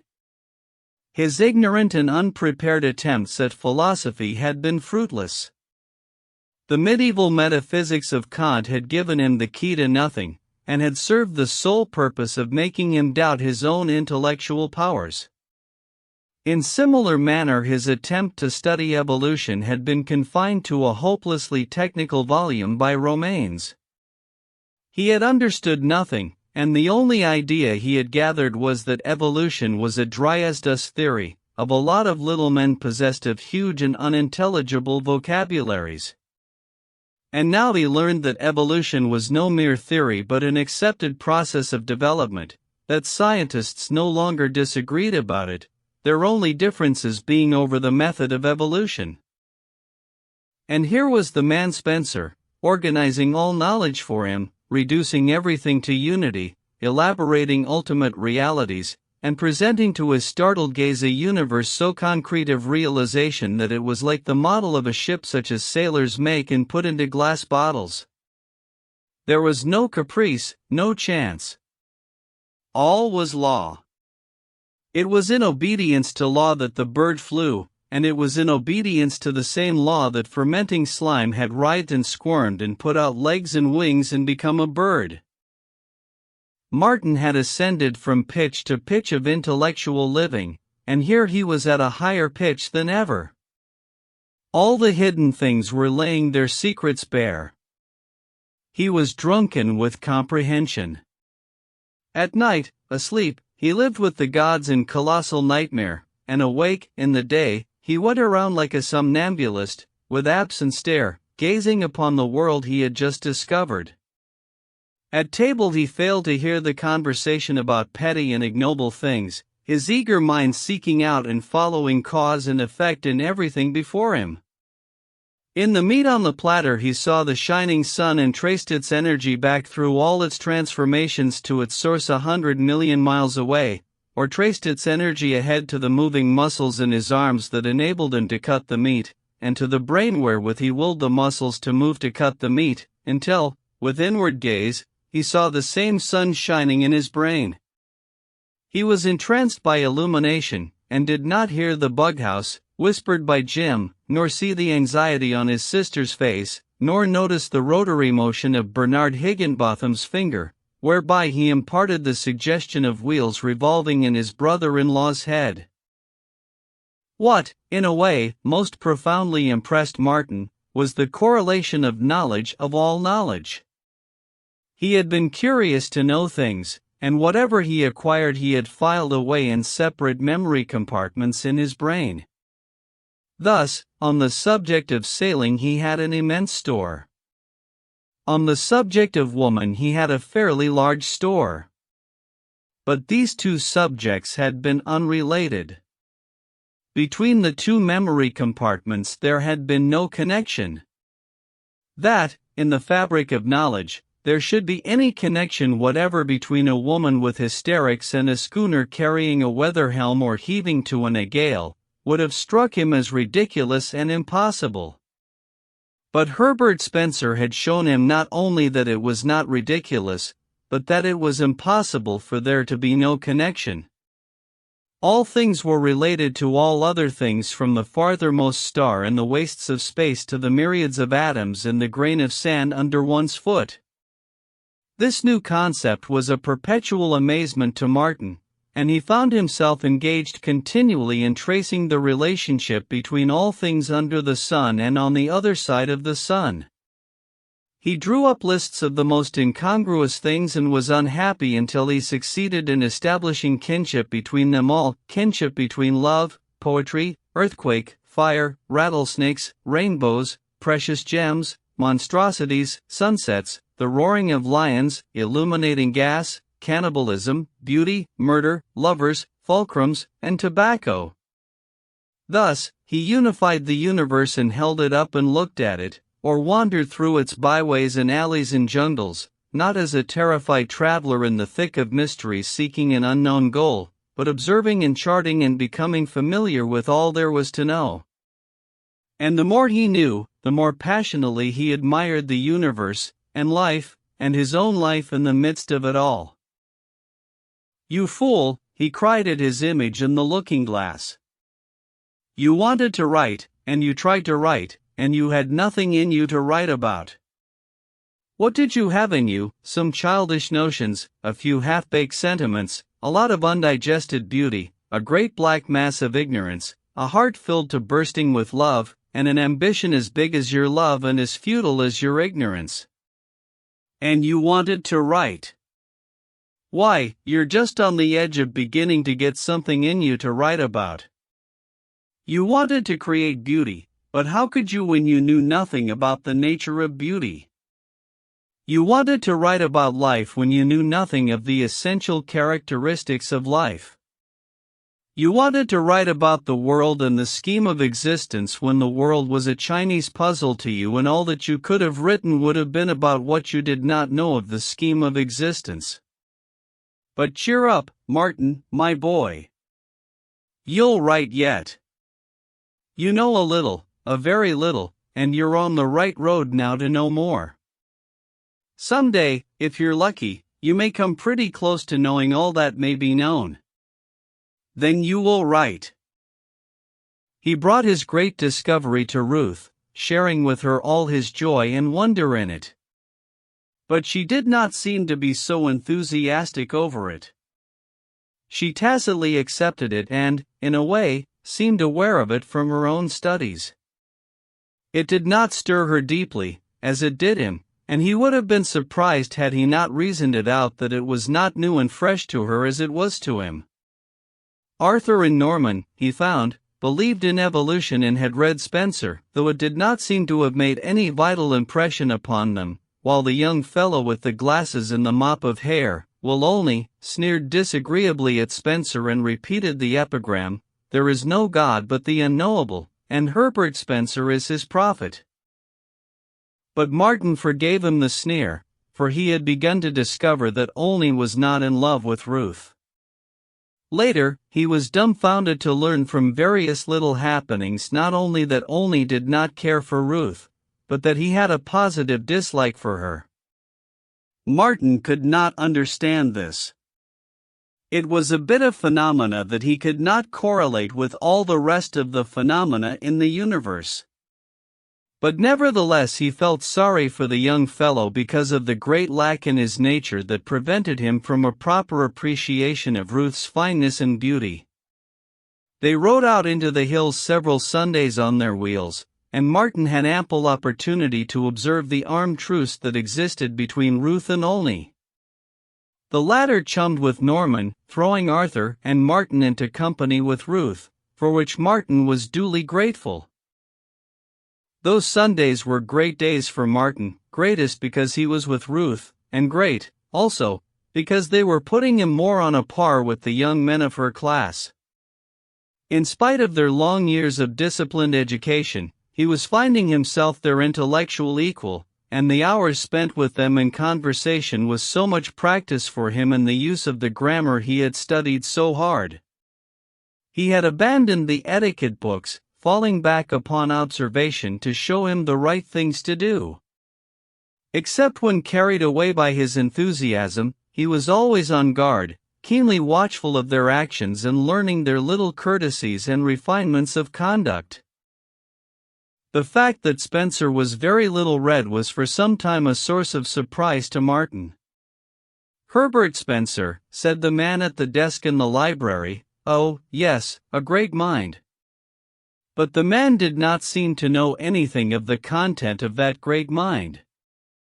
One evening, at dinner, when Mr. Butler was there, Martin turned the conversation upon Spencer. Mr. Morse bitterly arraigned the English philosopher's agnosticism, but confessed that he had not read First Principles, while Mr. Butler stated that he had no patience with Spencer, had never read a line of him, and had managed to get along quite well without him. Doubts arose in Martin's mind, and had he been less strongly individual he would have accepted the general opinion and given Herbert Spencer up. As it was, he found Spencer's explanation of things convincing, and, as he phrased it to himself, to give up Spencer would be equivalent to a navigator throwing the compass and chronometer overboard. So Martin went on into a thorough study of evolution, mastering more and more the subject himself, and being convinced by the corroborative testimony of 1,000 independent writers.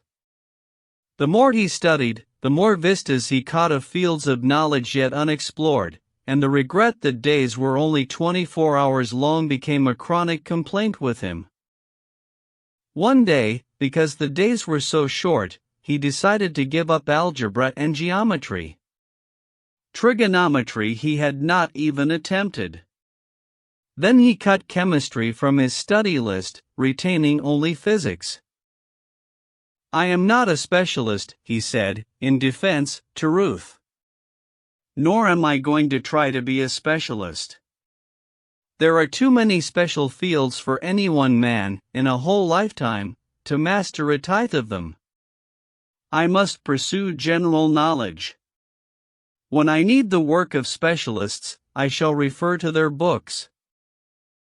"But that is not like having the knowledge yourself," she protested.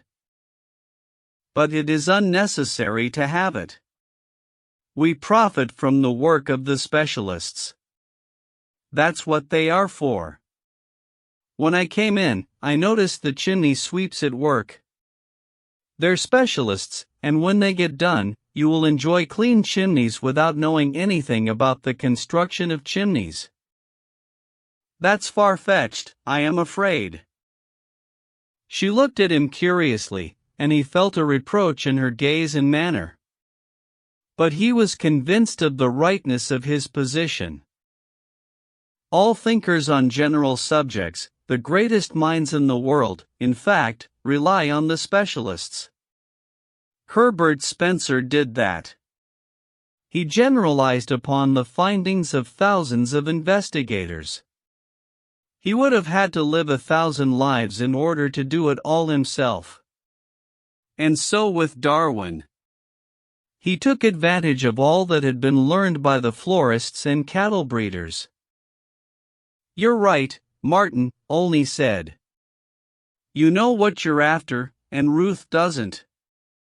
She doesn't know what she is after for herself even." "Oh, yes," Ollie rushed on, heading off her objection. "I know you call it general culture. But it doesn't matter what you study if you want general culture.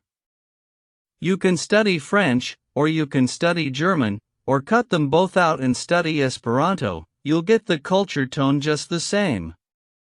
You can study Greek or Latin, too, for the same purpose, though it will never be any use to you. It will be culture, though." Why, Ruth studied Saxon, became clever in it, that was 2 years ago, and all that she remembers of it now is Wayne that sweet April with his shower suit. Isn't that the way it goes? "But it's given you the culture tone just the same," he laughed, again heading her off. "I know. We were in the same classes. But you speak of culture as if it should be a means to something," Ruth cried out. Her eyes were flashing, and in her cheeks were 2 spots of color. "Culture is the end in itself. But that is not what Martin wants." "How do you know?" "What do you want, Martin?" Ollie demanded, turning squarely upon him. Martin felt very uncomfortable, and looked entreaty at Ruth. "Yes, what do you want?" Ruth asked. "That will settle it." "Yes, of course, I want culture," Martin faltered. "I love beauty, and culture will give me a finer and keener appreciation of beauty." She nodded her head and looked triumphant. "Rot, and you know it," was Ollie's comment. "Martin's after career, not culture.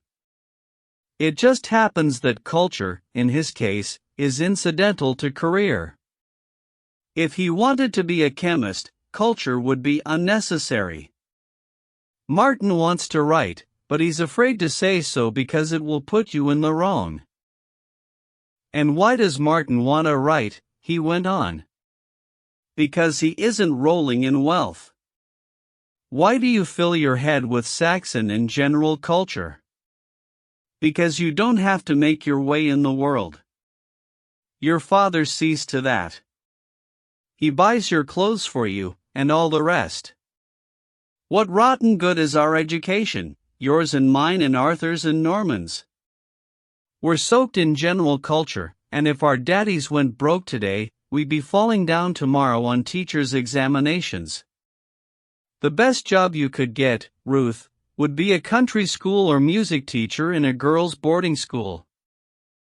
"And pray what would you do?" she asked. "Not a blessed thing. I could earn $1.50 a day, common labor, and I might get in as instructor in Hanley's cramming joint. I say might, mind you, and I might be chucked out at the end of the week for sheer inability." Martin followed the discussion closely, and while he was convinced that Ollie was right, he resented the rather cavalier treatment he accorded Ruth. A new conception of love formed in his mind as he listened. Reason had nothing to do with love. It mattered not whether the woman he loved reasoned correctly or incorrectly. Love was above reason.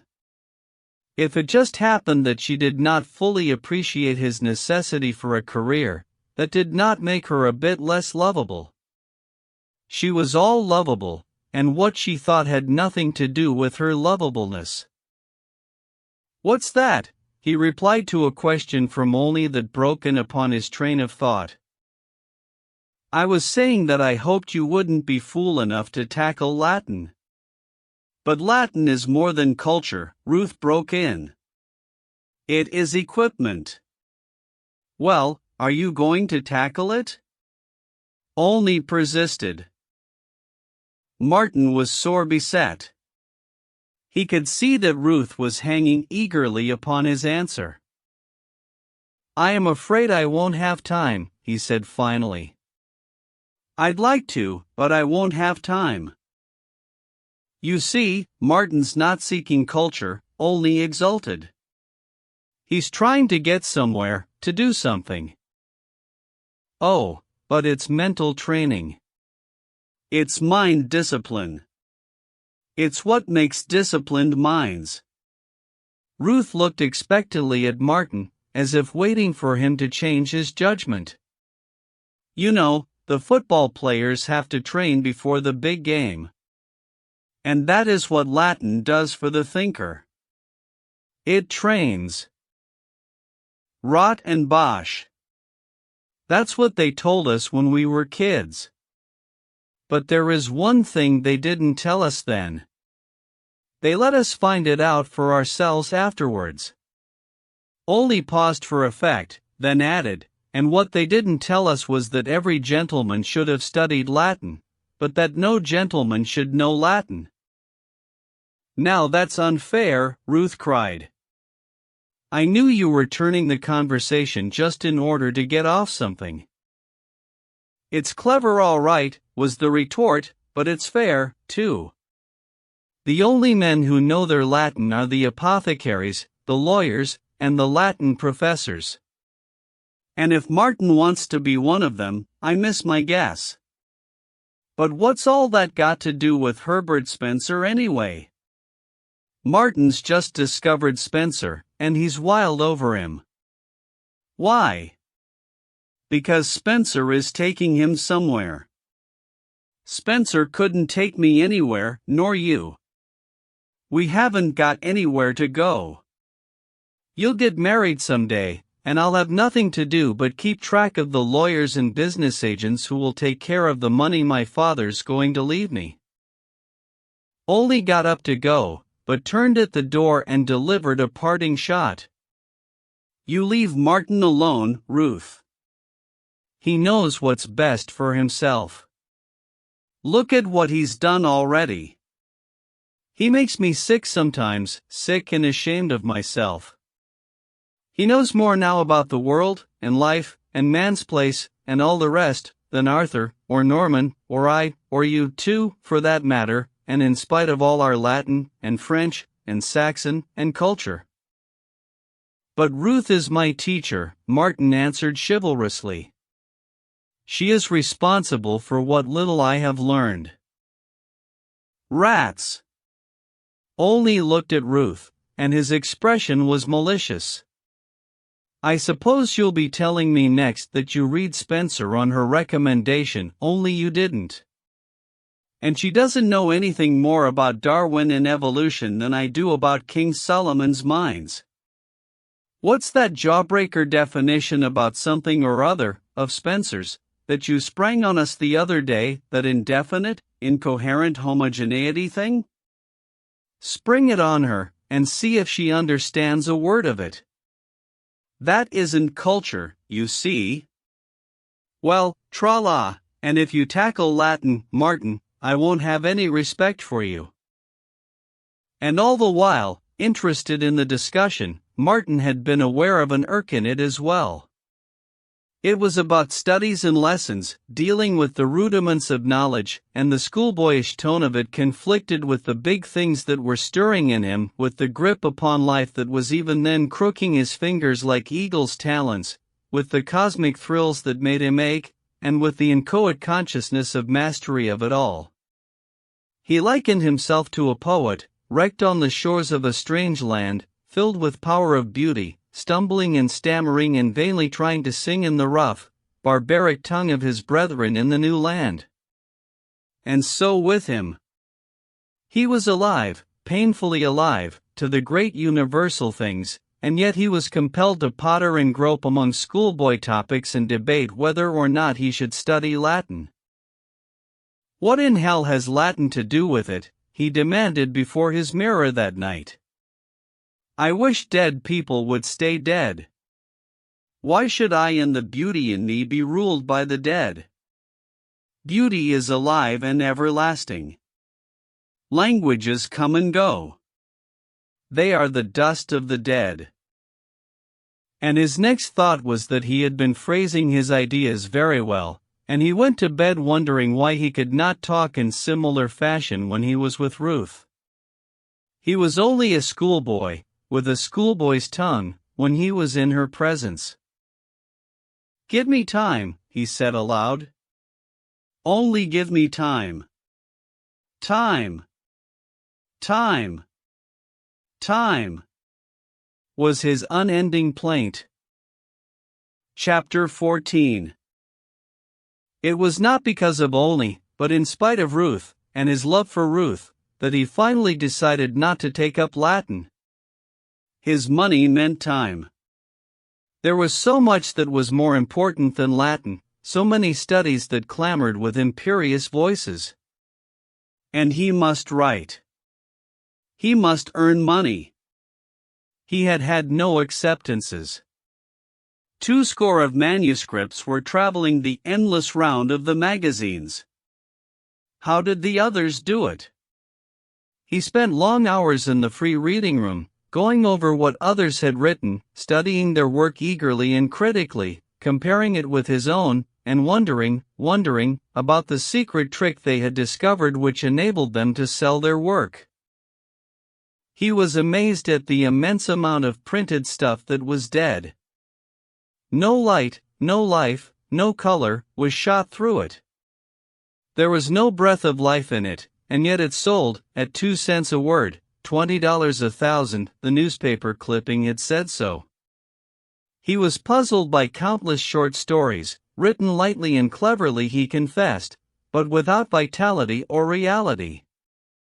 Life was so strange and wonderful, filled with an immensity of problems, of dreams, and of heroic toils, and yet these stories dealt only with the commonplaces of life.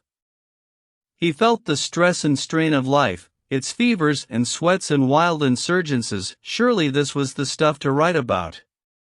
He wanted to glorify the leaders of forlorn hopes, the mad lovers, the giants that fought under stress and strain, amid terror and tragedy, making life crackle with the strength of their endeavor. And yet the magazine short stories seemed intent on glorifying the Mr. Butlers, the sordid dollar chasers, and the commonplace little love affairs of commonplace little men and women.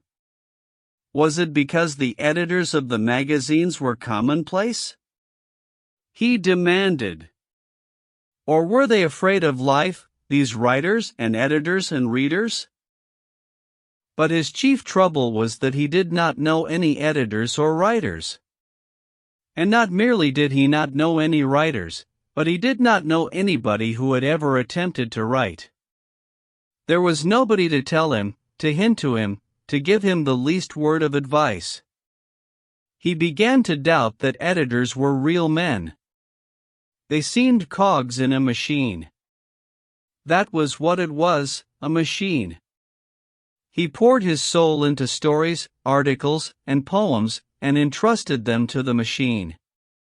He folded them just so, put the proper stamps inside the long envelope along with the manuscript, sealed the envelope, put more stamps outside, and dropped it into the mailbox. It traveled across the continent, and after a certain lapse of time the postman returned him the manuscript in another long envelope, on the outside of which were the stamps he had enclosed. There was no human editor at the other end, but a mere cunning arrangement of cogs that changed the manuscript from one envelope to another and stuck on the stamps. It was like the slot machines wherein one dropped pennies, and, with a metallic whirl of machinery, had delivered to him a stick of chewing gum or a tablet of chocolate.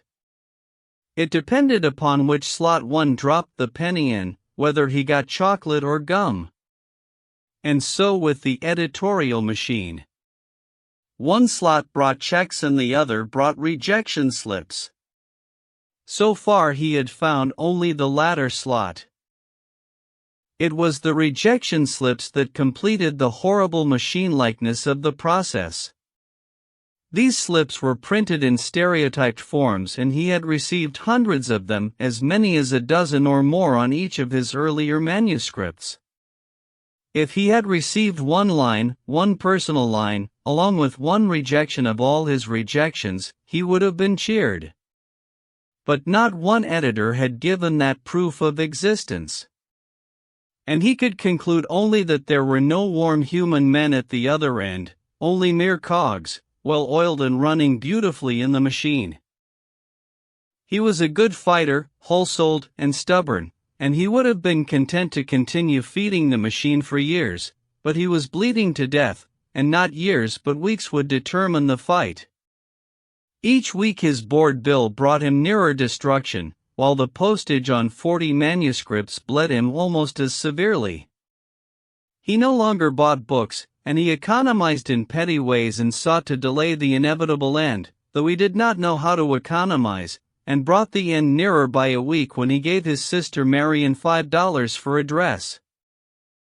He struggled in the dark, without advice, without encouragement, and in the teeth of discouragement. Even Gertrude was beginning to look askance. At first she had tolerated with sisterly fondness what she conceived to be his foolishness, but now, out of sisterly solicitude, she grew anxious. To her it seemed that his foolishness was becoming a madness. Martin knew this and suffered more keenly from it than from the open and nagging contempt of Bernard Higginbotham. Martin had faith in himself, but he was alone in this faith. Not even Ruth had faith. She had wanted him to devote himself to study, and, though she had not openly disapproved of his writing, she had never approved. He had never offered to show her his work. A fastidious delicacy had prevented him.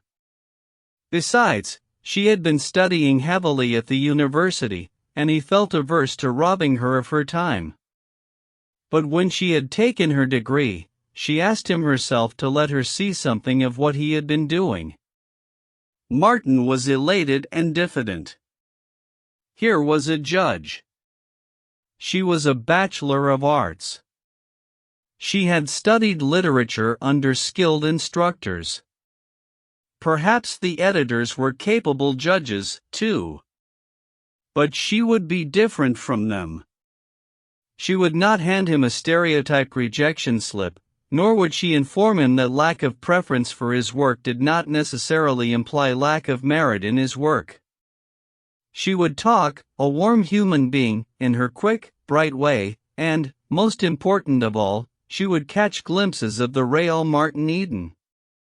In his work she would discern what his heart and soul were like, and she would come to understand something, a little something, of the stuff of his dreams and the strength of his power.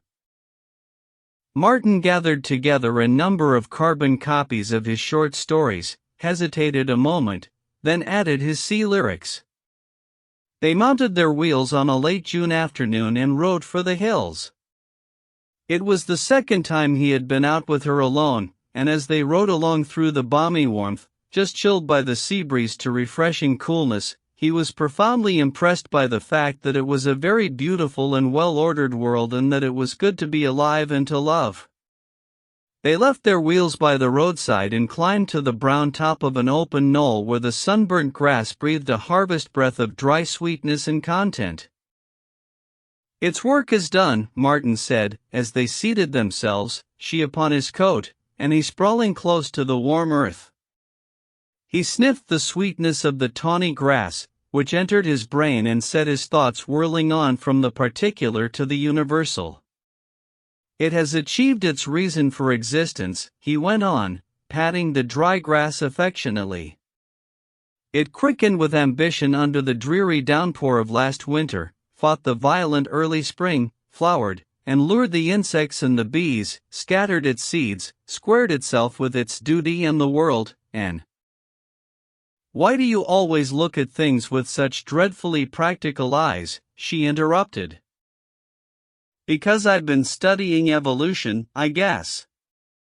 It's only recently that I got my eyesight, if the truth were told." But it seems to me you lose sight of beauty by being so practical, that you destroy beauty like the boys who catch butterflies and rub the down off their beautiful wings." He shook his head. "Beauty has significance, but I never knew its significance before. I just accepted beauty as something meaningless, as something that was just beautiful without rhyme or reason. I did not know anything about beauty. But now I know, or, rather, am just beginning to know. This grass is more beautiful to me now that I know why it is grass, and all the hidden chemistry of sun and rain and earth that makes it become grass.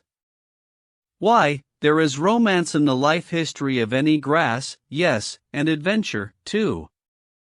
The very thought of it stirs me. When I think of the play of force and matter, and all the tremendous struggle of it, I feel as if I could write an epic on the grass." "How well you talk," she said absently, and he noted that she was looking at him in a searching way. He was all confusion and embarrassment on the instant, the blood flushing red on his neck and brow. "I hope I am learning to talk," he stammered. "There seems to be so much in me I want to say. But it is all so big. I can't find ways to say what is really in me. Sometimes it seems to me that all the world, all life, everything, had taken up residence inside of me and was clamoring for me to be the spokesman. I feel, I can't describe it, I feel the bigness of it, but when I speak, I babble like a little child. It is a great task to transmute feeling and sensation into speech, written or spoken, that will, in turn, in him who reads or listens, transmute itself back into the selfsame feeling and sensation. It is a lordly task. See, I bury my face in the grass, and the breath I draw in through my nostrils sets me quivering with 1,000 thoughts and fancies. It is a breath of the universe I have breathed.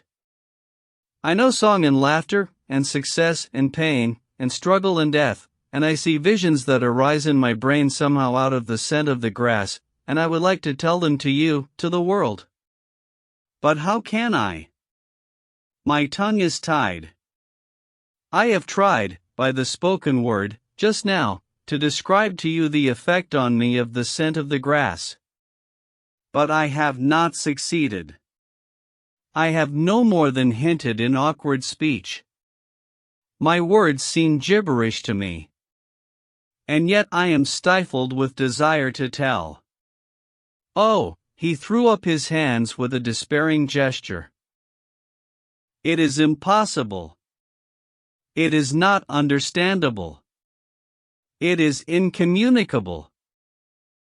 But you do talk well, she insisted. Just think how you have improved in the short time I have known you. Mr. Butler is a noted public speaker. He is always asked by the state committee to go out on stump during campaign. Yet you talked just as well as he the other night at dinner. Only he was more controlled. You get too excited, but you will get over that with practice. Why, you would make a good public speaker. You can go far if you want to. You are masterly.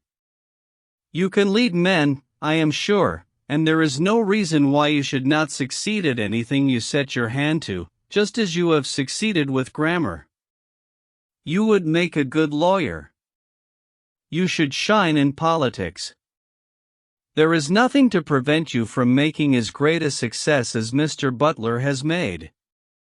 And minus the dyspepsia, she added with a smile.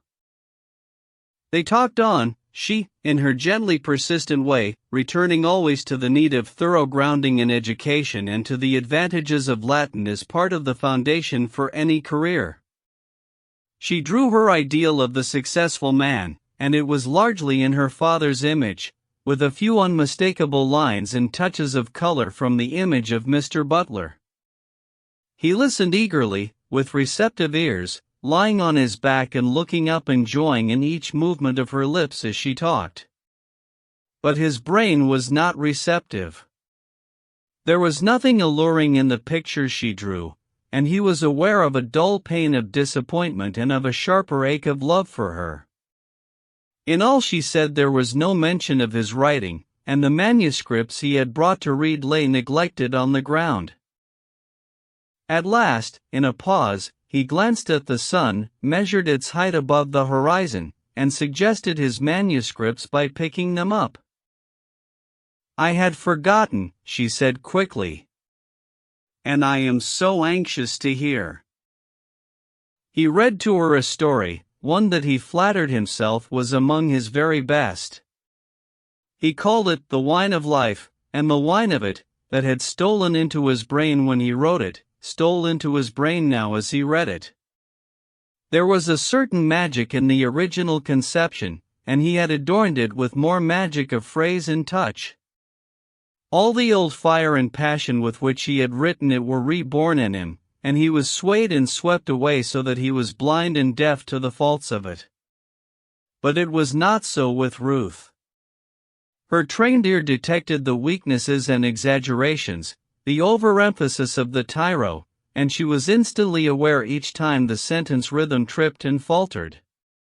She scarcely noted the rhythm otherwise, except when it became too pompous, at which moments she was disagreeably impressed with its amateurishness.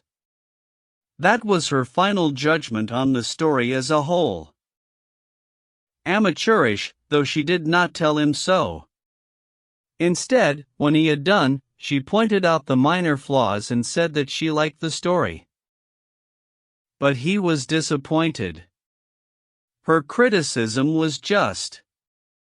He acknowledged that, but he had a feeling that he was not sharing his work with her for the purpose of schoolroom correction. The details did not matter. They could take care of themselves. He could mend them, he could learn to mend them.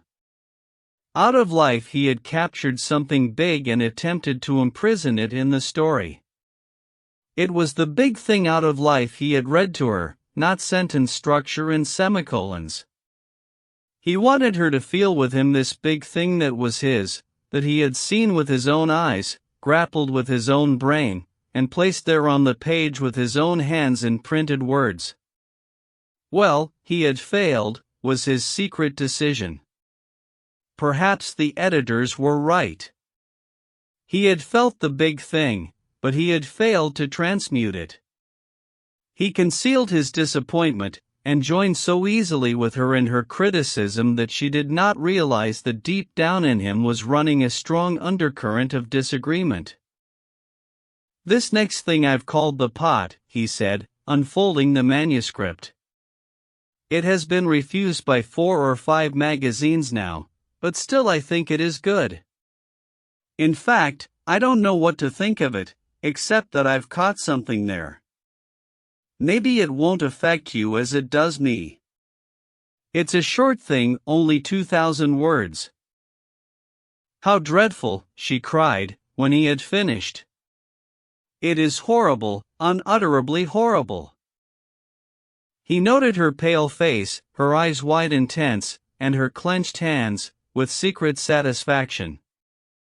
He had succeeded. He had communicated the stuff of fancy and feeling from out of his brain. It had struck home. No matter whether she liked it or not, it had gripped her and mastered her, made her sit there and listen and forget details. "It is life," he said, "and life is not always beautiful. And yet, perhaps because I am strangely made, I find something beautiful there. It seems to me that the beauty is tenfold enhanced because it is there." "But why couldn't the poor woman," she broke in disconnectedly. Then she left the revolt of her thought unexpressed to cry out, "Oh! It is degrading. It is not nice. It is nasty." For the moment it seemed to him that his heart stood still. Nasty. He had never dreamed it. He had not meant it. The whole sketch stood before him in letters of fire, and in such blaze of illumination he sought vainly for nastiness. Then his heart began to beat again. He was not guilty. "Why didn't you select a nice subject?" she was saying. "We know there are nasty things in the world, but that is no reason." She talked on in her indignant strain, but he was not following her. He was smiling to himself as he looked up into her virginal face, so innocent, so penetratingly innocent, that its purity seemed always to enter into him, driving out of him all dross and bathing him in some ethereal effulgence that was as cool and soft and velvety as starshine. "We know there are nasty things in the world." He cuddled to him the notion of her knowing, and chuckled over it as a love joke. The next moment, in a flashing vision of multitudinous detail, he sighted the whole sea of life's nastiness that he had known and voyaged over and through, and he forgave her for not understanding the story. It was through no fault of hers that she could not understand. He thanked God that she had been born and sheltered to such innocence. But he knew life, its foulness as well as its fairness, its greatness in spite of the slime that infested it, and by God he was going to have his say on it to the world. Saints in heaven, how could they be anything but fair and pure? No praise to them. But saints in slime, that was the everlasting wonder. That was what made life worthwhile. To see moral grandeur rising out of cesspools of iniquity, to rise himself and first glimpse beauty, faint and far, through mud-dripping eyes, to see out of weakness, and frailty, and viciousness, and all abysmal brutishness, arising strength, and truth, and high spiritual endowment. He caught a stray sequence of sentences she was uttering. The tone of it all is low. And there is so much that is high. Take in memoriam. He was impelled to suggest Locksley Hall, and would have done so, had not his vision gripped him again and left him staring at her, the female of his kind, who, out of the primordial ferment, creeping and crawling up the vast ladder of life for 1,000 centuries, had emerged on the topmost rung, having become one Ruth, pure, and fair, and divine, and with power to make him know love, and to aspire toward purity, and to desire to taste divinity, him, Martin Eden, who, too, had come up in some amazing fashion from out of the ruck and the mire and the countless mistakes and abortions of unending creation. There was the romance, and the wonder, and the glory. There was the stuff to write, if he could only find speech. Saints in heaven, they were only saints and could not help themselves. But he was a man. "You have strength," he could hear her saying, "but it is untutored strength." "Like a bull in a china shop," he suggested, and won a smile. "And you must develop discrimination. You must consult taste, and fineness, and tone." "I dare too much," he muttered. She smiled approbation, and settled herself to listen to another story. "I don't know what you'll make of this," he said apologetically. "It's a funny thing. I'm afraid I got beyond my depth in it, but my intentions were good. Don't bother about the little features of it. Just see if you catch the feel of the big thing in it. It is big, and it is true, though the chance is large that I have failed to make it intelligible." He read, and as he read he watched her.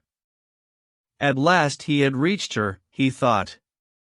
She sat without movement, her eyes steadfast upon him, scarcely breathing, caught up and out of herself, he thought, by the witchery of the thing he had created.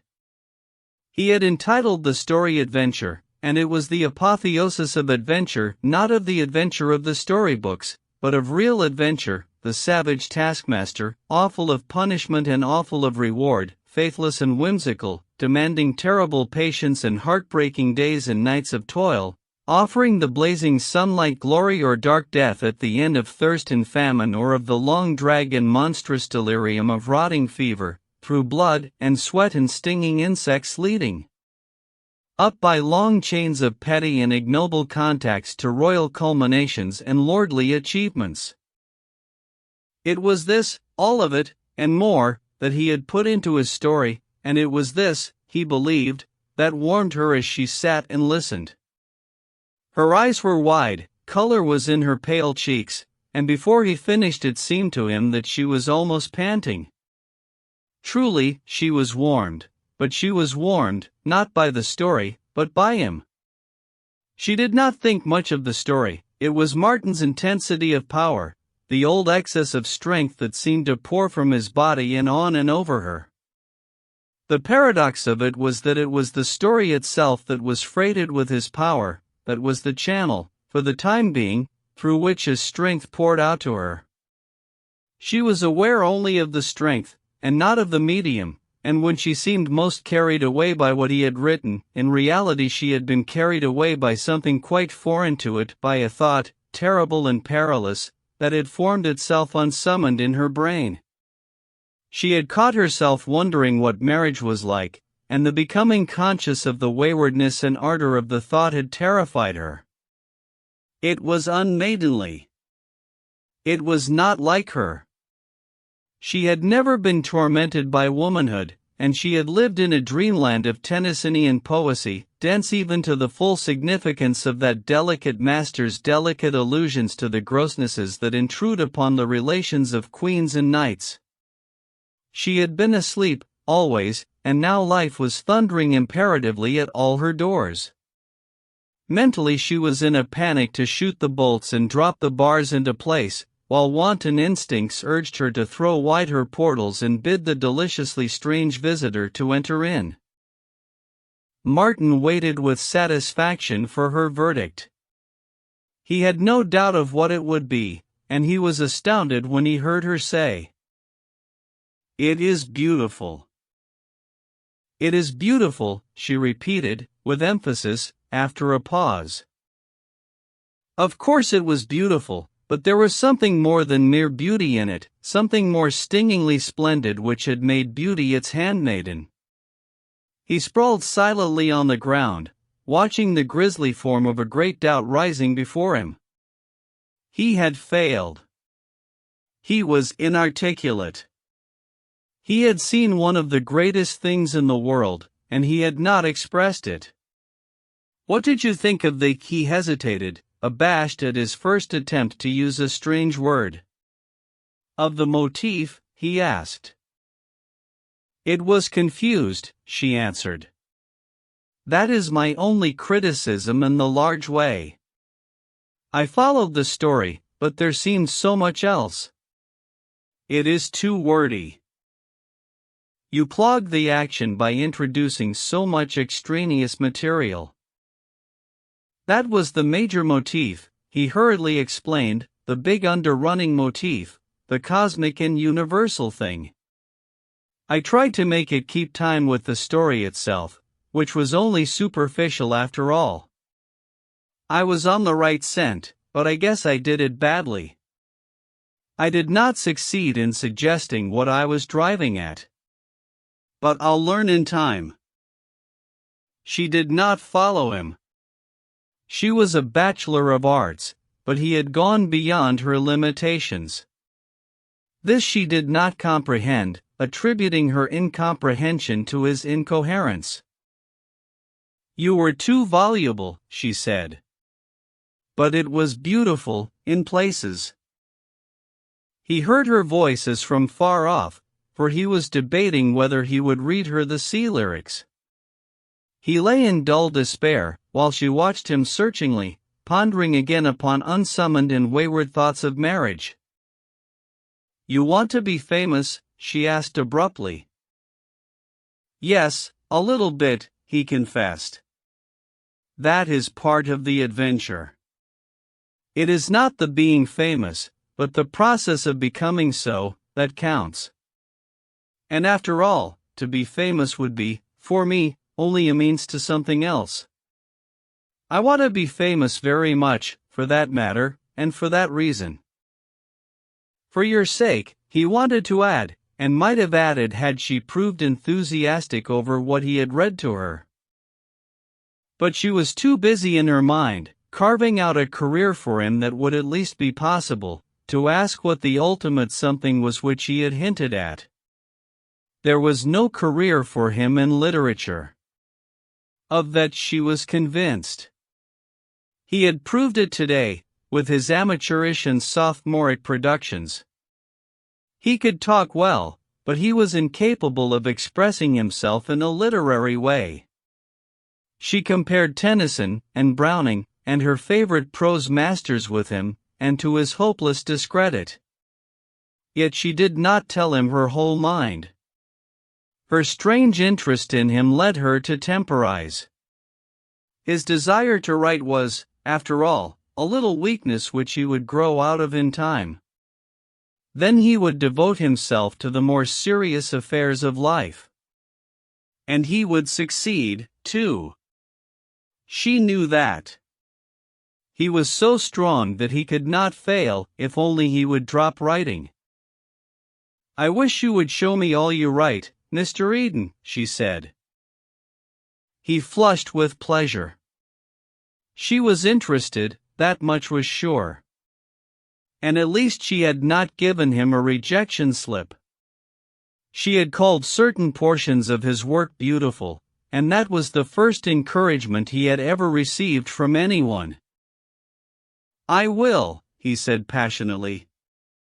"And I promise you, Miss Morse, that I will make good. I have come far, I know that, and I have far to go, and I will cover it if I have to do it on my hands and knees." He held up a bunch of manuscript. "Here are the sea lyrics. When you get home, I'll turn them over to you to read at your leisure. And you must be sure to tell me just what you think of them. What I need, you know, above all things, is criticism. And do, please, be frank with me." "I will be perfectly frank," she promised, with an uneasy conviction that she had not been frank with him and with a doubt if she could be quite frank with him the next time. Chapter 15. The first battle, fought and finished, Martin said to the looking-glass 10 days later. But there will be a second battle, and a third battle, and battles to the end of time, unless. He had not finished the sentence, but looked about the mean little room and let his eyes dwell sadly upon a heap of returned manuscripts, still in their long envelopes, which lay in a corner on the floor. He had no stamps with which to continue them on their travels, and for a week they had been piling up. More of them would come in on the morrow, and on the next day, and the next, till they were all in. And he would be unable to start them out again. He was a month's rent behind on the typewriter, which he could not pay, having barely enough for the week's board which was due and for the employment office fees. He sat down and regarded the table thoughtfully. There were ink stains upon it, and he suddenly discovered that he was fond of it. "Dear old table," he said, "I've spent some happy hours with you, and you've been a pretty good friend when all is said and done. You never turned me down, never passed me out a reward of unmerited rejection slip, never complained about working overtime." He dropped his arms upon the table and buried his face in them. His throat was aching, and he wanted to cry. It reminded him of his first fight, when he was 6 years old, when he punched away with the tears running down his cheeks while the other boy, 2 years his elder, had beaten and pounded him into exhaustion.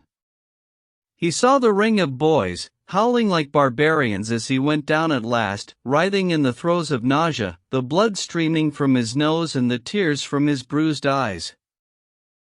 "Poor little shaver," he murmured. "And you're just as badly licked now. You're beaten to a pulp.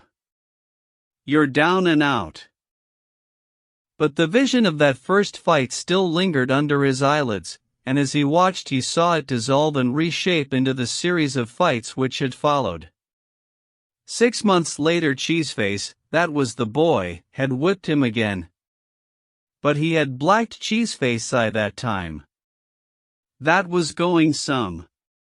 He saw them all, fight after fight, himself always whipped and Cheeseface exulting over him. But he had never run away. He felt strengthened by the memory of that. He had always stayed and taken his medicine. Cheeseface had been a little fiend at fighting, and had never once shown mercy to him. But he had stayed. He had stayed with it. Next, he saw a narrow alley, between ramshackle frame buildings. The end of the alley was blocked by a one-story brick building, out of which issued the rhythmic thunder of the presses, running off the first edition of the Inquirer.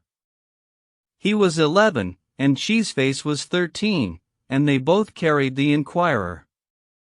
That was why they were there, waiting for their papers. And, of course, Cheeseface had picked on him again, and there was another fight that was indeterminate, because at 3:45 the door of the press room was thrown open and the gang of boys crowded in to fold their papers. "I'll lick you tomorrow," he heard Cheeseface promise, and he heard his own voice, piping and trembling with unshed tears, agreeing to be there on the morrow. And he had come there the next day, hurrying from school to be there first, and beating Cheeseface by 2 minutes. The other boys said he was all right, and gave him advice, pointing out his faults as a scrapper and promising him victory if he carried out their instructions. The same boys gave Cheeseface advice, too. How they had enjoyed the fight. He paused in his recollections long enough to envy them the spectacle he and Cheeseface had put up.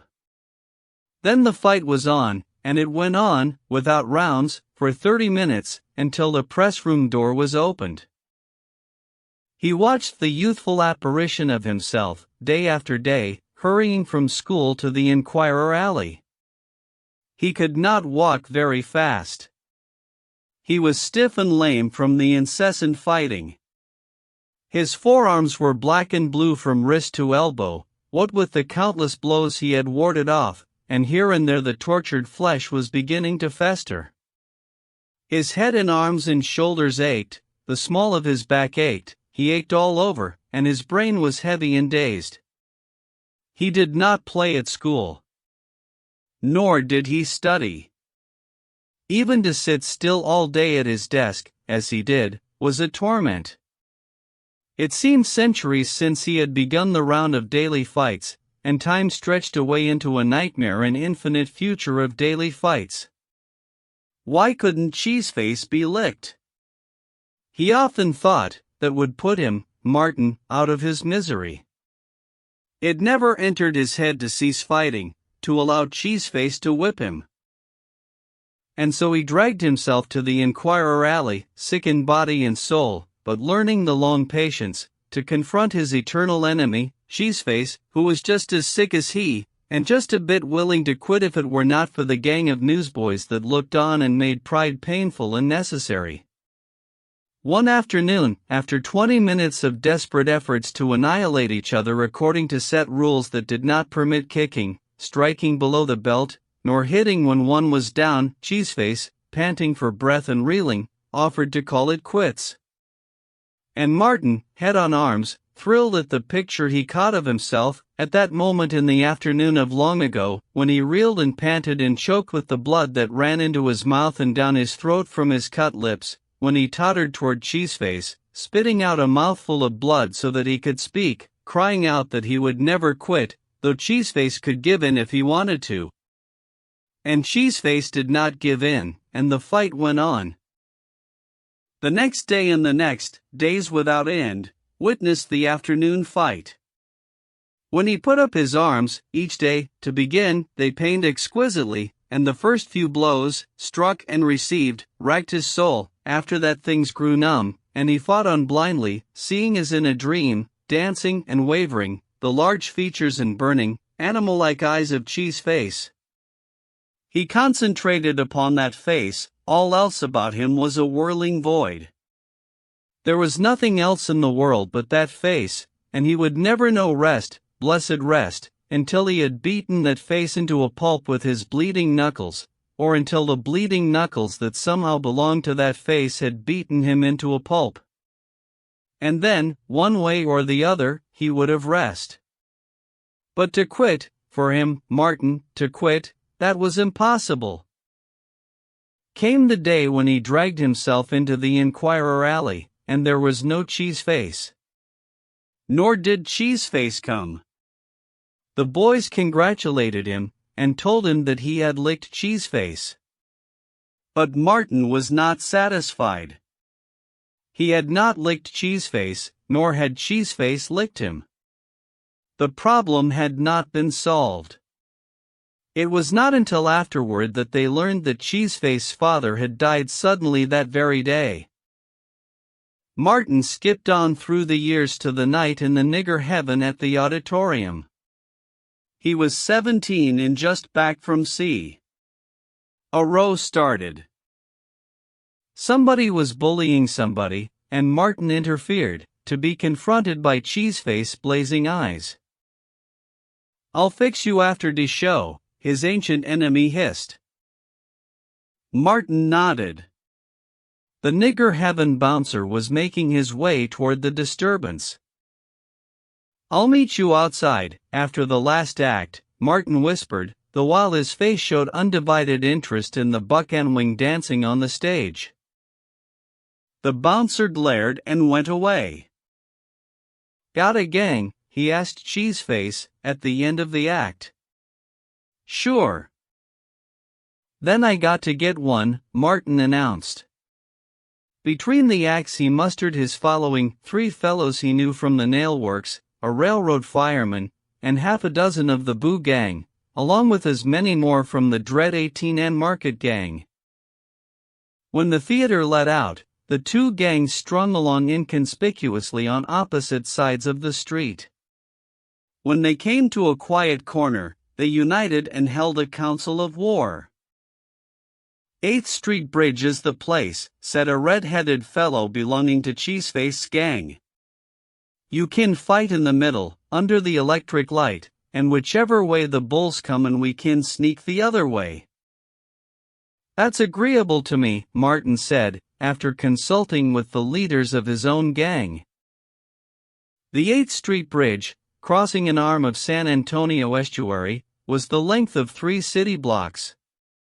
In the middle of the bridge, and at each end, were electric lights. No policeman could pass those end lights unseen. It was the safe place for the battle that revived itself under Martin's eyelids.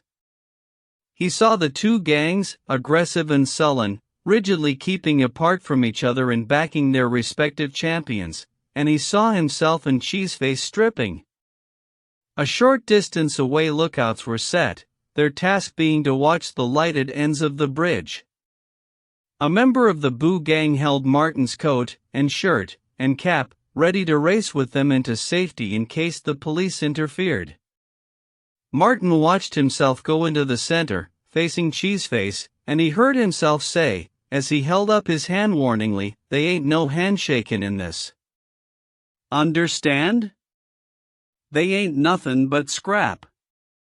No throwin' up the sponge. This is a grudge fight and it's to a finish. Understand? Somebody's goin' to get licked." Cheeseface wanted to demur, Martin could see that, but Cheeseface's old perilous pride was touched before the 2 gangs. "Ah, come on," he replied. "What's the good of chewin' de rag about it? I'm with Che to de finish." Then they fell upon each other, like young bulls, in all the glory of youth, with naked fists, with hatred, with desire to hurt, to maim, to destroy. All the painful, 1,000 years gains of man in his upward climb through creation were lost. Only the electric light remained, a milestone on the path of the great human adventure. Martin and Cheeseface were 2 savages, of the Stone Age, of the squatting place and the tree refuge. They sank lower and lower into the muddy abyss, back into the dregs of the raw beginnings of life, striving blindly and chemically, as atoms strive, as the stardust of the heavens strives, colliding, recoiling, and colliding again and eternally again. God. We are animals. Brute beasts. Martin muttered aloud, as he watched the progress of the fight. It was to him, with his splendid power of vision, like gazing into a kinetoscope. He was both onlooker and participant. His long months of culture and refinement shuddered at the sight, then the present was blotted out of his consciousness and the ghosts of the past possessed him, and he was Martin Eden, just returned from sea and fighting Cheeseface on the 8th Street Bridge. He suffered and toiled and sweated and bled, and exulted when his naked knuckles smashed home. They were twin whirlwinds of hatred, revolving about each other monstrously. The time passed, and the two hostile gangs became very quiet. They had never witnessed such intensity of ferocity, and they were awed by it. The two fighters were greater brutes than they. The first splendid velvet edge of youth and condition wore off, and they fought more cautiously and deliberately. There had been no advantage gained either way. "It's anybody's fight," Martin heard someone saying. Then he followed up a feint, right and left, was fiercely countered, and felt his cheek laid open to the bone. No bare knuckle had done that. He heard mutters of amazement at the ghastly damage wrought, and was drenched with his own blood. But he gave no sign.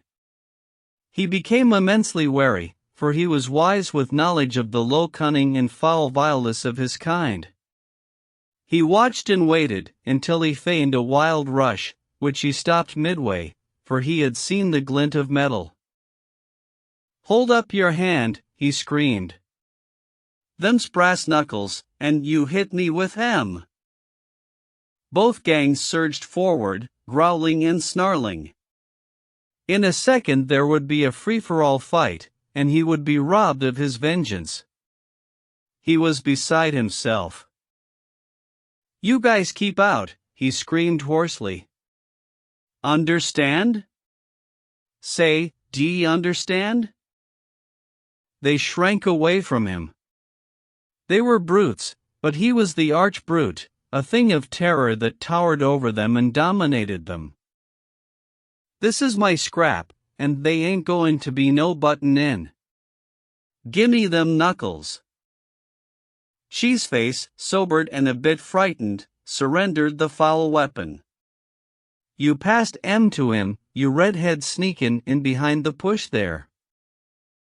Martin went on, as he tossed the knuckles into the water. "I seen you, and I was wonderin' what you was up to.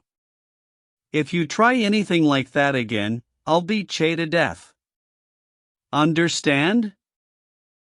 They fought on, through exhaustion and beyond, to exhaustion immeasurable and inconceivable, until the crowd of brutes, its bloodlust sated, terrified by what it saw, begged them impartially to cease.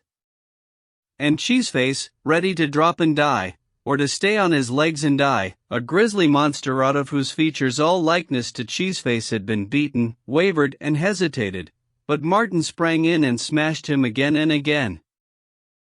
Next, after a seeming century or so, with Cheeseface weakening fast, in a mix-up of blows there was a loud snap, and Martin's right arm dropped to his side. It was a broken bone. Everybody heard it and knew, and Cheeseface knew, rushing like a tiger in the other's extremity and raining blow on blow. Martin's gang surged forward to interfere.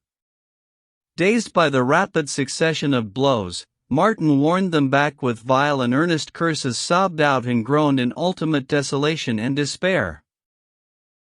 He punched on, with his left hand only, and as he punched, doggedly, only half-conscious, as from a remote distance he heard murmurs of fear in the gangs, and one who said with shaking voice, "This ain't a scrap, fellows. It's murder, and we ought to stop it." But no one stopped it, and he was glad, punching on wearily and endlessly with his one arm, battering away at a bloody something before him that was not a face but a horror, an oscillating, hideous, gibbering, nameless thing that persisted before his wavering vision and would not go away. And he punched on, slower and slower, as the last shreds of vitality oozed from him, through centuries and eons and enormous lapses of time, until, in a dim way, he became aware that the nameless thing was sinking, slowly sinking down to the rough board planking of the bridge. And the next moment he was standing over it, staggering and swaying on shaky legs, clutching at the air for support, and saying in a voice he did not recognize, "D'ye want any more? Say, d'ye want any more?" He was still saying it, over and over, demanding, entreating, threatening, to know if it wanted any more, when he felt the fellows of his gang laying hands on him, patting him on the back and trying to put his coat on him. And then came a sudden rush of blackness and oblivion. The tin alarm clock on the table ticked on, but Martin Eden, his face buried on his arms, did not hear it. He heard nothing. He did not think. So absolutely had he relived life that he had fainted just as he fainted years before on the 8th Street Bridge. For a full minute the blackness and the blankness endured. Then, like one from the dead, he sprang upright, eyes flaming, sweat pouring down his face, shouting, "I licked you, Cheeseface. It took me 11 years, but I licked you." His knees were trembling under him, he felt faint, and he staggered back to the bed, sinking down and sitting on the edge of it. He was still in the clutch of the past. He looked about the room, perplexed, alarmed, wondering where he was, until he caught sight of the pile of manuscripts in the corner. Then the wheels of memory slipped ahead through 4 years of time, and he was aware of the present, of the books he had opened and the universe he had won from their pages, of his dreams and ambitions, and of his love for a pale wraith of a girl, sensitive and sheltered and ethereal, who would die of horror did she witness but one moment of what he had just lived through, one moment of all the muck of life through which he had waded. He arose to his feet and confronted himself in the looking-glass. "And so you arise from the mud, Martin Eden," he said solemnly. "And you cleanse your eyes in a great brightness, and thrust your shoulders among the stars, doing what all life has done, letting the ape and tiger die and wresting highest heritage from all powers that be." He looked more closely at himself and laughed. "A bit of hysteria and melodrama, eh?" he queried. "Well, never mind. You licked Cheeseface, and you'll lick the editors if it takes thrice 11 years to do it in. You can't stop here. You've got to go on. It's to a finish, you know." Chapter 16. The alarm clock went off, jerking Martin out of sleep with a suddenness that would have given headache to one with less splendid constitution. Though he slept soundly, he awoke instantly, like a cat, and he awoke eagerly, glad that the 5 hours of unconsciousness were gone. He hated the oblivion of sleep. There was too much to do, too much of life to live. He grudged every moment of life sleep robbed him of, and before the clock had ceased its clattering he was head and ears in the wash basin and thrilling to the cold bite of the water. But he did not follow his regular program. There was no unfinished story waiting his hand, no new story demanding articulation. He had studied late, and it was nearly time for breakfast. He tried to read a chapter in Fisk, but his brain was restless and he closed the book. Today witnessed the beginning of the new battle, wherein for some time there would be no writing. He was aware of a sadness akin to that with which one leaves home and family. He looked at the manuscripts in the corner. That was it. He was going away from them, his pitiful, dishonored children that were welcome nowhere. He went over and began to rummage among them, reading snatches here and there, his favorite portions. The pot he honored with reading aloud, as he did adventure. Joy, his latest born, completed the day before and tossed into the corner for lack of stamps, won his keenest approbation.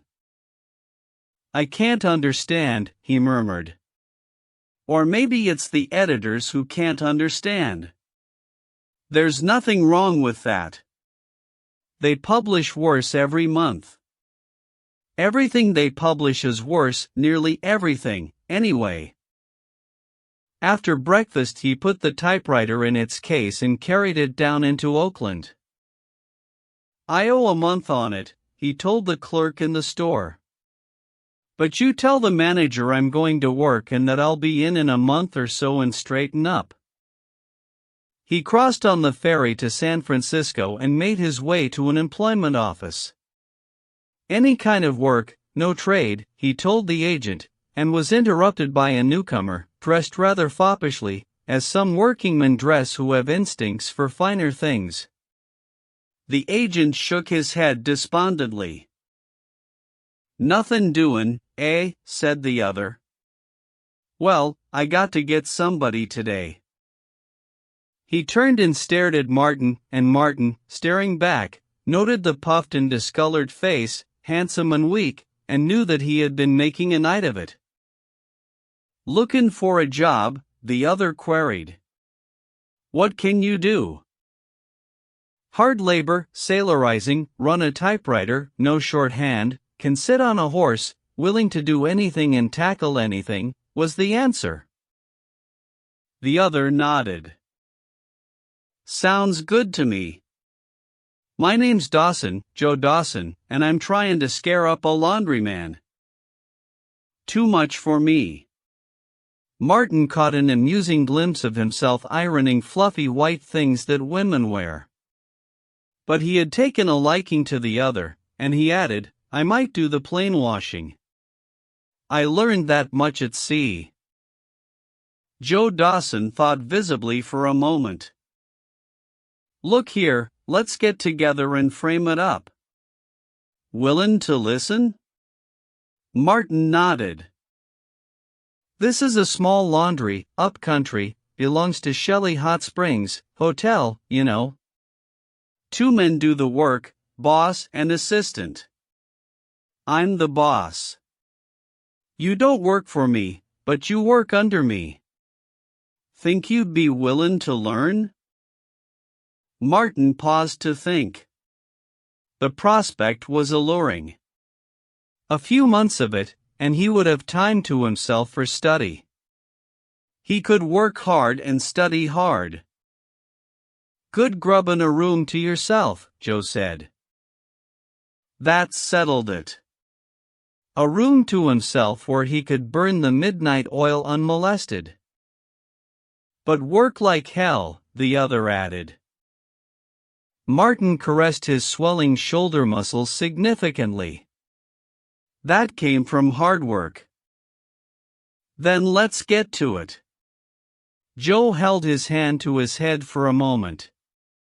"Gee, but it's a stem winder. Can hardly see. I went down the line last night, everything. Here's the frame up. The wages for 2 is 100 and board. I've been drawing down 60, the second man 40. But he knew the biz. You're green. If I break you in, I'll be doing plenty of your work at first. Suppose you begin at 30, and work up to the 40. I'll play fair. Just as soon as you can do your share you get the 40. I'll go you," Martin announced, stretching out his hand, which the other shook. "Any advance, for railroad ticket and extras?" "I blew it in," was Joe's sad answer, with another reach at his aching head. "All I got is a return ticket. And I'm broke when I pay my board." "Jump it," Joe advised. "Can't. Owe it to my sister." Joe whistled a long, perplexed whistle, and racked his brains to little purpose.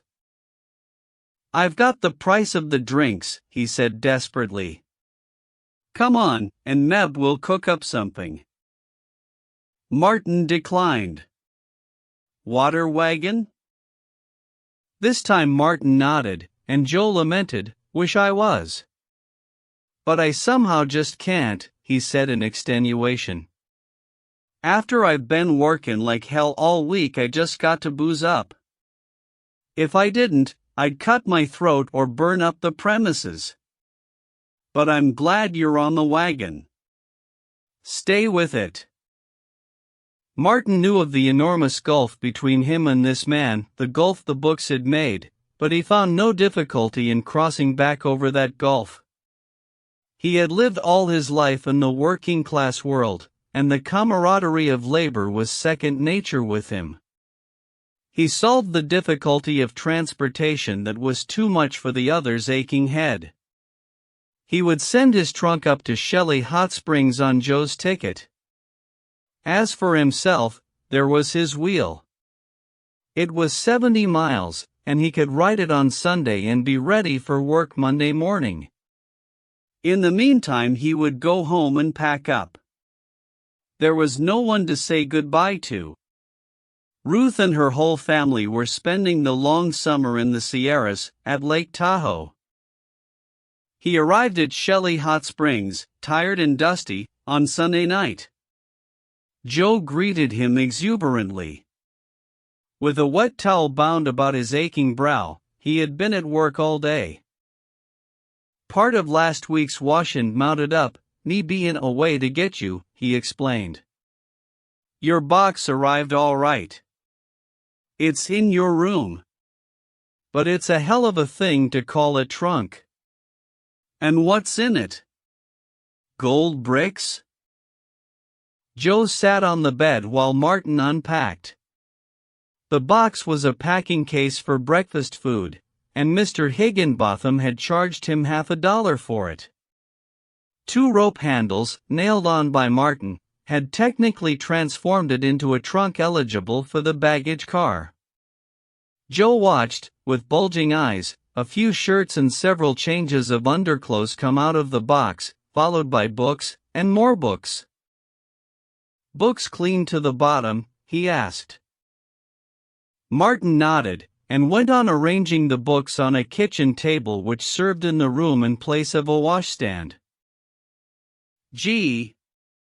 Joe exploded, then waited in silence for the deduction to arise in his brain. At last it came. "Say, you don't care for the girls much?" he queried. "No," was the answer. "I used to chase a lot before I tackled the books. But since then there's no time. And there won't be any time here. All you can do is work and sleep." Martin thought of his 5 hours sleep a night, and smiled. The room was situated over the laundry and was in the same building with the engine that pumped water, made electricity, and ran the laundry machinery. The engineer, who occupied the adjoining room, dropped in to meet the new hand and helped Martin rig up an electric bulb on an extension wire, so that it traveled along a stretched cord from over the table to the bed. The next morning, at 6:15, Martin was routed out for a 6:45 breakfast. There happened to be a bathtub for the servants in the laundry building, and he electrified Joe by taking a cold bath. "Gee, but you're a hummer," Joe announced, as they sat down to breakfast in a corner of the hotel kitchen. With them was the engineer, the gardener, and the assistant gardener, and 2 or 3 men from the stable. They ate hurriedly and gloomily, with but little conversation, and as Martin ate and listened he realized how far he had traveled from their status. Their small mental caliber was depressing to him, and he was anxious to get away from them. So he bolted his breakfast, a sickly, sloppy affair, as rapidly as they, and heaved a sigh of relief when he passed out through the kitchen door. It was a perfectly appointed, small steam laundry, wherein the most modern machinery did everything that was possible for machinery to do. Martin, after a few instructions, sorted the great heaps of soiled clothes, while Joe started the masher and made up fresh supplies of soft soap, compounded of biting chemicals that compelled him to swathe his mouth and nostrils and eyes in bath towels till he resembled a mummy. Finished the sorting, Martin lent a hand in wringing the clothes. This was done by dumping them into a spinning receptacle that went at a rate of a few thousand revolutions a minute, tearing the water from the clothes by centrifugal force. Then Martin began to alternate between the dryer and the wringer, between times shaking out socks and stockings. By the afternoon, one feeding and one stacking up, they were running socks and stockings through the mangle while the irons were heating. Then it was hot irons and underclothes till 6 o'clock, at which time Joe shook his head dubiously. "Way behind," he said, "got to work after supper." And after supper they worked until 10 o'clock, under the blazing electric lights, until the last piece of underclothing was ironed and folded away in the distributing room. It was a hot California night, and though the windows were thrown wide, the room, with its red-hot ironing stove, was a furnace. Martin and Joe, down to undershirts, bare-armed, sweated and panted for air. "Like trimming cargo in the tropics," Martin said, when they went upstairs. "You'll do," Joe answered. "You take hold like a good fellow. If you keep up the pace, you'll be on $30 only 1 month. The second month you'll be gettin' your 40. But don't tell me you never ironed before. I know better." "Never ironed a rag in my life, honestly, until today," Martin protested. He was surprised at his weariness when he got into his room, forgetful of the fact that he had been on his feet and working without let up for 14 hours. He set the alarm at 6, and measured back 5 hours to 1 o'clock. He could read until then. Slipping off his shoes, to ease his swollen feet, he sat down at the table with his books. He opened Fisk, where he had left off 2 days before, and began to read. But he found trouble with the first paragraph and began to read it through a second time. Then he awoke, in pain from his stiffened muscles and chilled by the mountain wind that had begun to blow in through the window. He looked at the clock. It marked 2. He had been asleep 4 hours. He pulled off his clothes and crawled into bed, where he was asleep the moment after his head touched the pillow. Tuesday was a day of similar unremitting toil. The speed with which Joe worked won Martin's admiration.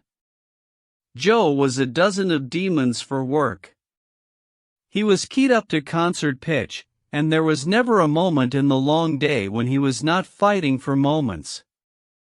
He concentrated himself upon his work and upon how to save time, pointing out to Martin where he did in 5 motions what could be done in 3, or in 3 motions what could be done in 2.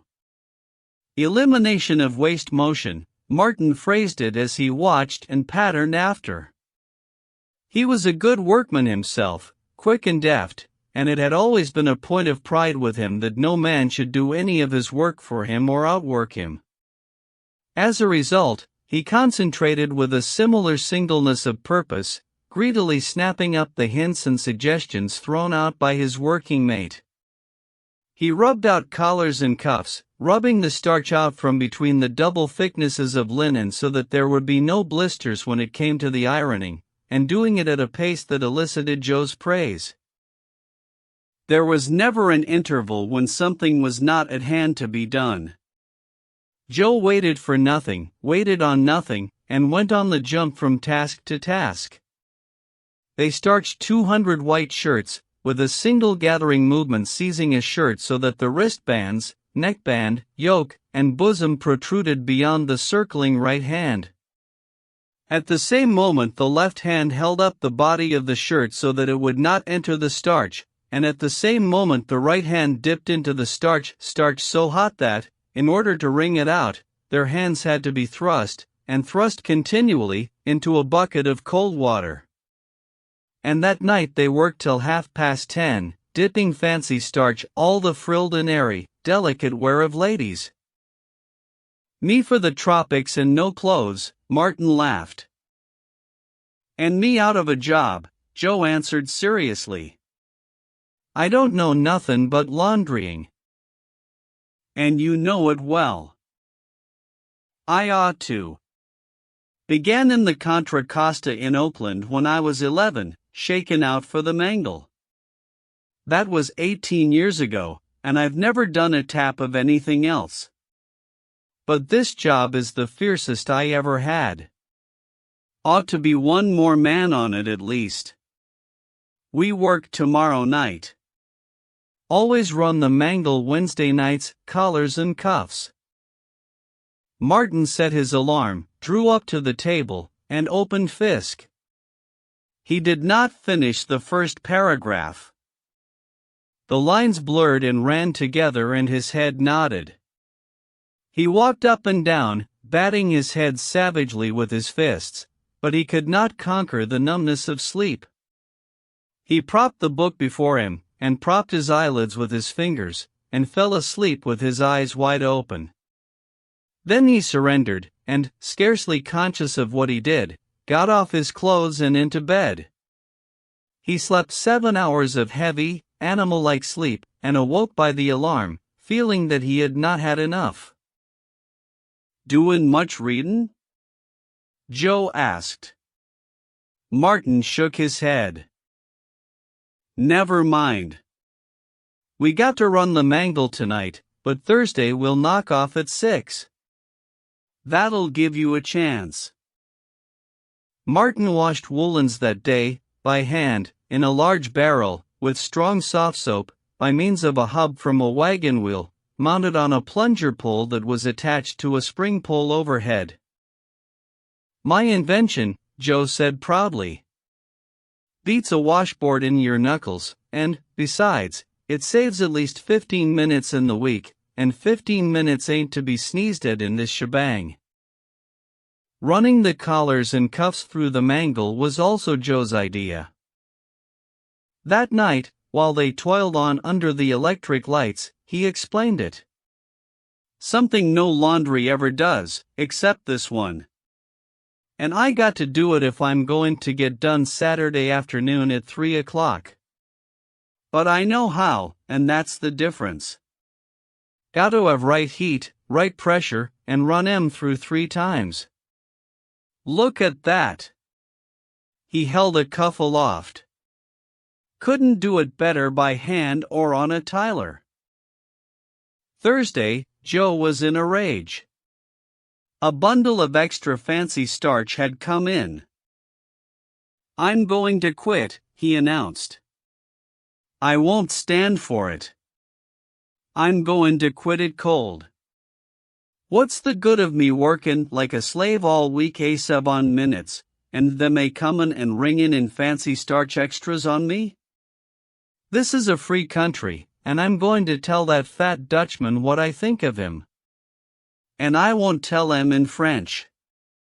Plain United States is good enough for me. Him a-ringin' in fancy starch extras.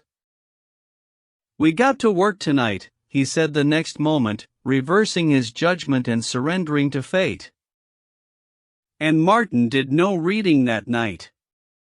He had seen no daily paper all week, and, strangely to him, felt no desire to see one.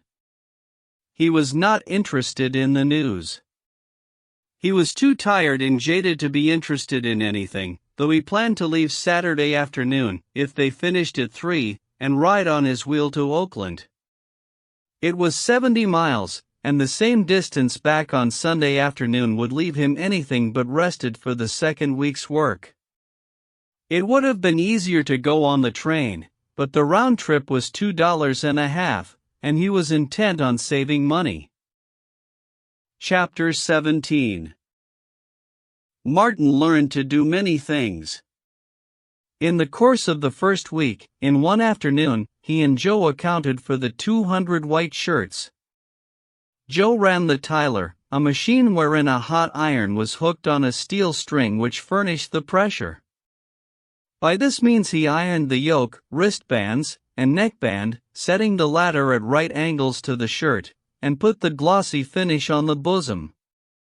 As fast as he finished them, he flung the shirts on a rack between him and Martin, who caught them up and backed them. This task consisted of ironing all the unstarched portions of the shirts.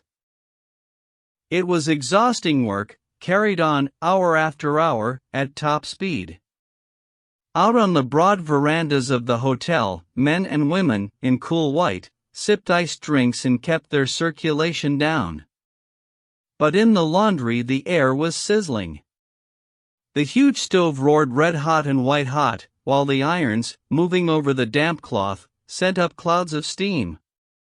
The heat of these irons was different from that used by housewives. An iron that stood the ordinary test of a wet finger was too cold for Joe and Martin, and such test was useless. They went wholly by holding the irons close to their cheeks, gauging the heat by some secret mental process that Martin admired but could not understand. When the fresh irons proved too hot, they hooked them on iron rods and dipped them into cold water.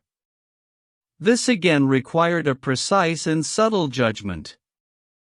A fraction of a second too long in the water and the fine and silken edge of the proper heat was lost, and Martin found time to marvel at the accuracy he developed, an automatic accuracy, founded upon criteria that were machine-like and unerring. But there was little time in which to marvel. All Martin's consciousness was concentrated in the work.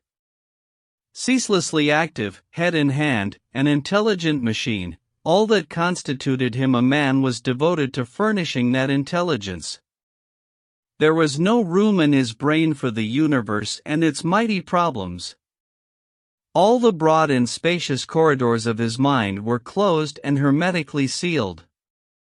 The echoing chamber of his soul was a narrow room, a conning tower, whence were directed his arm and shoulder muscles, his 10 nimble fingers, and the swift-moving iron along its steaming path in broad, sweeping strokes, just so many strokes and no more, just so far with each stroke and not a fraction of an inch farther, rushing along interminable sleeves, sides, backs, and tails, and tossing the finished shirts, without rumpling, upon the receiving frame. And even as his hurrying soul tossed, it was reaching for another shirt. This went on, hour after hour, while outside all the world swooned under the overhead California sun. But there was no swooning in that superheated room. The cool guests on the verandas needed clean linen. The sweat poured from Martin. He drank enormous quantities of water, but so great was the heat of the day and of his exertions, that the water sluiced through the interstices of his flesh and out at all his pores. Always, at sea, except at rare intervals, the work he performed had given him ample opportunity to commune with himself. The master of the ship had been lord of Martin's time, but here the manager of the hotel was lord of Martin's thoughts as well. He had no thoughts save for the nerve-wracking, body-destroying toil. Outside of that it was impossible to think. He did not know that he loved Ruth. She did not even exist, for his driven soul had no time to remember her. It was only when he crawled to bed at night, or to breakfast in the morning, that she asserted herself to him in fleeting memories. "This is hell, ain't it?" Joe remarked once. Martin nodded, but felt a rasp of irritation. The statement had been obvious and unnecessary. They did not talk while they worked. Conversation threw them out of their stride, as it did this time, compelling Martin to miss a stroke of his iron and to make 2 extra motions before he caught his stride again. On Friday morning the washer ran. Twice a week they had to put through hotel linen, the sheets, pillow slips, spreads, tablecloths, and napkins. This finished, they buckled down to fancy starch. It was slow work, fastidious and delicate, and Martin did not learn it so readily. Besides, he could not take chances. Mistakes were disastrous. "See that," Joe said, holding up a filmy corset cover that he could have crumpled from view in one hand. "Scorch that and it's $20 out of your wages." So Martin did not scorch that, and eased down on his muscular tension, though nervous tension rose higher than ever, and he listened sympathetically to the other's blasphemies as he toiled and suffered over the beautiful things that women wear when they do not have to do their own laundrying. Fancy starch was Martin's nightmare, and it was Joe's, too. It was fancy starch that robbed them of their hard-won minutes. They toiled at it all day. At 7 in the evening they broke off to run the hotel linen through the mangle. At 10 o'clock, while the hotel guests slept, the two laundrymen sweated on at fancy starch till midnight, till 1, till 2. At 2:30 they knocked off. Saturday morning it was fancy starch, and odds and ends, and at 3 in the afternoon the week's work was done. "You ain't goin' to ride them 70 miles into Oakland on top of this?" Joe demanded, as they sat on the stairs and took a triumphant smoke. "Got to," was the answer. "What are you goin' for, a girl?" "No, to save $2.50 on the railroad ticket. I want to renew some books at the library." "Why don't you send 'em down and up by express? That'll cost only a quarter each way." Martin considered it. "And take a rest tomorrow," the other urged. "You need it." "I know I do. I'm plumb tuckered out." He looked it. Indomitable, never resting, fighting for seconds and minutes all week, circumventing delays and crushing down obstacles, a fount of resistless energy, a high-driven human motor, a demon for work. Now that he had accomplished the week's task he was in a state of collapse. He was worn and haggard, and his handsome face drooped in lean exhaustion. He puffed his cigarette spiritlessly, and his voice was peculiarly dead and monotonous. All the snap and fire had gone out of him. His triumph seemed a sorry one. "And next week we got to do it all over again," he said sadly. "And what's the good of it all, hey? Sometimes I wish I was a hobo. They don't work, and they get their livin'. Gee. I wish I had a glass of beer, but I can't get up the gumption to go down to the village and get it. You'll stay over, and send your books down by express, or else you're a damn fool." "But what can I do here all day Sunday?" Martin asked. "Rest. You don't know how tired you are." "Why, I'm that tired Sunday I can't even read the papers. I was sick once, typhoid. In the hospital 2 months and a half. Didn't do a tap of work all that time. It was beautiful." "It was beautiful," he repeated dreamily, a minute later. Martin took a bath, after which he found that the head laundryman had disappeared. Most likely he had gone for the glass of beer, Martin decided, but the half-mile walk down to the village to find out seemed a long journey to him. He lay on his bed with his shoes off, trying to make up his mind. He did not reach out for a book. He was too tired to feel sleepy, and he lay, scarcely thinking, in a semi-stupor of weariness, until it was time for supper. Joe did not appear for that function, and when Martin heard the gardener remark that most likely he was ripping the slats off the bar, Martin understood. He went to bed immediately afterward, and in the morning decided that he was greatly rested. Joe being still absent, Martin procured a Sunday paper and lay down in a shady nook under the trees. The morning passed, he knew not how. He did not sleep, nobody disturbed him, and he did not finish the paper. He came back to it in the afternoon, after dinner, and fell asleep over it. So passed Sunday, and Monday morning he was hard at work, sorting clothes, while Joe, a towel bound tightly around his head, with groans and blasphemies, was running the washer and mixing soft soap. "I simply can't help it," he explained. "I got to drink when Saturday night comes around."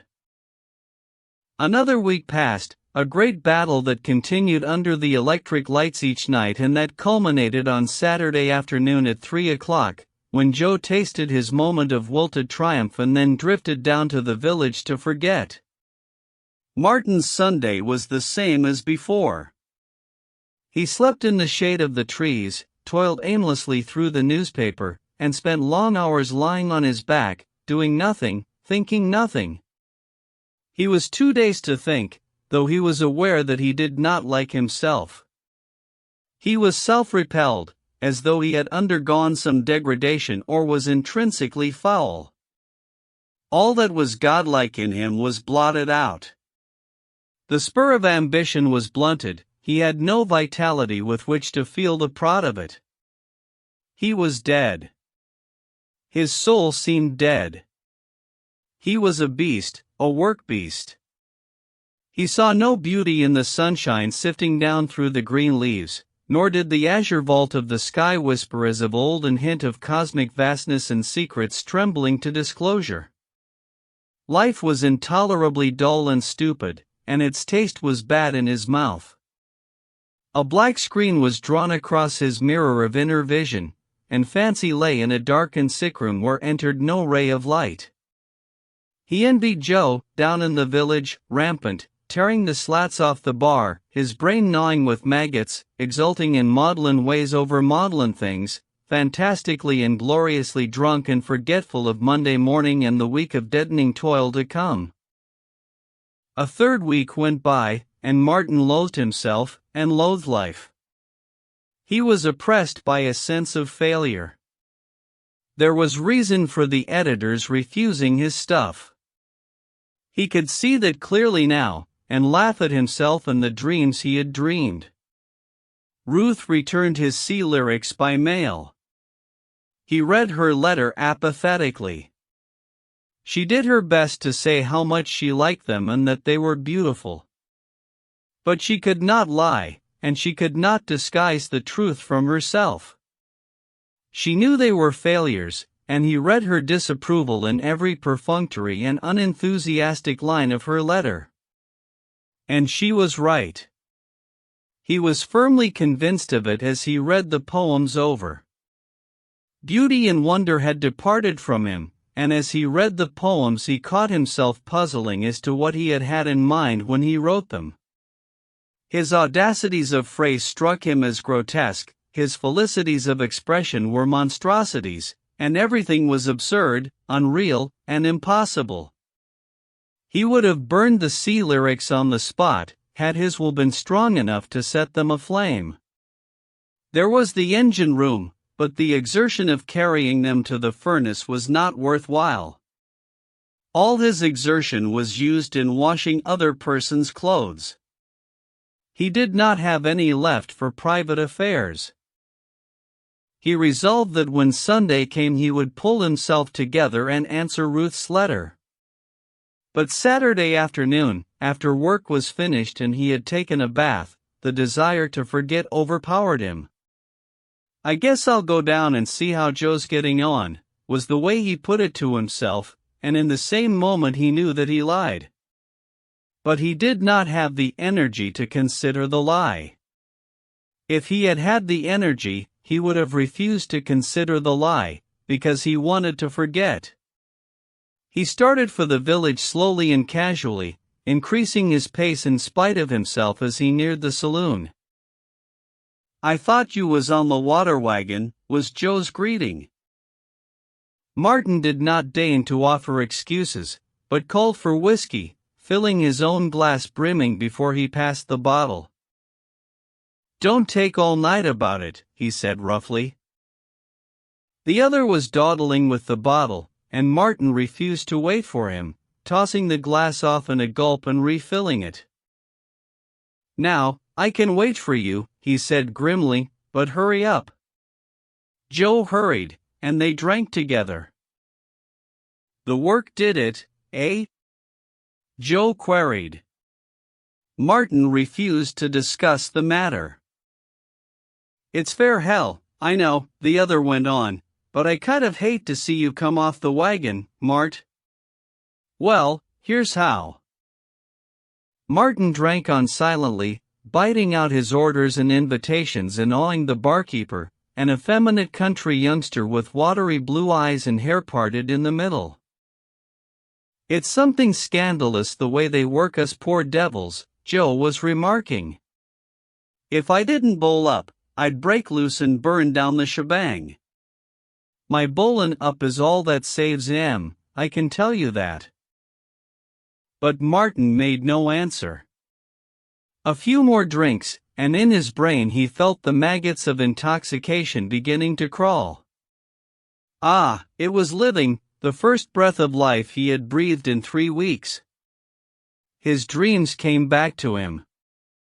Fancy came out of the darkened room and lured him on, a thing of flaming brightness. His mirror of vision was silver clear, a flashing, dazzling palimpsest of imagery. Wonder and beauty walked with him, hand in hand, and all power was his.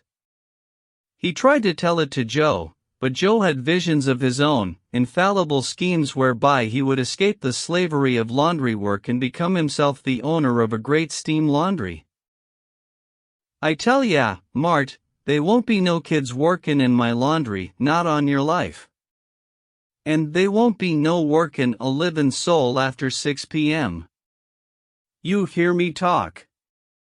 There'll be machinery enough and hands enough to do it all in decent workin' hours, and Mart, as help me, I'll make ye superintendent of the shebang, the whole of it, all of it. Now here's the scheme.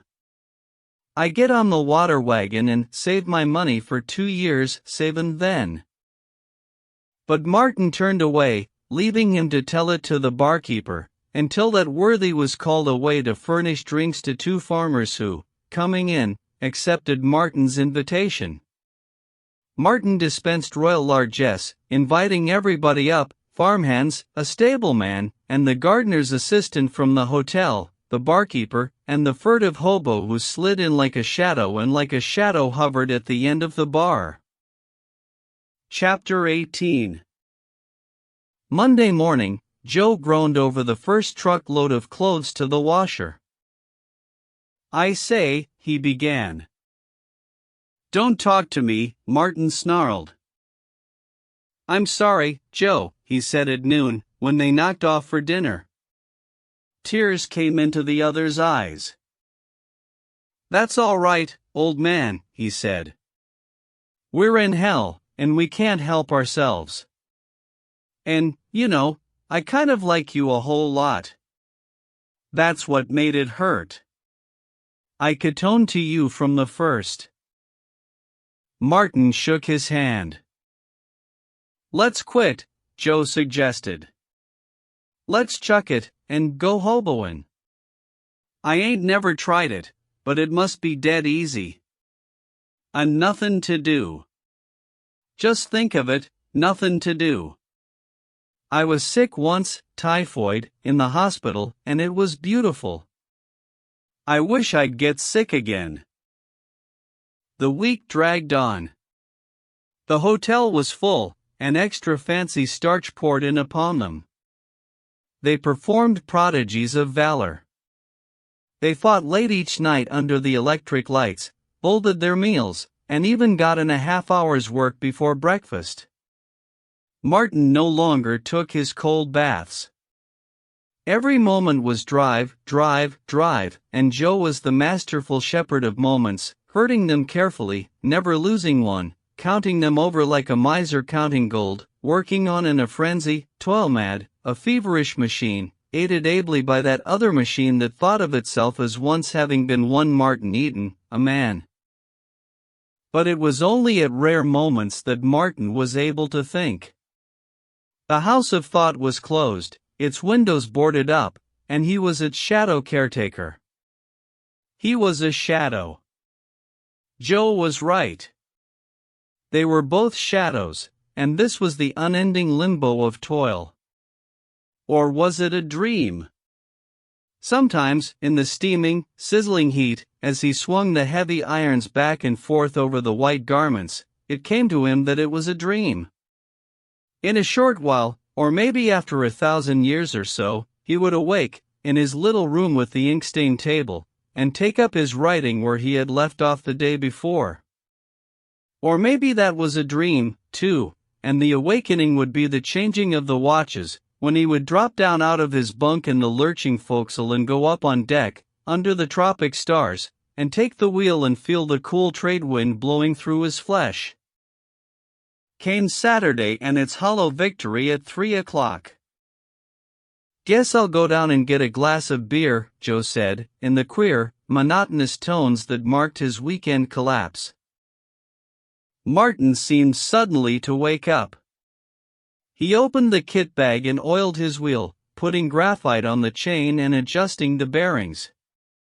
Joe was halfway down to the saloon when Martin passed by, bending low over the handlebars, his legs driving the 96 gear with rhythmic strength, his face set for 70 miles of road in grade and dust. He slept in Oakland that night, and on Sunday covered the 70 miles back. And on Monday morning, weary, he began the new week's work, but he had kept sober. A fifth week passed, and a sixth, during which he lived and toiled as a machine, with just a spark of something more in him, just a glimmering bit of soul, that compelled him, at each weekend, to scorch off the 140 miles. But this was not rest. It was supermachine-like, and it helped to crush out the glimmering bit of soul that was all that was left him from former life. At the end of the 7th week, without intending it, too weak to resist, he drifted down to the village with Joe and drowned life and found life until Monday morning. Again, at the weekends, he ground out the 140 miles, obliterating the numbness of too great exertion by the numbness of still greater exertion.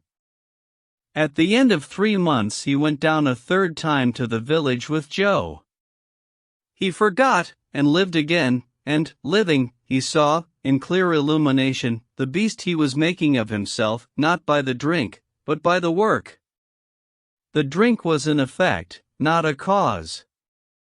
It followed inevitably upon the work, as the night follows upon the day.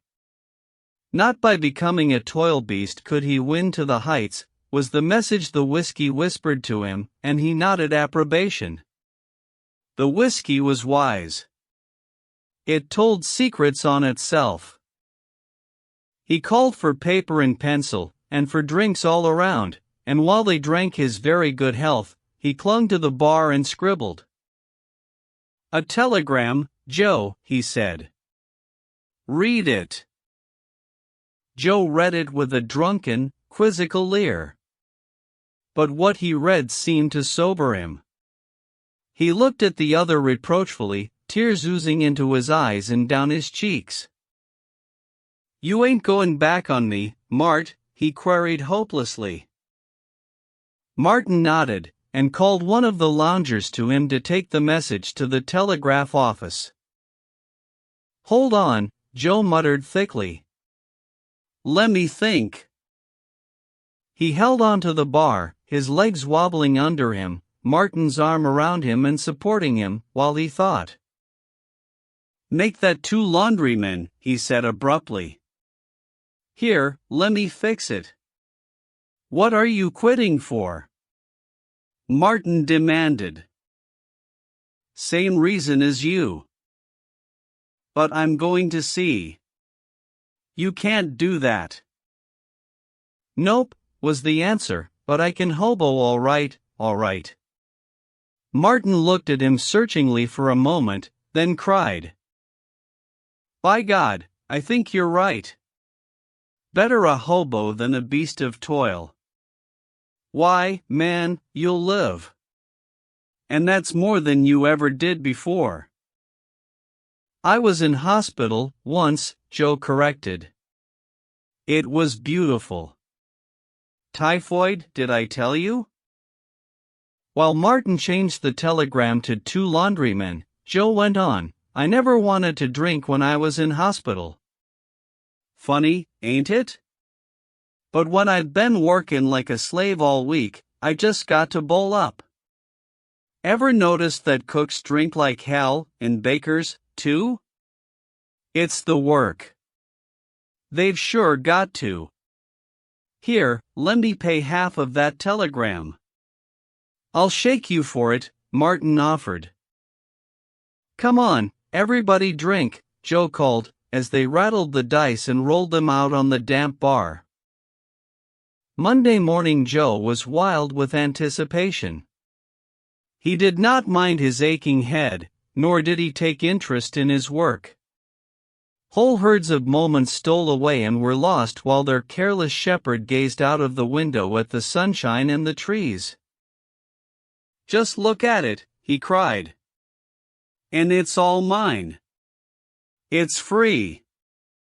I can lie down under them trees and sleep for 1,000 years if I want to. Ah, come on, Mart, let's chuck it. What's the good of waitin' another moment? That's the land of nothin' to do out there, and I got a ticket for it and it ain't no return ticket, b'gosh.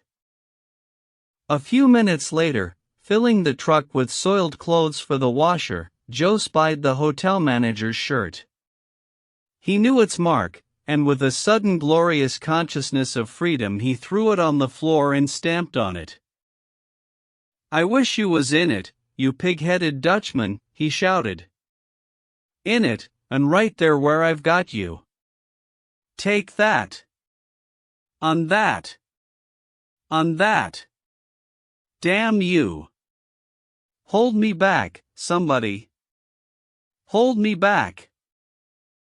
Martin laughed and held him to his work. On Tuesday night the new laundrymen arrived, and the rest of the week was spent breaking them into the routine. Joe sat around and explained his system, but he did no more work. Not a tap, he announced. Not a tap. They can fire me if they want to, but if they do, I'll quit. No more work in mine, thank you kindly. Me for the freight cars and the shade under the trees. Go to it, you slaves. That's right. Slave and sweat. Slave and sweat. And when you're dead, you'll rot the same as me, and what's it matter how you live, eh? Tell me that, what's it matter in the long run? On Saturday they drew their pay and came to the parting of the ways. They ain't no use in me askin' you to change your mind and hit the road with me? Joe asked hopelessly. Martin shook hands, and Joe held on to his for a moment, as he said, I'm going to see you again, Mart, before you and me die. That's straight dope. I feel it in my bones. Goodbye, Mart, and be good. I like you like hell, you cryo. He stood, a forlorn figure, in the middle of the road, watching until Martin turned a bend and was gone from sight.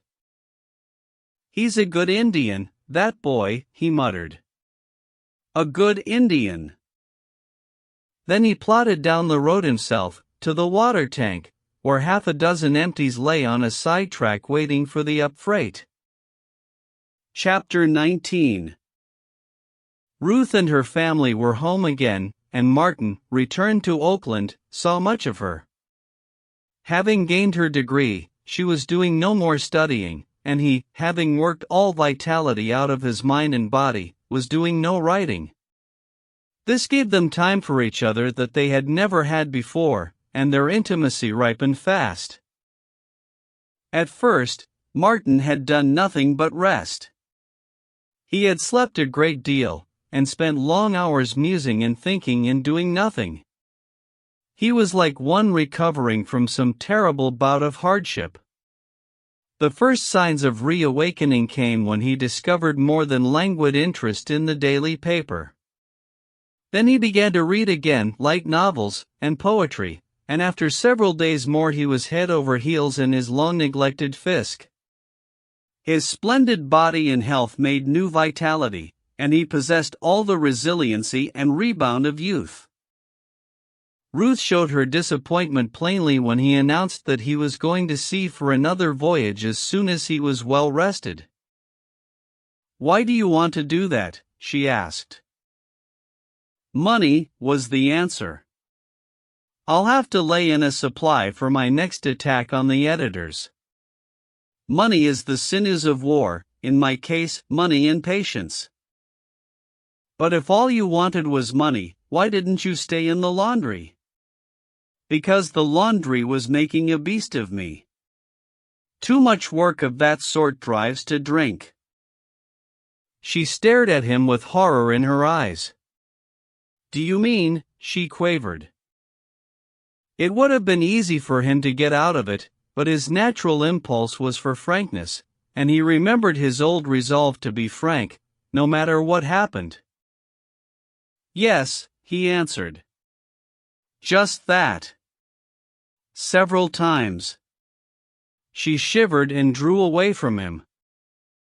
"No man that I have ever known ever did that." "Then they never worked in the laundry at Shelley Hot Springs," he laughed bitterly. "Toil is a good thing. It is necessary for human health, so all the preachers say, and heaven knows I've never been afraid of it. But there is such a thing as too much of a good thing, and the laundry up there is one of them. And that's why I'm going to see one more voyage. It will be my last, I think, for when I come back, I shall break into the magazines. I am certain of it." She was silent, unsympathetic, and he watched her moodily, realizing how impossible it was for her to understand what he had been through. "Someday I shall write it up, The Degradation of Toil, or The Psychology of Drink in the Working Class, or something like that for a title." Never, since the first meeting, had they seemed so far apart as that day. His confession, told in frankness, with the spirit of revolt behind, had repelled her. But she was more shocked by the repulsion itself than by the cause of it. It pointed out to her how near she had drawn to him, and once accepted, it paved the way for greater intimacy. Pity, too, was aroused, and innocent, idealistic thoughts of reform. She would save this raw young man who had come so far. She would save him from the curse of his early environment, and she would save him from himself in spite of himself. And all this affected her as a very noble state of consciousness, nor did she dream that behind it and underlying it were the jealousy and desire of love. They rode on their wheels much in the delightful fall weather, and out in the hills they read poetry aloud, now one and now the other, noble, uplifting poetry that turned one's thoughts to higher things. Renunciation, sacrifice, patience, industry, and high endeavor were the principles she thus indirectly preached, such abstractions being objectified in her mind by her father, and Mr. Butler, and by Andrew Carnegie, who, from a poor immigrant boy had arisen to be the book-giver of the world. All of which was appreciated and enjoyed by Martin. He followed her mental processes more clearly now, and her soul was no longer the sealed wonder it had been. He was on terms of intellectual equality with her. But the points of disagreement did not affect his love. His love was more ardent than ever, for he loved her for what she was, and even her physical frailty was an added charm in his eyes. He read of sickly Elizabeth Barrett, who for years had not placed her feet upon the ground, until that day of flame when she eloped with Browning and stood upright, upon the earth, under the open sky, and what Browning had done for her, Martin decided he could do for Ruth. But first, she must love him. The rest would be easy. He would give her strength and health.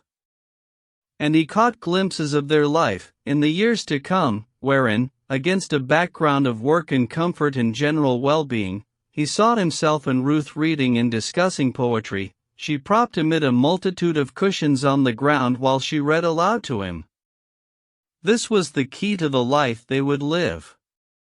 And always he saw that particular picture. Sometimes it was she who leaned against him while he read, one arm about her, her head upon his shoulder. Sometimes they pored together over the printed pages of beauty. Then, too, she loved nature, and with generous imagination he changed the scene of their reading. Sometimes they read enclosed in valleys with precipitous walls, or in high mountain meadows, and, again, down by the gray sand dunes with a wreath of billows at their feet, or afar on some volcanic tropic isle where waterfalls descended and became mist, reaching the sea in vapor veils that swayed and shivered to every vagrant wisp of wind. But always, in the foreground, lords of beauty and eternally reading and sharing, lay he and Ruth, and always in the background that was beyond the background of nature, dim and hazy, were work and success and money earned that made them free of the world and all its treasures. I should recommend my little girl to be careful, her mother warned her one day. I know what you mean. But it is impossible. He is not. Ruth was blushing, but it was the blush of maidenhood called upon for the first time to discuss the sacred things of life with a mother held equally sacred. You're kind. Her mother finished the sentence for her. Ruth nodded. I did not want to say it, but he is not. He is rough, brutal, strong, too strong. He has not. She hesitated and could not go on. It was a new experience, talking over such matters with her mother. And again her mother completed her thought for her. He has not lived a clean life, is what you wanted to say. Again Ruth nodded, and again a blush mantled her face. It is just that, she said. It has not been his fault, but he has played much with. With pitch? Yes, with pitch. And he frightens me. Sometimes I am positively in terror of him, when he talks in that free and easy way of the things he has done, as if they did not matter. They do matter, don't they? They sat with their arms twined around each other, and in the pause her mother patted her hand and waited for her to go on. But I am interested in him dreadfully, she continued. In a way he is my protégé. Then, too, he is my first boyfriend, but not exactly friend, rather protégé and friend combined. Sometimes, too, when he frightens me, it seems that he is a bulldog I have taken for a plaything, like some of the frat girls, and he is tugging hard, and showing his teeth, and threatening to break loose. Again her mother waited. He interests me, I suppose, like the bulldog. And there is much good in him, too, but there is much in him that I would not like in the other way. You see, I have been thinking. He swears, he smokes, he drinks, he has fought with his fists, he has told me so, and he likes it, he says so. He is all that a man should not be a man I would want for my, her voice sank very low, husband. Then he is too strong. My prince must be tall, and slender, and dark, a graceful, bewitching prince. No, there is no danger of my falling in love with Martin Eden. It would be the worst fate that could befall me. But it is not that I spoke about, her mother equivocated. Have you thought about him? He is so ineligible in every way, you know, and suppose he should come to love you? But he does already, she cried. It was to be expected, Mrs. Morse said gently. How could it be otherwise with anyone who knew you? Only hates me, she exclaimed passionately. And I hate Olney. I feel always like a cat when he is around. I feel that I must be nasty to him, and even when I don't happen to feel that way, why, he's nasty to me, anyway. But I am happy with Martin Eden. No one ever loved me before, no man, I mean, in that way. And it is sweet to be loved that way. You know what I mean, mother dear. It is sweet to feel that you are really and truly a woman. She buried her face in her mother's lap, sobbing. You think I am dreadful, I know, but I am honest, and I tell you just how I feel. Mrs. Morse was strangely sad and happy. Her child daughter, who was a Bachelor of Arts, was gone, but in her place was a woman daughter. The experiment had succeeded. The strange void in Ruth's nature had been filled, and filled without danger or penalty.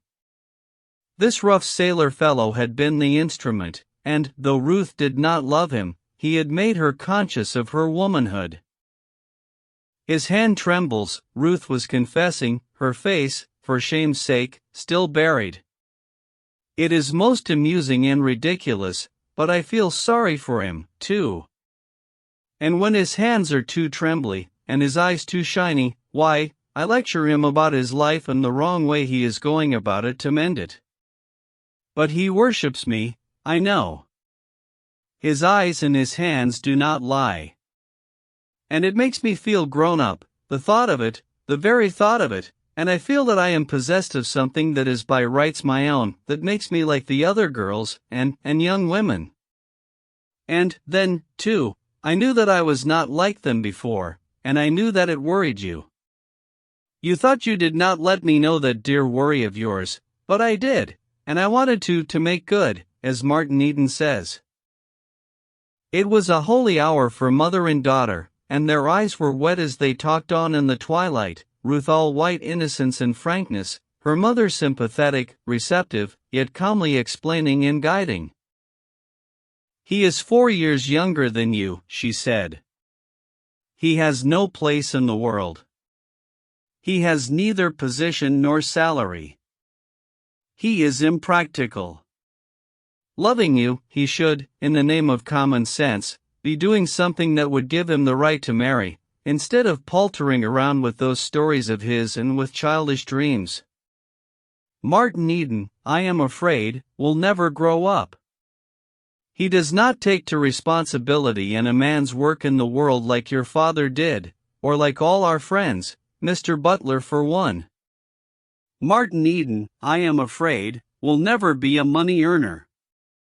And this world is so ordered that money is necessary to happiness. Oh, no, not these swollen fortunes, but enough of money to permit of common comfort and decency. He has never spoken? He has not breathed a word. He has not attempted to, but if he did, I would not let him, because, you see, I do not love him. I am glad of that. I should not care to see my daughter, my one daughter, who is so clean and pure, love a man like him. There are noble men in the world who are clean and true and manly. Wait for them. You will find one some day, and you will love him and be loved by him, and you will be happy with him as your father and I have been happy with each other. And there is one thing you must always carry in mind. Yes, mother. Mrs. Morse's voice was low and sweet as she said, and that is the children. I have thought about them, Ruth confessed, remembering the wanton thoughts that had vexed her in the past, her face again red with maiden shame that she should be telling such things. And it is that, the children, that makes Mr. Eden impossible, Mrs. Morse went on incisively. Their heritage must be clean, and he is, I am afraid, not clean. Your father has told me of sailors' lives, and you understand. Ruth pressed her mother's hand in assent, feeling that she really did understand, though her conception was of something vague, remote, and terrible that was beyond the scope of imagination. You know I do nothing without telling you, she began. Only, sometimes you must ask me, like this time. I wanted to tell you, but I did not know how. It is false modesty, I know it is that, but you can make it easy for me. Sometimes, like this time, you must ask me, you must give me a chance. Why, Mother, you are a woman, too, she cried exultantly, as they stood up, catching her mother's hands and standing erect, facing her in the twilight, conscious of a strangely sweet equality between them. I should never have thought of you in that way if we had not had this talk. I had to learn that I was a woman to know that you were one, too. We are women together, her mother said, drawing her to her and kissing her. We are women together, she repeated, as they went out of the room, their arms around each other's waists, their hearts swelling with a new sense of companionship. Our little girl has become a woman, Mrs. Morse said proudly to her husband an hour later. That means, he said, after a long look at his wife, that means she is in love. No, but that she is loved, was the smiling rejoinder. The experiment has succeeded. She is awakened at last. Then we'll have to get rid of him. Mr. Morse spoke briskly, in matter-of-fact, business-like tones. But his wife shook her head. It will not be necessary. Ruth says he is going to sea in a few days. When he comes back, she will not be here. We will send her to Aunt Clara's. And, besides, a year in the East, with the change in climate, people, ideas, and everything, is just the thing she needs. Chapter 20. The desire to write was stirring in Martin once more. Stories and poems were springing into spontaneous creation in his brain, and he made notes of them against the future time when he would give them expression. But he did not write. This was his little vacation. He had resolved to devote it to rest and love, and in both matters he prospered. He was soon spilling over with vitality, and each day he saw Ruth, at the moment of meeting, she experienced the old shock of his strength and health. Be careful, her mother warned her once again. I am afraid you are seeing too much of Martin Eden. But Ruth laughed from security.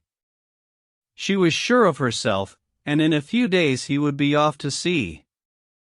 Then, by the time he returned, she would be away on her visit east. There was a magic, however, in the strength and health of Martin. He, too, had been told of her contemplated eastern trip, and he felt the need for haste. Yet he did not know how to make love to a girl like Ruth. Then, too, he was handicapped by the possession of a great fund of experience with girls and women who had been absolutely different from her. They had known about love and life and flirtation, while she knew nothing about such things. Her prodigious innocence appalled him, freezing on his lips all ardors of speech, and convincing him, in spite of himself, of his own unworthiness. Also, he was handicapped in another way. He had himself never been in love before.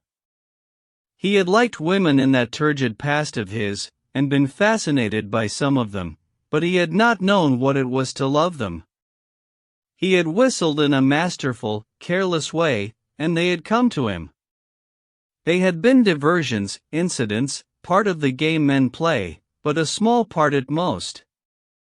And now, and for the first time, he was a suppliant, tender, and timid and doubting.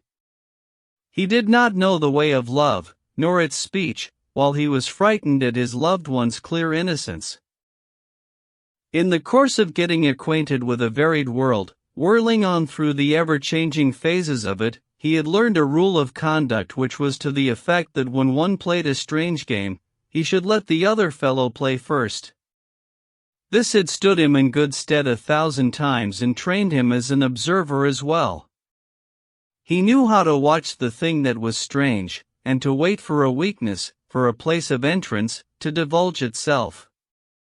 It was like sparring for an opening in fist-fighting. And when such an opening came, he knew by long experience to play for it and to play hard. So he waited with Ruth and watched, desiring to speak his love but not daring. He was afraid of shocking her, and he was not sure of himself. Had he but known it, he was following the right course with her. Love came into the world before articulate speech, and in its own early youth it had learned ways and means that it had never forgotten. It was in this old, primitive way that Martin wooed Ruth. He did not know he was doing it at first, though later he divined it.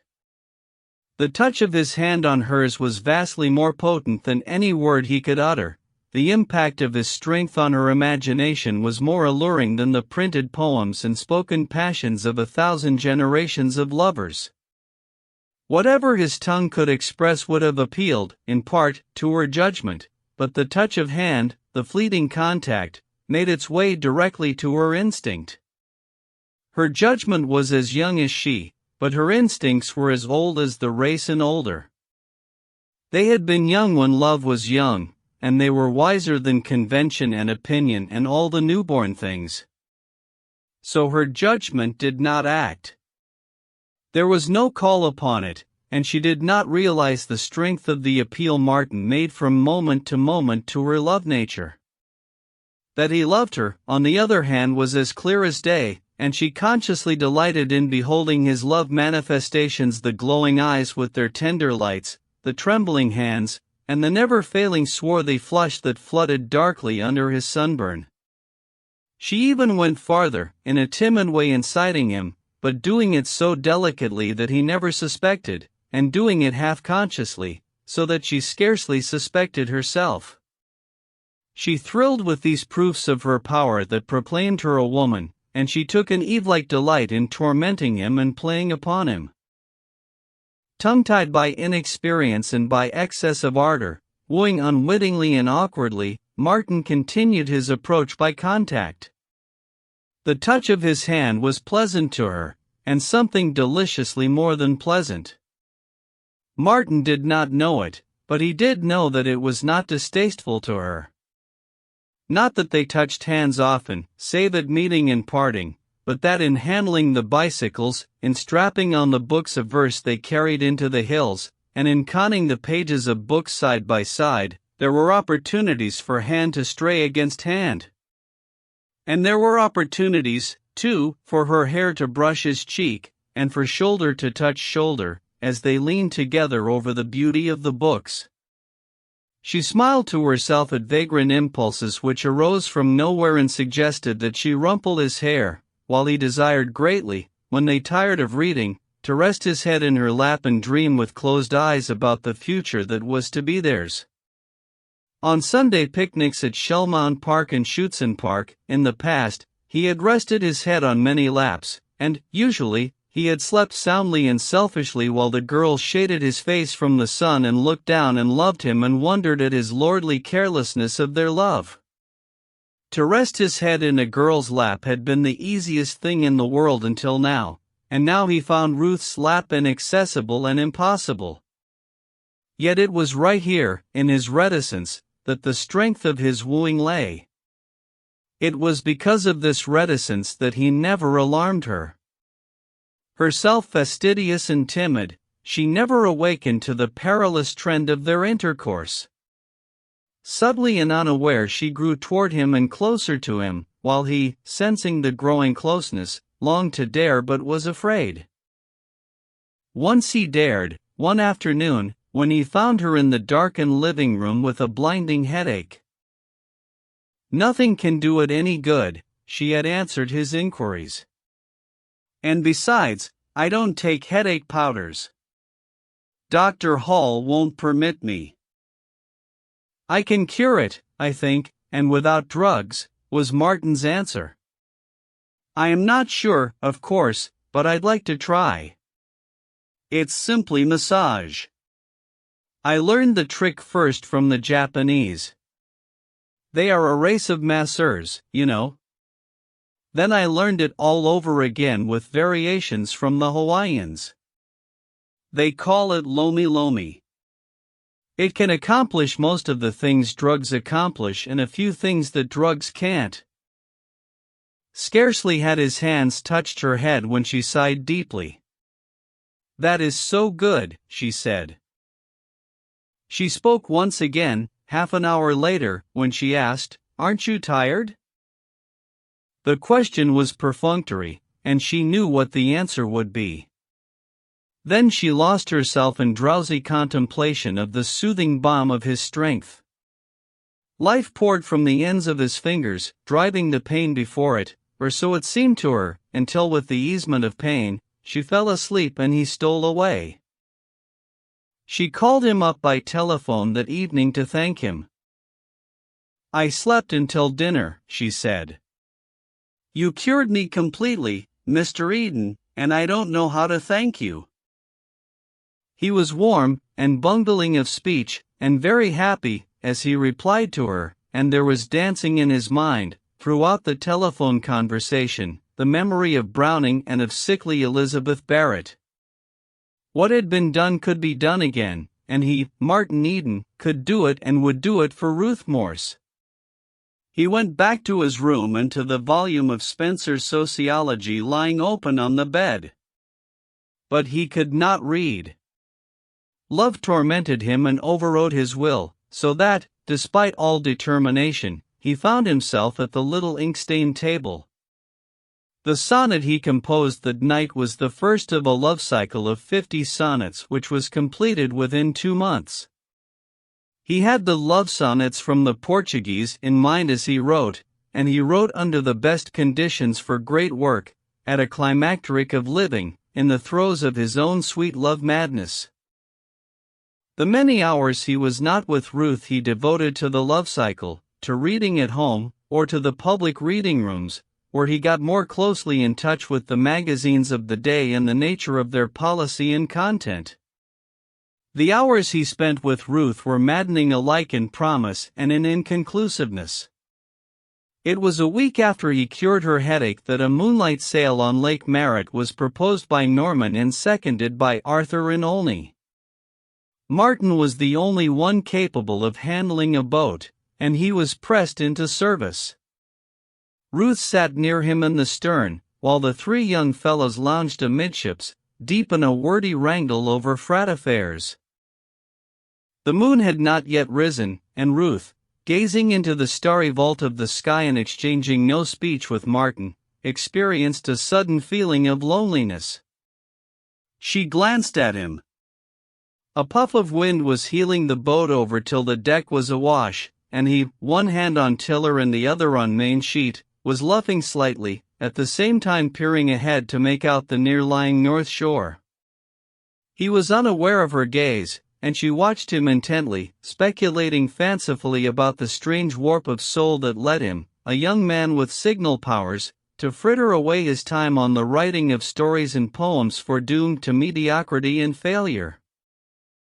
Her eyes wandered along the strong throat, dimly seen in the starlight, and over the firm-poised head, and the old desire to lay her hands upon his neck came back to her. The strength she abhorred attracted her. Her feeling of loneliness became more pronounced, and she felt tired. Her position on the healing boat irked her, and she remembered the headache he had cured and the soothing rest that resided in him. He was sitting beside her, quite beside her, and the boat seemed to tilt her toward him. Then arose in her the impulse to lean against him, to rest herself against his strength, a vague, half-formed impulse which, even as she considered it, mastered her and made her lean toward him. Or was it the heeling of the boat? She did not know. She never knew. She knew only that she was leaning against him and that the easement and soothing rest were very good. Perhaps it had been the boat's fault, but she made no effort to retrieve it. She leaned lightly against his shoulder, but she leaned, and she continued to lean when he shifted his position to make it more comfortable for her. It was a madness, but she refused to consider the madness. She was no longer herself but a woman, with a woman's clinging need, and though she leaned ever so lightly, the need seemed satisfied. She was no longer tired. Martin did not speak. Had he, the spell would have been broken. But his reticence of love prolonged it. He was dazed and dizzy. He could not understand what was happening. It was too wonderful to be anything but a delirium. He conquered a mad desire to let go sheet and tiller and to clasp her in his arms. His intuition told him it was the wrong thing to do, and he was glad that sheet and tiller kept his hands occupied and fended off temptation. But he loved the boat less delicately, spilling the wind shamelessly from the sail so as to prolong the tack to the north shore. The shore would compel him to go about, and the contact would be broken. He sailed with skill, stopping way on the boat without exciting the notice of the wranglers, and mentally forgiving his hardest voyages in that they had made this marvelous night possible, giving him mastery over sea and boat and wind so that he could sail with her beside him, her dear weight against him on his shoulder. When the first light of the rising moon touched the sail, illuminating the boat with pearly radiance, Ruth moved away from him. And, even as she moved, she felt him move away. The impulse to avoid detection was mutual. The episode was tacitly and secretly intimate. She sat apart from him with burning cheeks, while the full force of it came home to her. She had been guilty of something she would not have her brothers see, nor only see.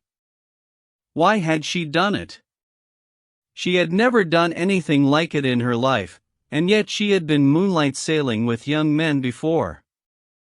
She had never desired to do anything like it.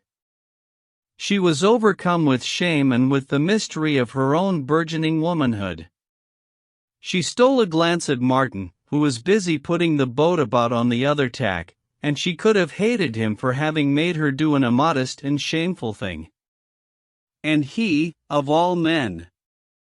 Perhaps her mother was right, and she was seeing too much of him. It would never happen again, she resolved, and she would see less of him in the future. She entertained a wild idea of explaining to him the first time they were alone together, of lying to him, of mentioning casually the attack of faintness that had overpowered her just before the moon came up. Then she remembered how they had drawn mutually away before the revealing moon, and she knew he would know it for a lie.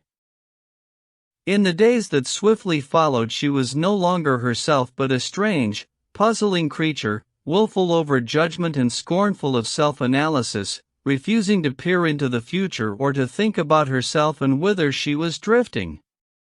She was in a fever of tingling mystery, alternately frightened and charmed, and in constant bewilderment. She had one idea firmly fixed, however, which ensured her security. She would not let Martin speak his love. As long as she did this, all would be well. In a few days he would be off to sea. And even if he did speak, all would be well. It could not be otherwise, for she did not love him. Of course, it would be a painful half-hour for him, and an embarrassing half-hour for her, because it would be her first proposal. She thrilled deliciously at the thought. She was really a woman, with a man ripe to ask for her in marriage. It was a lure to all that was fundamental in her sex. The fabric of her life, of all that constituted her, quivered and grew tremulous. The thought fluttered in her mind like a flame-attracted moth. She went so far as to imagine Martin proposing, herself putting the words into his mouth, and she rehearsed her refusal, tempering it with kindness and exhorting him to true and noble manhood. And especially he must stop smoking cigarettes. She would make a point of that. But no, she must not let him speak at all. She could stop him, and she had told her mother that she would. All flushed and burning, she regretfully dismissed the conjured situation. Her first proposal would have to be deferred to a more propitious time and a more eligible suitor. Chapter 21.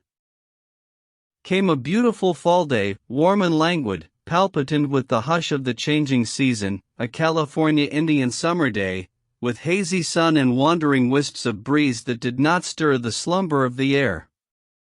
Filmy purple mists, that were not vapors but fabrics woven of color, hid in the recesses of the hills. San Francisco lay like a blur of smoke upon her heights. The intervening bay was a dull sheen of molten metal, whereon sailing craft lay motionless or drifted with the lazy tide. Far Tamalpais, barely seen in the silver haze, bulked hugely by the Golden Gate, the latter a pale gold pathway under the westering sun. Beyond, the Pacific, dim and vast, was raising on its skyline tumbled cloud masses that swept landward, giving warning of the first blustering breath of winter. The erasure of summer was at hand. Yet summer lingered, fading and fainting among her hills, deepening the purple of her valleys, spinning a shroud of haze from waning powers and sated raptures, dying with the calm content of having lived and lived well. And among the hills, on their favorite knoll, Martin and Ruth sat side by side, their heads bent over the same pages, he reading aloud from the love sonnets of the woman who had loved Browning as it is given to few men to be loved. But the reading languished. The spell of passing beauty all about them was too strong. The golden year was dying as it had lived, a beautiful and unrepentant voluptuary, and reminiscent rapture in content freighted heavily the air. It entered into them, dreamy and languorous, weakening the fibers of resolution, suffusing the face of morality, or of judgment, with haze and purple mist. Martin felt tender and melting, and from time to time warm blows passed over him.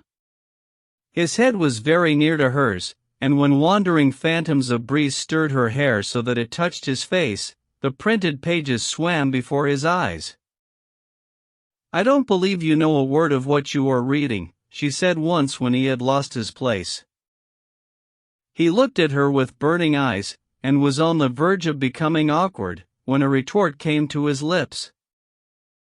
"I don't believe you know either. What was the last sonnet about?" "I don't know," she laughed frankly. "I've already forgotten. Don't let us read any more. The day is too beautiful." "It will be our last in the hills for some time," he announced gravely. "There's a storm gathering out there on the sea rim." The book slipped from his hands to the ground, and they sat idly and silently, gazing out over the dreamy bay with eyes that dreamed and did not see. Ruth glanced sidewise at his neck. She did not lean toward him. She was drawn by some force outside of herself and stronger than gravitation, strong as destiny.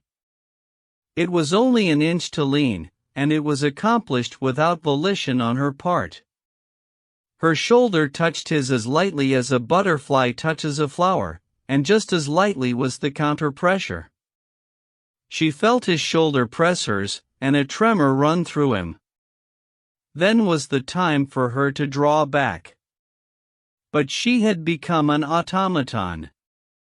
Her actions had passed beyond the control of her will. She never thought of control or will in the delicious madness that was upon her.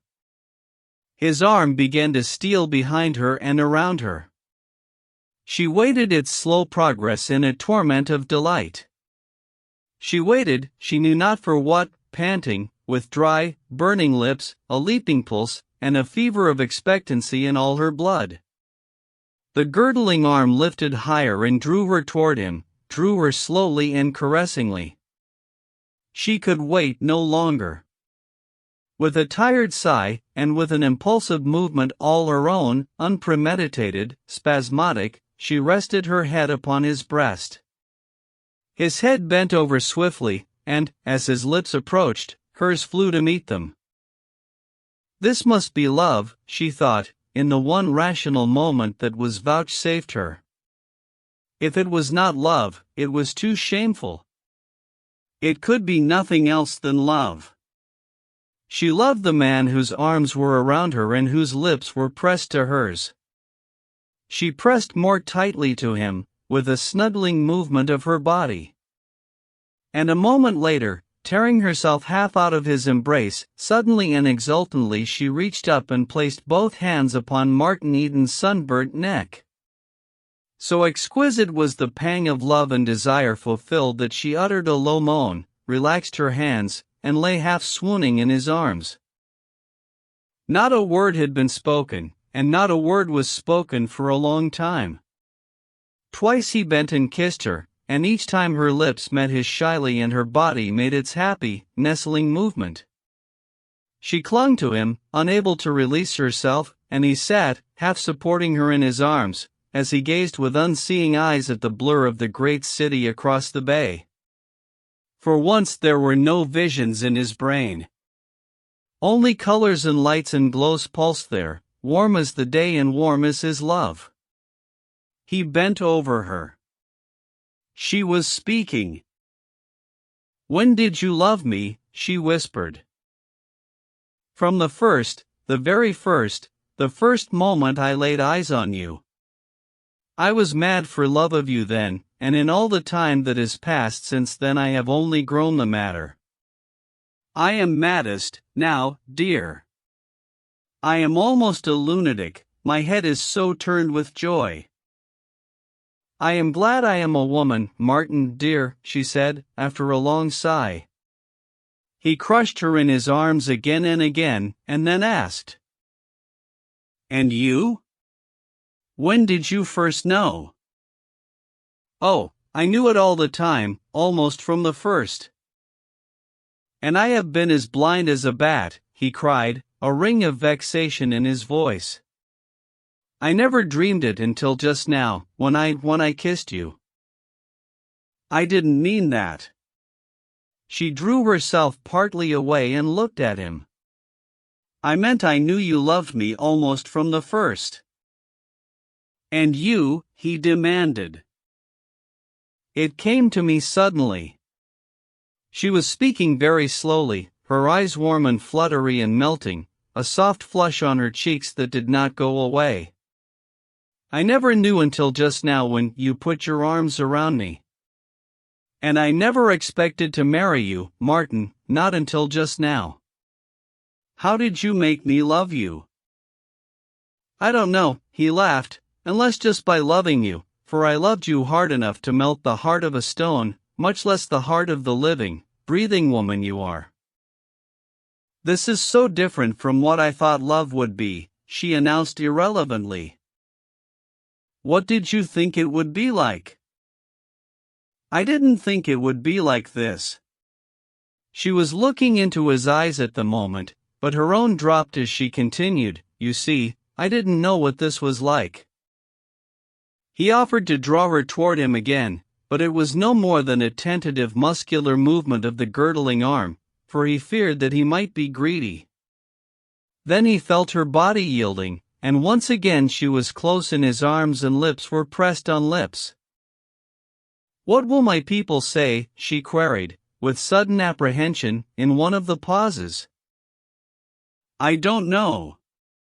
We can find out very easily any time we are so minded. But if Mama objects?" "I am sure I am afraid to tell her." "Let me tell her," he volunteered valiantly. "I think your mother does not like me, but I can win her around."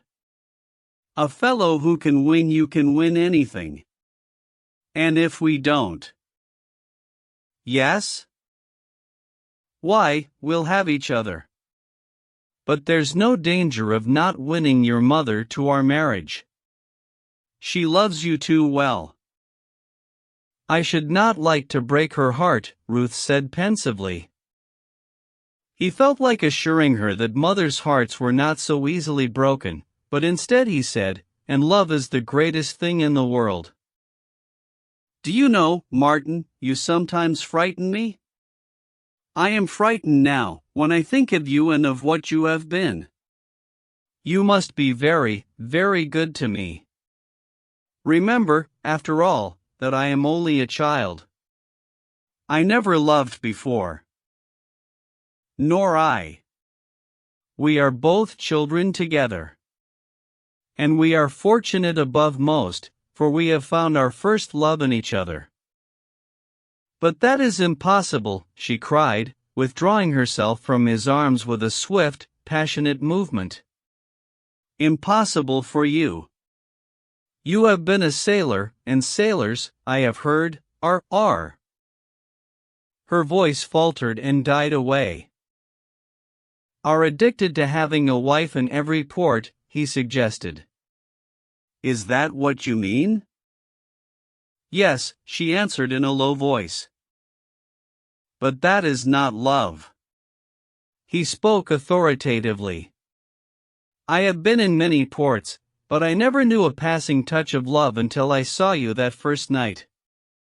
Do you know, when I said good night and went away, I was almost arrested? Arrested? Yes. The policeman thought I was drunk, and I was, too, with love for you.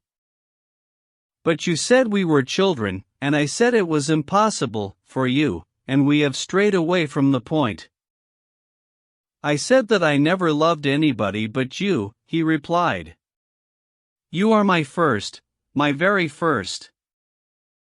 And yet you have been a sailor, she objected. But that doesn't prevent me from loving you the first. And there have been women, other women, oh.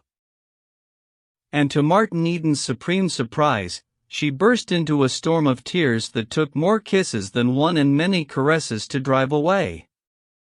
And all the while there was running through his head Kipling's line, and the Colonel's Lady and Judy O'Grady are sisters under their skins. It was true, he decided, though the novels he had read had led him to believe otherwise. His idea, for which the novels were responsible, had been that only formal proposals obtained in the upper classes. It was all right enough, down whence he had come, for youths and maidens to win each other by contact, but for the exalted personages up above on the heights to make love in similar fashion had seemed unthinkable. Yet the novels were wrong. Here was a proof of it. The same pressures and caresses, unaccompanied by speech, that were efficacious with the girls of the working class, were equally efficacious with the girls above the working class. They were all of the same flesh, after all, sisters under their skins, and he might have known as much himself had he remembered his Spencer. As he held Ruth in his arms and soothed her, he took great consolation in the thought that the Colonel's Lady and Judy O'Grady were pretty much alike under their skins. It brought Ruth closer to him, made her possible. Her dear flesh was as anybody's flesh, as his flesh. There was no bar to their marriage. Class difference was the only difference, and class was extrinsic. It could be shaken off. A slave, he had read, had risen to the Roman purple. That being so, then he could rise to Ruth. Under her purity, and saintliness, and culture, and ethereal beauty of soul, she was, in things fundamentally human, just like Lizzie Connolly and all Lizzie Connollys. All that was possible of them was possible of her. She could love, and hate, maybe have hysterics, and she could certainly be jealous, as she was jealous now, uttering her last sobs in his arms. Besides, I am older than you, she remarked suddenly, opening her eyes and looking up at him, 3 years older. Hush, you are only a child, and I am 40 years older than you, in experience, was his answer. In truth, they were children together, so far as love was concerned, and they were as naive and immature in the expression of their love as a pair of children, and this despite the fact that she was crammed with a university education and that his head was full of scientific philosophy and the hard facts of life. They sat on through the passing glory of the day, talking as lovers are prone to talk, marveling at the wonder of love and a destiny that had flung them so strangely together, and dogmatically believing that they loved to a degree never attained by lovers before. And they returned insistently, again and again, to a rehearsal of their first impressions of each other and to hopeless attempts to analyze just precisely what they felt for each other and how much there was of it. The cloud masses on the western horizon received the descending sun, and the circle of the sky turned to rose, while the zenith glowed with the same warm color. The rosy light was all about them, flooding over them, as she sang, "Goodbye, sweet day." She sang softly, leaning in the cradle of his arm, her hands in his, their hearts in each other's hands. Chapter 22. Mrs. Morse did not require a mother's intuition to read the advertisement in Ruth's face when she returned home. The flush that would not leave the cheeks told the simple story, and more eloquently did the eyes, large and bright, reflecting an unmistakable inward glory. "What has happened?" Mrs. Morse asked, having bided her time till Ruth had gone to bed. "You know?" Ruth queried, with trembling lips. For reply, her mother's arm went around her, and a hand was softly caressing her hair. "He did not speak," she blurted out. "I did not intend that it should happen, and I would never have let him speak, only he didn't speak." "But if he did not speak, then nothing could have happened, could it?" "But it did, just the same." "In the name of goodness, child, what are you babbling about?" Mrs. Morse was bewildered. "I don't think I know what happened, after all." "What did happen?" Ruth looked at her mother in surprise. "I thought you knew." "Why, we're engaged, Martin and I." Mrs. Morse laughed with incredulous vexation. "No, he didn't speak," Ruth explained. "He just loved me, that was all. I was as surprised as you are. He didn't say a word. He just put his arm around me. And I was not myself. And he kissed me, and I kissed him. I couldn't help it. I just had to. And then I knew I loved him." She paused, waiting with expectancy the benediction of her mother's kiss, but Mrs. Morse was coldly silent. "It is a dreadful accident, I know," Ruth recommenced with a sinking voice. "And I don't know how you will ever forgive me. But I couldn't help it. I did not dream that I loved him until that moment. And you must tell Father for me." "Would it not be better not to tell your father? Let me see Martin Eden, and talk with him, and explain. He will understand and release you." "No!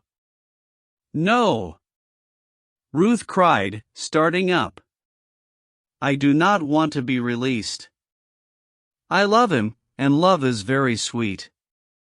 I am going to marry him, of course, if you will let me. We have other plans for you, Ruth dear, your father and I. Oh, no man picked out for you, or anything like that. Our plans go no farther than your marrying some man in your own station in life, a good and honorable gentleman, whom you will select yourself, when you love him." "But I love Martin already," was the plaintive protest. "We would not influence your choice in any way, but you are our daughter, and we could not bear to see you make a marriage such as this. He has nothing but roughness and coarseness to offer you in exchange for all that is refined and delicate in you. He is no match for you in any way. He could not support you.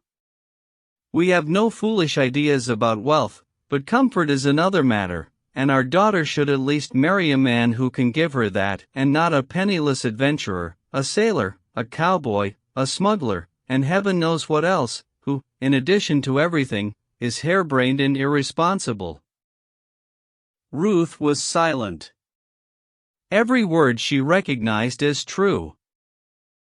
He wastes his time over his writing, trying to accomplish what geniuses and rare men with college educations sometimes accomplish. A man thinking of marriage should be preparing for marriage. But not he.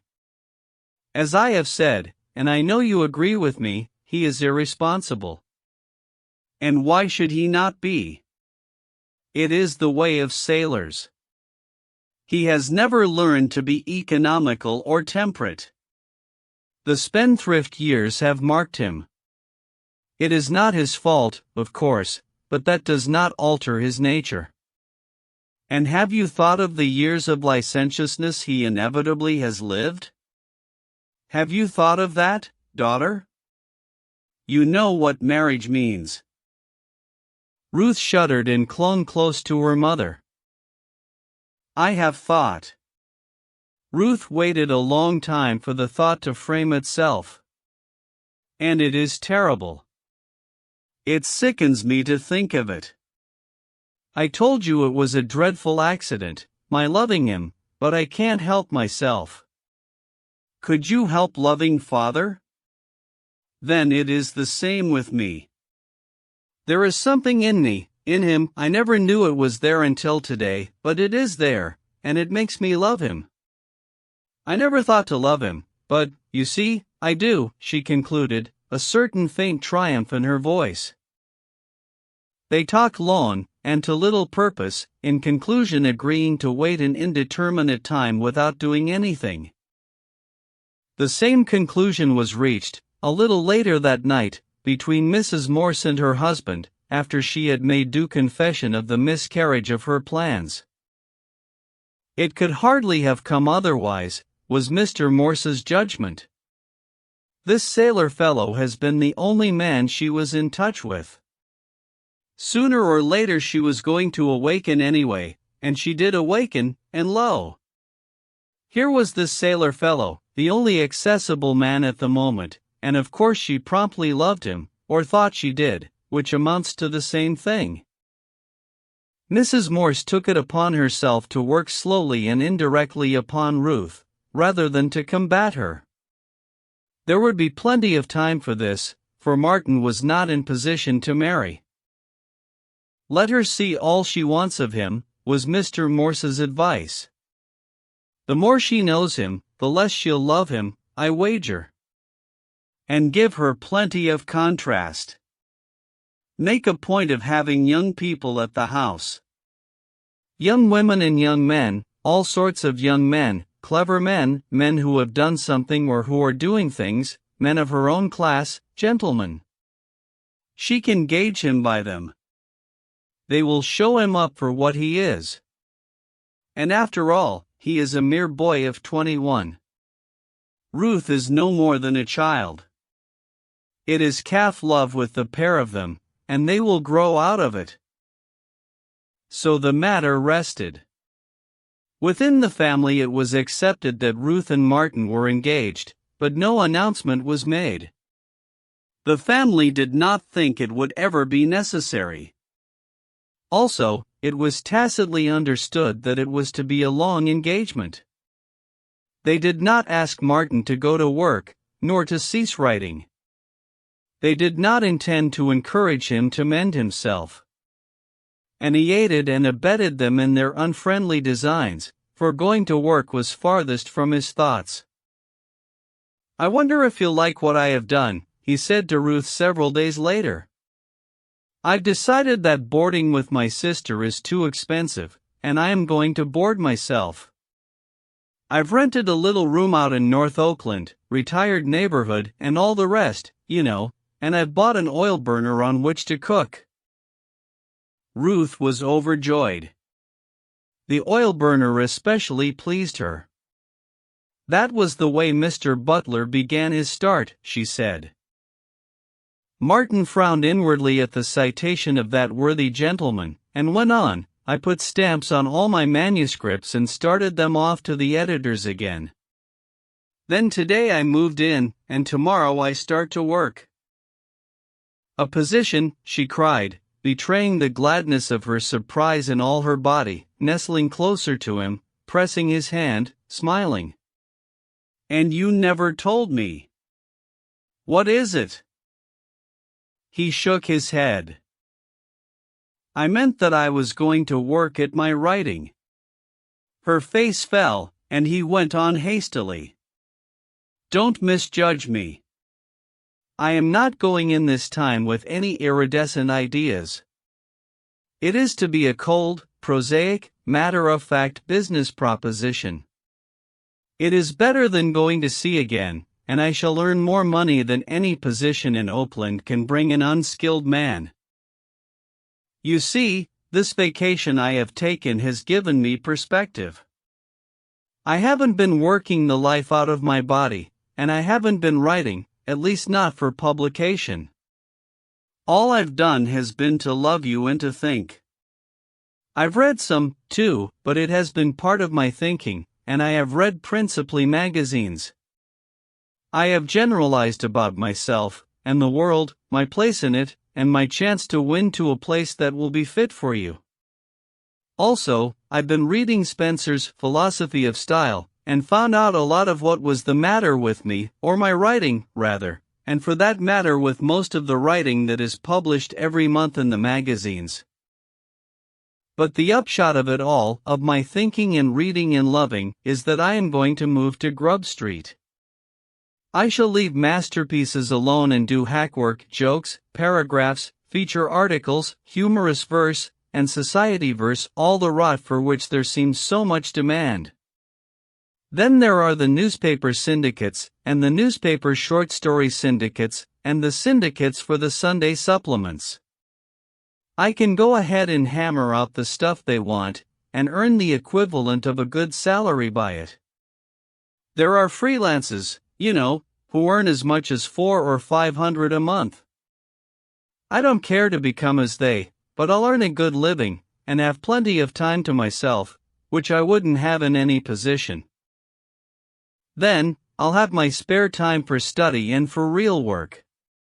In between the grind I'll try my hand at masterpieces, and I'll study and prepare myself for the writing of masterpieces. Why, I am amazed at the distance I have come already. When I first tried to write, I had nothing to write about except a few paltry experiences which I neither understood nor appreciated. But I had no thoughts. I really didn't. I didn't even have the words with which to think. My experiences were so many meaningless pictures. But as I began to add to my knowledge, and to my vocabulary, I saw something more in my experiences than mere pictures. I retained the pictures and I found their interpretation. That was when I began to do good work, when I wrote Adventure, Joy, The Pot, The Wine of Life, The Jostling Street, The Love Cycle, and the Sea Lyrics. I shall write more like them, and better, but I shall do it in my spare time. My feet are on the solid earth, now. Hack work and income first, masterpieces afterward. Just to show you, I wrote half a dozen jokes last night for the comic weeklies, and just as I was going to bed, the thought struck me to try my hand at a trial, a humorous one, and inside an hour I had written 4. They ought to be worth $1 apiece. $4 right there for a few afterthoughts on the way to bed.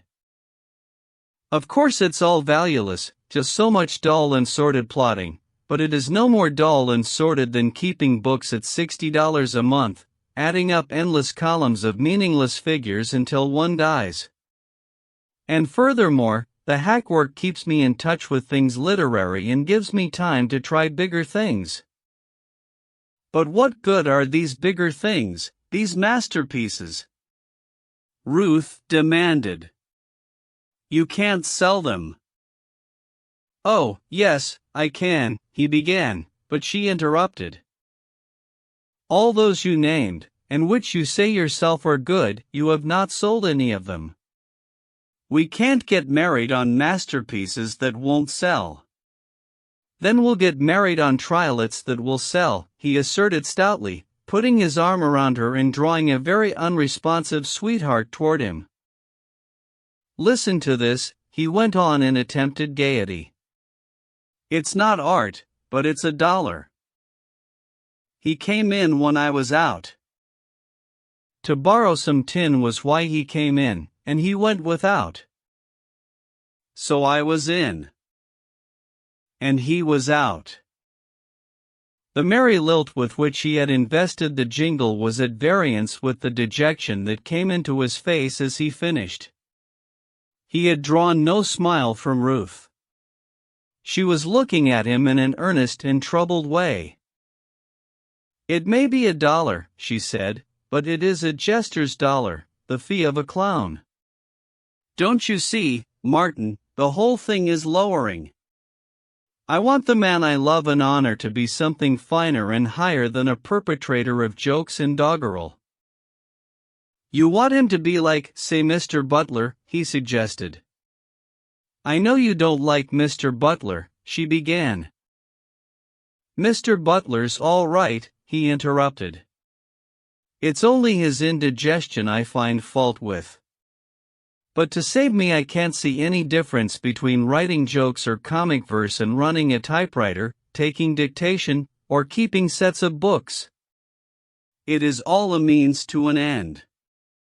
Your theory is for me to begin with keeping books in order to become a successful lawyer or man of business. Mine is to begin with hack work and develop into an able author." "There is a difference," she insisted. "What is it?" "Why, your good work, what you yourself call good, you can't sell. You have tried, you know that, but the editors won't buy it." "Give me time, dear," he pleaded. "The hack work is only makeshift, and I don't take it seriously. Give me 2 years. I shall succeed in that time, and the editors will be glad to buy my good work. I know what I am saying, I have faith in myself. I know what I have in me, I know what literature is, now, I know the average rot that is poured out by a lot of little men, and I know that at the end of 2 years I shall be on the highroad to success. As for business, I shall never succeed at it. I am not in sympathy with it. It strikes me as dull, and stupid, and mercenary, and tricky.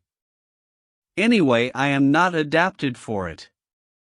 I'd never get beyond a clerkship, and how could you and I be happy on the paltry earnings of a clerk? I want the best of everything in the world for you, and the only time when I won't want it will be when there is something better. And I'm going to get it, going to get all of it. The income of a successful author makes Mr. Butler look cheap. A bestseller will earn anywhere between $50,000 and $100,000, sometimes more and sometimes less, but, as a rule, pretty close to those figures." She remained silent, her disappointment was apparent. "Well?" he asked. "I had hoped and planned otherwise. I had thought, and I still think, that the best thing for you would be to study shorthand. You already know typewriting, and go into Father's office. You have a good mind, and I am confident you would succeed as a lawyer." Chapter 23. That Ruth had little faith in his power as a writer did not alter her nor diminish her in Martin's eyes. In the breathing spell of the vacation he had taken, he had spent many hours in self-analysis, and thereby learned much of himself. He had discovered that he loved beauty more than fame, and that what desire he had for fame was largely for Ruth's sake. It was for this reason that his desire for fame was strong. He wanted to be great in the world's eyes, to make good, as he expressed it, in order that the woman he loved should be proud of him and deem him worthy. As for himself, he loved beauty passionately, and the joy of serving her was to him sufficient wage. And more than beauty, he loved Ruth. He considered love the finest thing in the world. It was love that had worked the revolution in him. changing him from an uncouth sailor to a student and an artist. Therefore, to him, the finest and greatest of the three, greater than learning and artistry, was love. Already he had discovered that his brain went beyond Ruth's, just as it went beyond the brains of her brothers, or the brain of her father.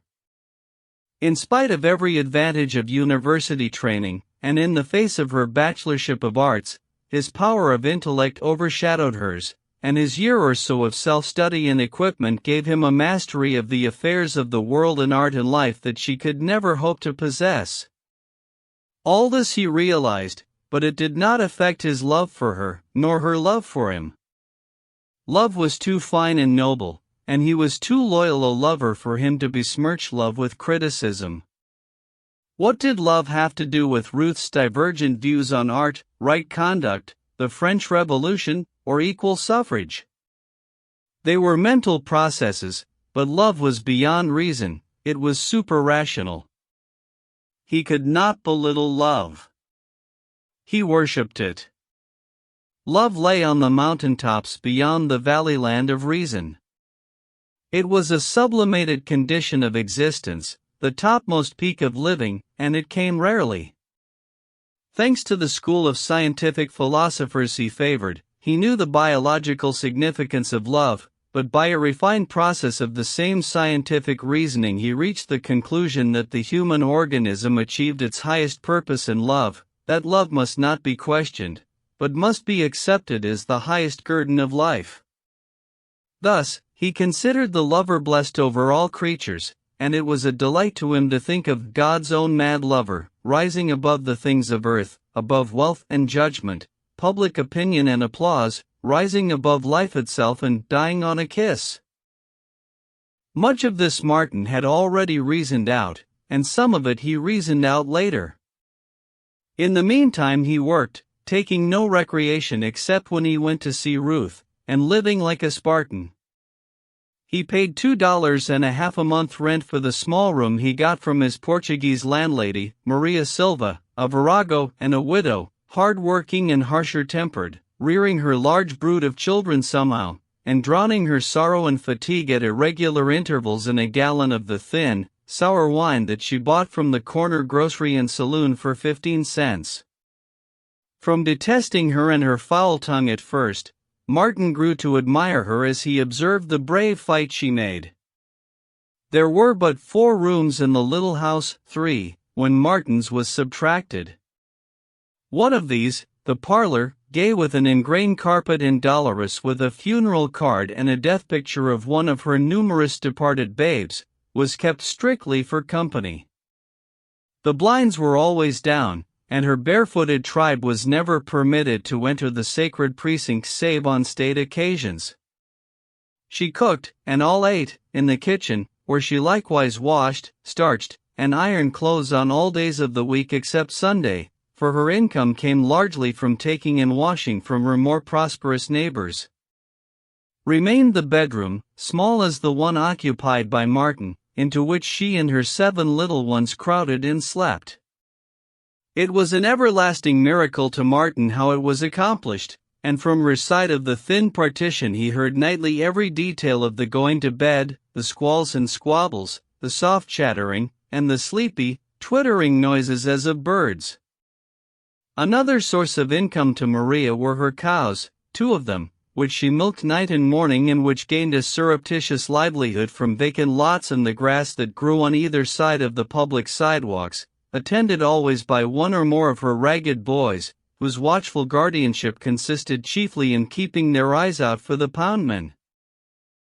In his own small room Martin lived, slept, studied, wrote, and kept house. Before the one window, looking out on the tiny front porch, was the kitchen table that served as desk, library, and typewriting stand. The bed, against the rear wall, occupied 2/3 of the total space of the room. The table was flanked on one side by a gaudy bureau, manufactured for profit and not for service, the thin veneer of which was shed day by day. This bureau stood in the corner, and in the opposite corner, on the table's other flank, was the kitchen, the oil stove on a dry goods box, inside of which were dishes and cooking utensils, a shelf on the wall for provisions, and a bucket of water on the floor. Martin had to carry his water from the kitchen sink, there being no tap in his room. On days when there was much steam to his cooking, the harvest of veneer from the bureau was unusually generous. Over the bed, hoisted by a tackle to the ceiling, was his bicycle. At first he had tried to keep it in the basement, but the tribe of Silva, loosening the bearings and puncturing the tires, had driven him out. Next he attempted the tiny front porch, until a howling southeaster drenched the wheel a night long. Then he had retreated with it to his room and slung it aloft. A small closet contained his clothes and the books he had accumulated and for which there was no room on the table or under the table. Hand in hand with reading, he had developed the habit of making notes, and so copiously did he make them that there would have been no existence for him in the confined quarters had he not rigged several clotheslines across the room on which the notes were hung. Even so, he was crowded until navigating the room was a difficult task. He could not open the door without first closing the closet door, and vice versa. It was impossible for him anywhere to traverse the room in a straight line. To go from the door to the head of the bed was a zigzag course that he was never quite able to accomplish in the dark without collisions. Having settled the difficulty of the conflicting doors, he had to steer sharply to the right to avoid the kitchen. Next, he sheered to the left, to escape the foot of the bed, but this sheer, if too generous, brought him against the corner of the table. With a sudden twitch and lurch, he terminated the sheer and bore off to the right along a sort of canal, one bank of which was the bed, the other the table. When the one chair in the room was at its usual place before the table, the canal was unnavigable. When the chair was not in use, it reposed on top of the bed, though sometimes he sat on the chair when cooking, reading a book while the water boiled, and even becoming skillful enough to manage a paragraph or two while steak was frying. Also, so small was the little comber that constituted the kitchen, he was able, sitting down, to reach anything he needed. In fact, it was expedient to cook sitting down. Standing up, he was too often in his own way. In conjunction with a perfect stomach that could digest anything, he possessed knowledge of the various foods that were at the same time nutritious and cheap. Pea soup was a common article in his diet, as well as potatoes and beans, the latter large and brown and cooked in Mexican style. Rice, cooked as American housewives never cook it and can never learn to cook it, appeared on Martin's table at least once a day. Dried fruits were less expensive than fresh, and he had usually a pot of them, cooked and ready at hand, for they took the place of butter on his bread. Occasionally he graced his table with a piece of round steak, or with a soup bone. Coffee, without cream or milk, he had twice a day, in the evening substituting tea, but both coffee and tea were excellently cooked. There was need for him to be economical. His vacation had consumed nearly all he had earned in the laundry, and he was so far from his market that weeks must elapse before he could hope for the first returns from his hackwork. Except at such times as he saw Ruth, or dropped in to see his sister Gertrude, he lived a recluse, in each day accomplishing at least 3 days' labor of ordinary men. He slept a scant 5 hours, and only one with a constitution of iron could have held himself down, as Martin did, day after day, to 19 consecutive hours of toil. He never lost a moment. On the looking-glass were lists of definitions and pronunciations. When shaving, or dressing, or combing his hair, he conned these lists over. Similar lists were on the wall over the oil stove, and they were similarly conned while he was engaged in cooking or in washing the dishes. New lists continually displaced the old ones. Every strange or partly familiar word encountered in his reading was immediately jotted down, and later, when a sufficient number had been accumulated, were typed and pinned to the wall or looking glass. He even carried them in his pockets, and reviewed them at odd moments on the street, or while waiting in butcher's shop or grocery to be served. He went farther in the matter. Reading the works of men who had arrived, he noted every result achieved by them, and worked out the tricks by which they had been achieved, the tricks of narrative, of exposition, of style, the points of view, the contrasts, the epigrams, and of all these he made lists for study. He did not ape. He sought principles. He drew up lists of effective and fetching mannerisms, till out of many such, culled from many writers, he was able to induce the general principle of mannerism, and, thus equipped, to cast about for new and original ones of his own, and to weigh and measure and appraise them properly. In similar manner he collected lists of strong phrases, the phrases of living language, phrases that bit like acid and scorched like flame, or that glowed and were mellow and luscious in the midst of the arid desert of common speech. He sought always for the principle that lay behind and beneath. He wanted to know how the thing was done, after that he could do it for himself. He was not content with the fair face of beauty. He dissected beauty in his crowded little bedroom laboratory, where cooking smells alternated with the outer bedlam of the Silva tribe, and, having dissected and learned the anatomy of beauty, he was nearer being able to create beauty itself. He was so made that he could work only with understanding.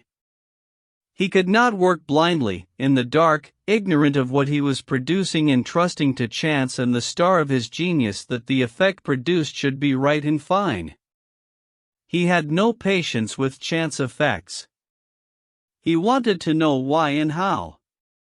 His was deliberate creative genius, and, before he began a story or poem, the thing itself was already alive in his brain, with the end in sight and the means of realizing that end in his conscious possession. Otherwise the effort was doomed to failure. On the other hand, he appreciated the chance effects in words and phrases that came lightly and easily into his brain, and that later stood all tests of beauty and power and developed tremendous and incommunicable connotations. Before such he bowed down and marveled, knowing that they were beyond the deliberate creation of any man. And no matter how much he dissected beauty in search of the principles that underlie beauty and make beauty possible, he was aware, always, of the innermost mystery of beauty to which he did not penetrate and to which no man had ever penetrated. He knew full well, from his Spencer, that man can never attain ultimate knowledge of anything, and that the mystery of beauty was no less than that of life, nay, more, that the fibers of beauty and life were intertwisted, and that he himself was but a bit of the same non-understandable fabric, twisted of sunshine and stardust in wonder. In fact, it was when filled with these thoughts that he wrote his essay entitled Stardust, in which he had his fling, not at the principles of criticism, but at the principal critics. It was brilliant, deep, philosophical, and deliciously touched with laughter. Also it was promptly rejected by the magazines as often as it was submitted. But having cleared his mind of it, he went serenely on his way. It was a habit he developed, of incubating and maturing his thought upon a subject, and of then rushing into the typewriter with it. That it did not see print was a matter of small moment with him.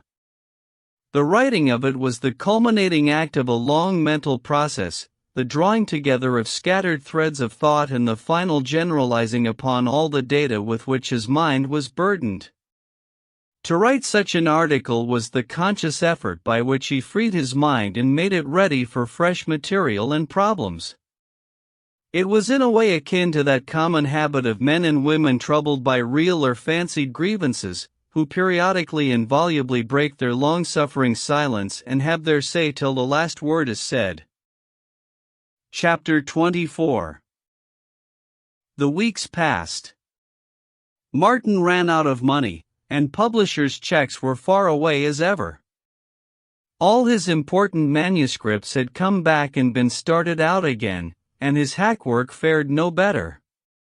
His little kitchen was no longer graced with a variety of foods. Caught in the pinch with a part sack of rice and a few pounds of dried apricots, rice and apricots was his menu 3 times a day for 5 days running. Then he started to realize on his credit. The Portuguese grocer, to whom he had hitherto paid cash, called a halt when Martin's bill reached the magnificent total of $3.85.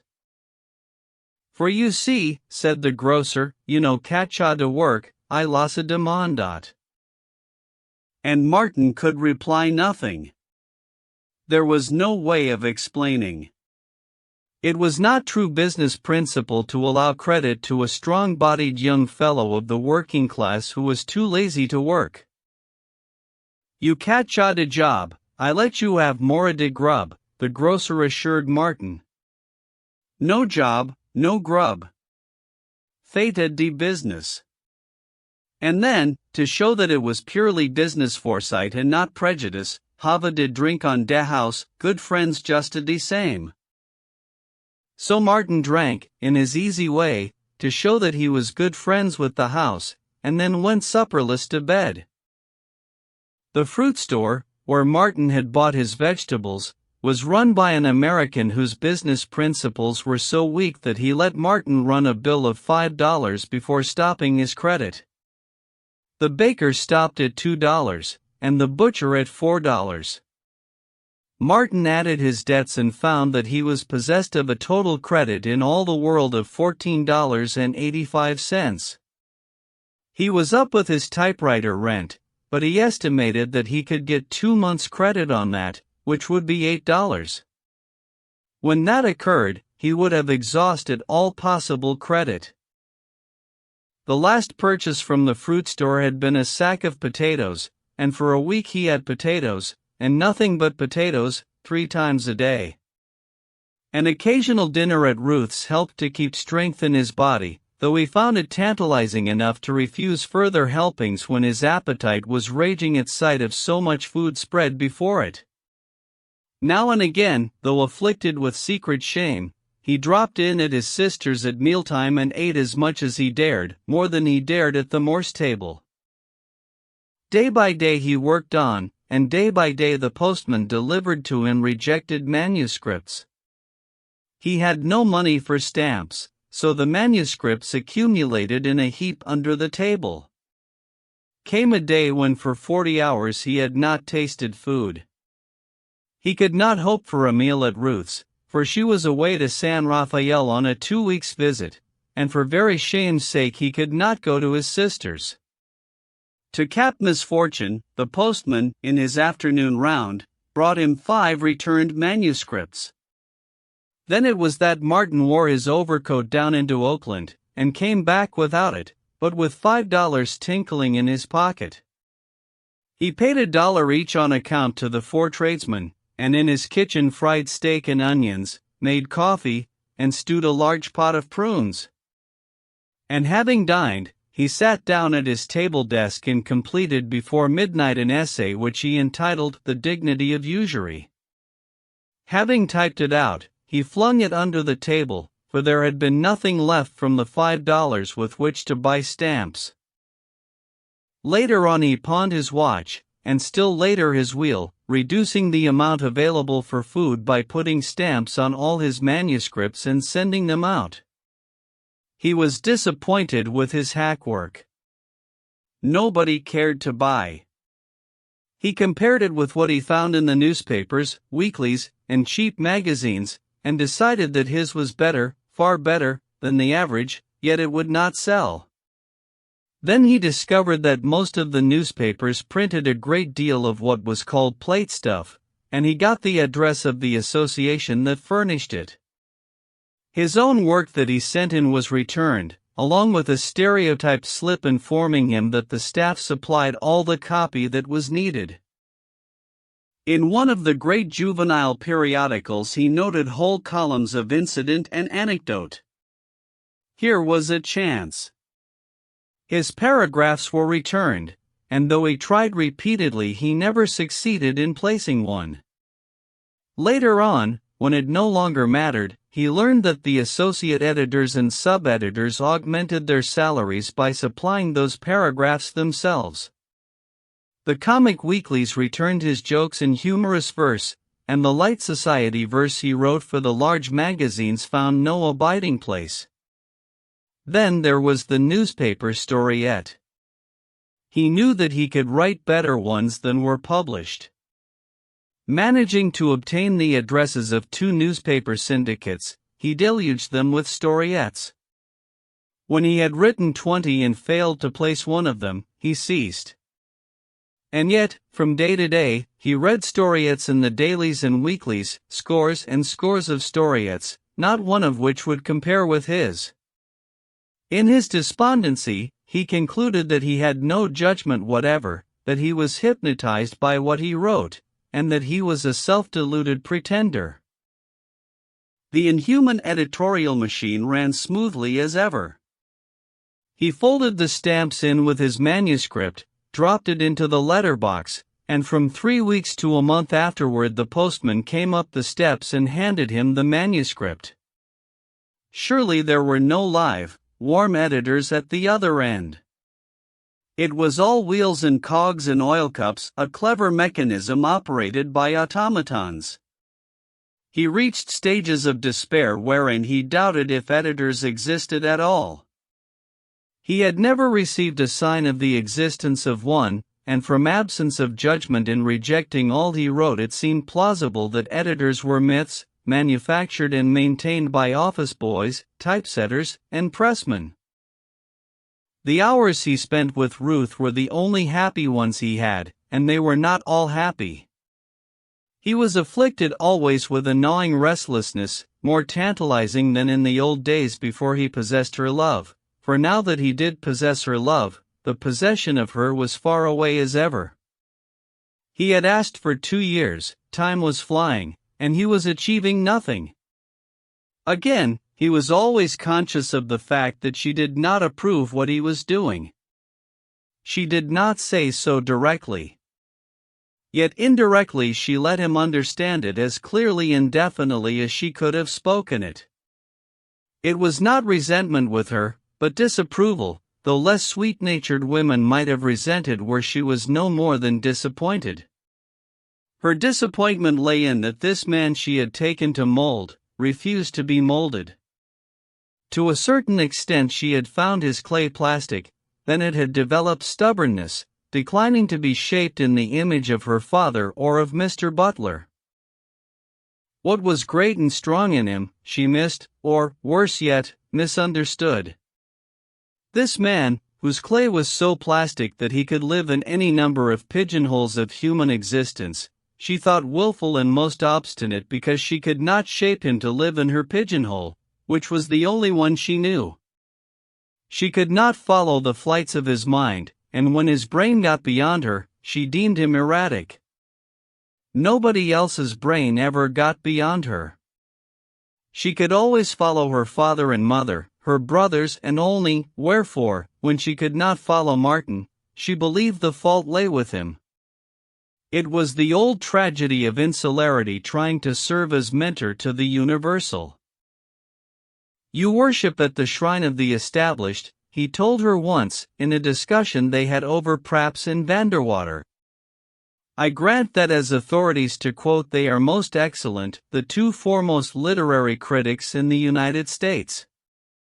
Every school teacher in the land looks up to Vanderwater as the dean of American criticism. Yet I read his stuff, and it seems to me the perfection of the felicitous expression of the inane. Why, he is no more than a ponderous bromide, thanks to Gelett Burgess. And Praps is no better. His Hemlock Mosses, for instance, is beautifully written. Not a comma is out of place, and the tone is lofty, so lofty. He is the best paid critic in the United States. Though, heaven forbid, he's not a critic at all. They do criticism better in England. But the point is, they sound the popular note, and they sound it so beautifully and morally and contentedly. Their reviews remind me of a British Sunday. They are the popular mouthpieces. They back up your professors of English, and your professors of English back them up.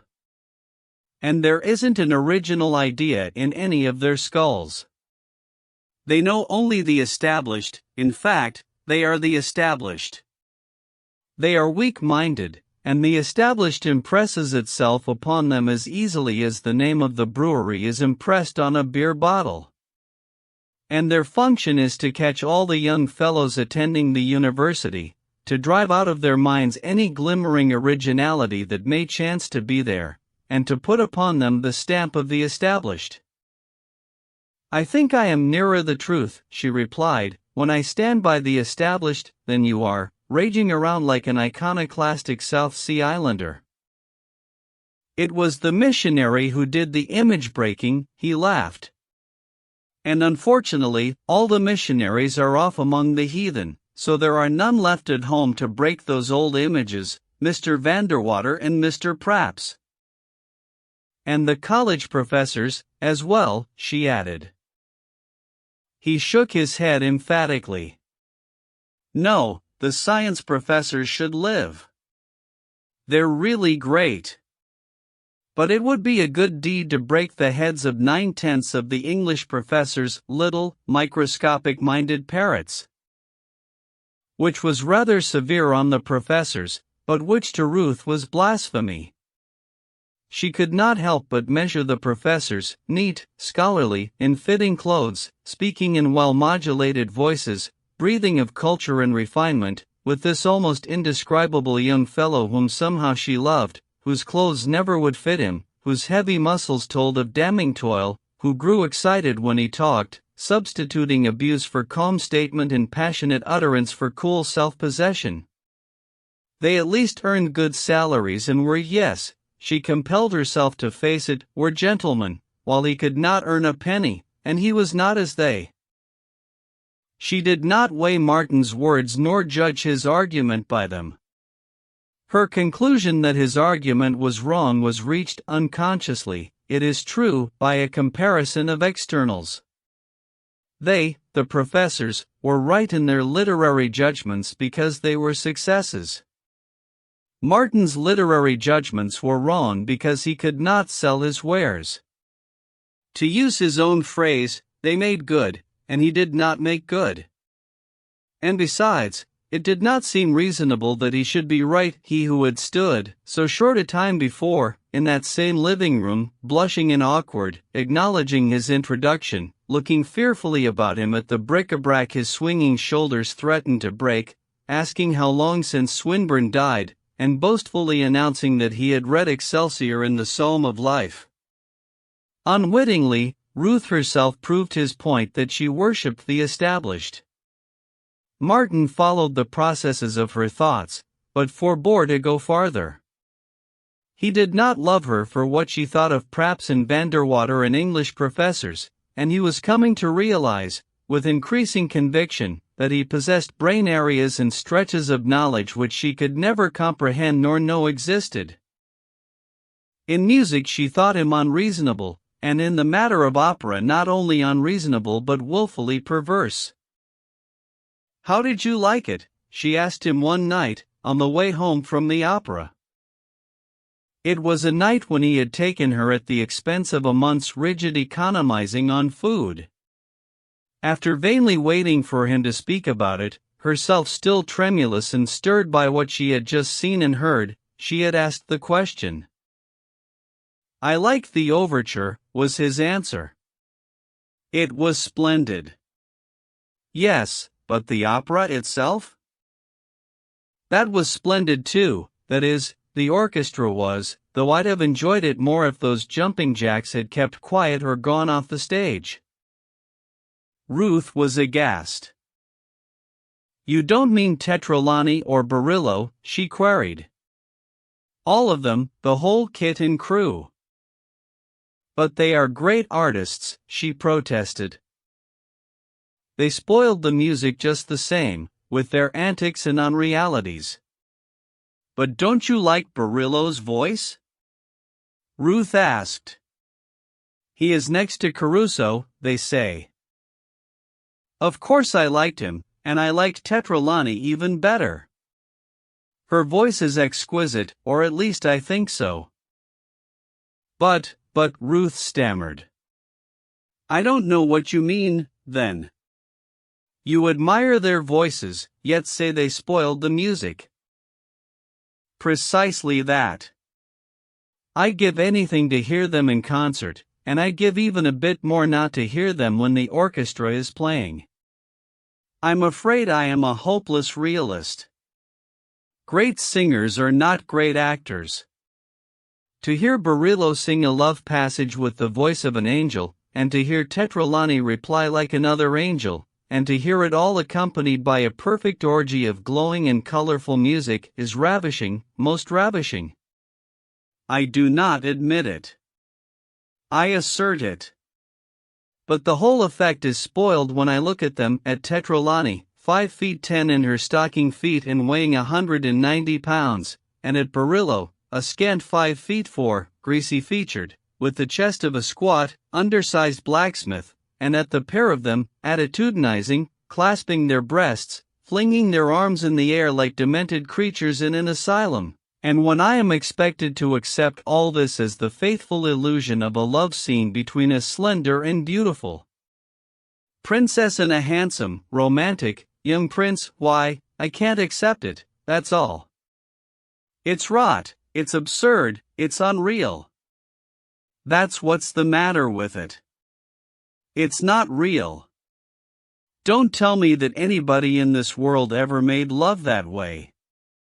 Why, if I'd made love to you in such fashion, you'd have boxed my ears.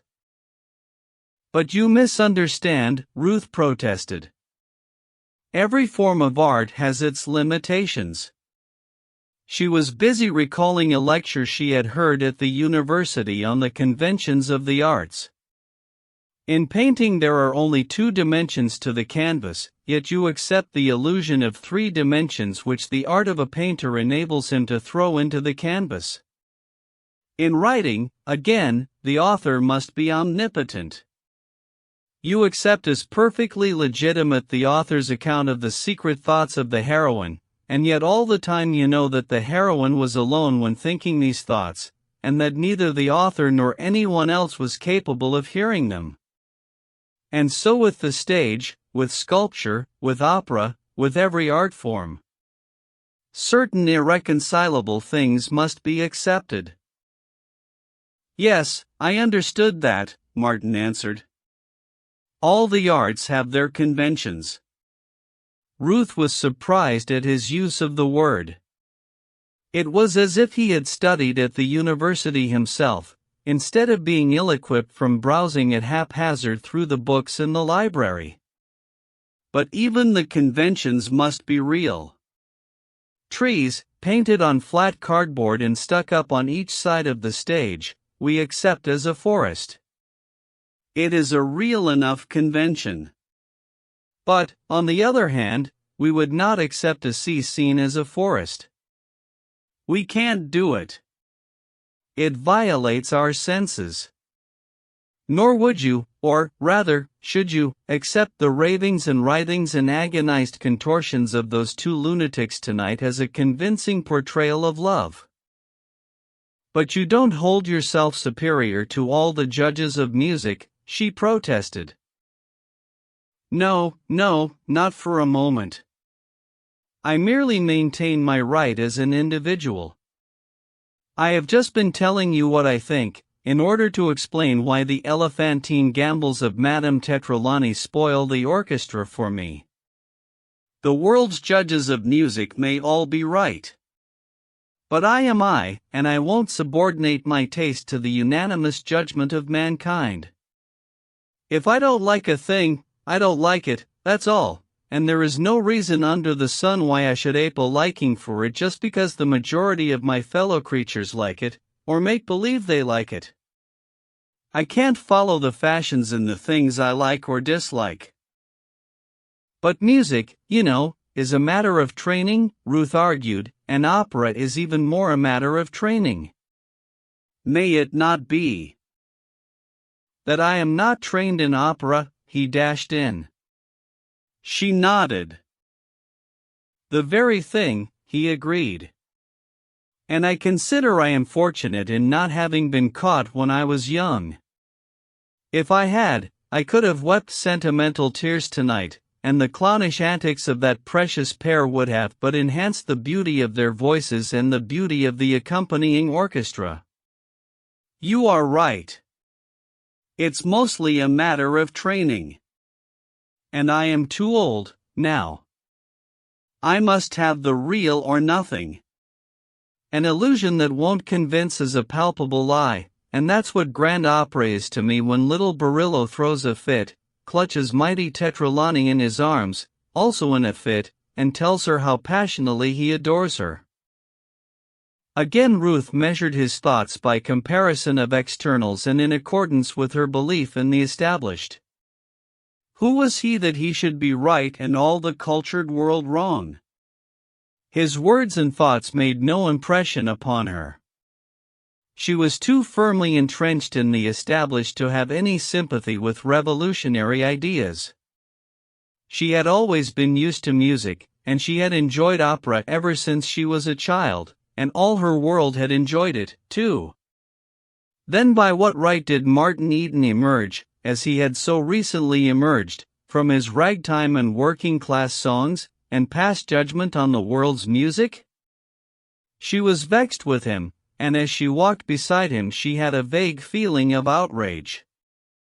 At the best, in her most charitable frame of mind, she considered the statement of his views to be a caprice, an erratic and uncalled for prank. But when he took her in his arms at the door and kissed her good night in tender lover fashion, she forgot everything in the outrush of her own love to him. And later, on a sleepless pillow, she puzzled, as she had often puzzled of late, as to how it was that she loved so strange a man, and loved him despite the disapproval of her people.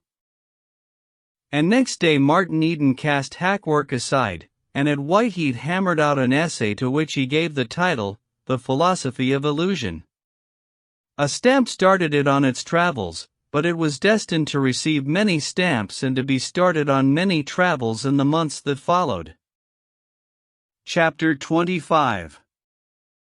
Maria Silva was poor, and all the ways of poverty were clear to her. Poverty, to Ruth, was a word signifying a not nice condition of existence. That was her total knowledge on the subject. She knew Martin was poor, and his condition she associated in her mind with the boyhood of Abraham Lincoln, of Mr. Butler, and of other men who had become successes.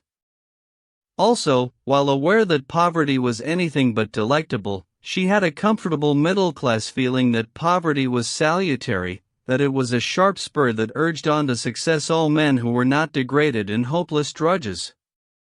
So that her knowledge that Martin was so poor that he had pawned his watch and overcoat did not disturb her. She even considered it the hopeful side of the situation, believing that sooner or later it would arouse him and compel him to abandon his writing. Ruth never read hunger in Martin's face, which had grown lean and had enlarged the slight hollows in the cheeks. In fact, she marked the change in his face with satisfaction. It seemed to refine him, to remove from him much of the dross of flesh and the too animal-like vigor that lured her while she detested it. Sometimes, when with him, she noted an unusual brightness in his eyes, and she admired it, for it made him appear more the poet and the scholar, the things he would have liked to be and which she would have liked him to be. But Maria Silva read a different tale in the hollow cheeks and the burning eyes, and she noted the changes in them from day to day, by them following the ebb and flow of his fortunes. She saw him leave the house with his overcoat and return without it, though the day was chill and raw, and promptly she saw his cheeks fill out slightly and the fire of hunger leave his eyes. In the same way she had seen his wheel and watch go, and after each event she had seen his vigor bloom again. Likewise she watched his toils, and knew the measure of the midnight oil he burned. Work! She knew that he outdid her, though his work was of a different order. And she was surprised to behold that the less food he had, the harder he worked. On occasion, in a casual sort of way, when she thought hunger pinched hardest, she would send him in a loaf of new baking, awkwardly covering the act with banter to the effect that it was better than he could bake. And again, she would send one of her toddlers into him with a great pitcher of hot soup, debating inwardly the while whether she was justified in taking it from the mouths of her own flesh and blood. Nor was Martin ungrateful, knowing as he did the lives of the poor, and that if ever in the world there was charity, this was it. On a day when she had filled her brood with what was left in the house, Maria invested her last 15 cents in a gallon of cheap wine. Martin, coming into her kitchen to fetch water, was invited to sit down and drink. He drank her very good health, and in return she drank his. Then she drank to prosperity in his undertakings, and he drank to the hope that James Grant would show up and pay her for his washing. James Grant was a journeyman carpenter who did not always pay his bills and who owed Maria $3. Both Maria and Martin drank the sour new wine on empty stomachs, and it went swiftly to their heads. Utterly differentiated creatures that they were lonely in their misery, and though the misery was tacitly ignored, it was the bond that drew them together. Maria was amazed to learn that he had been in the Azores, where she had lived until she was 11. She was doubly amazed that he had been in the Hawaiian Islands, whither she had migrated from the Azores with her people. But her amazement passed all bounds when he told her he had been on Maui, the particular island whereon she had attained womanhood and married. Kahului, where she had first met her husband, he, Martin, had been there twice. Yes, she remembered the sugar steamers, and he had been on them. Well, it was a small world. And Wailuku. That place, too.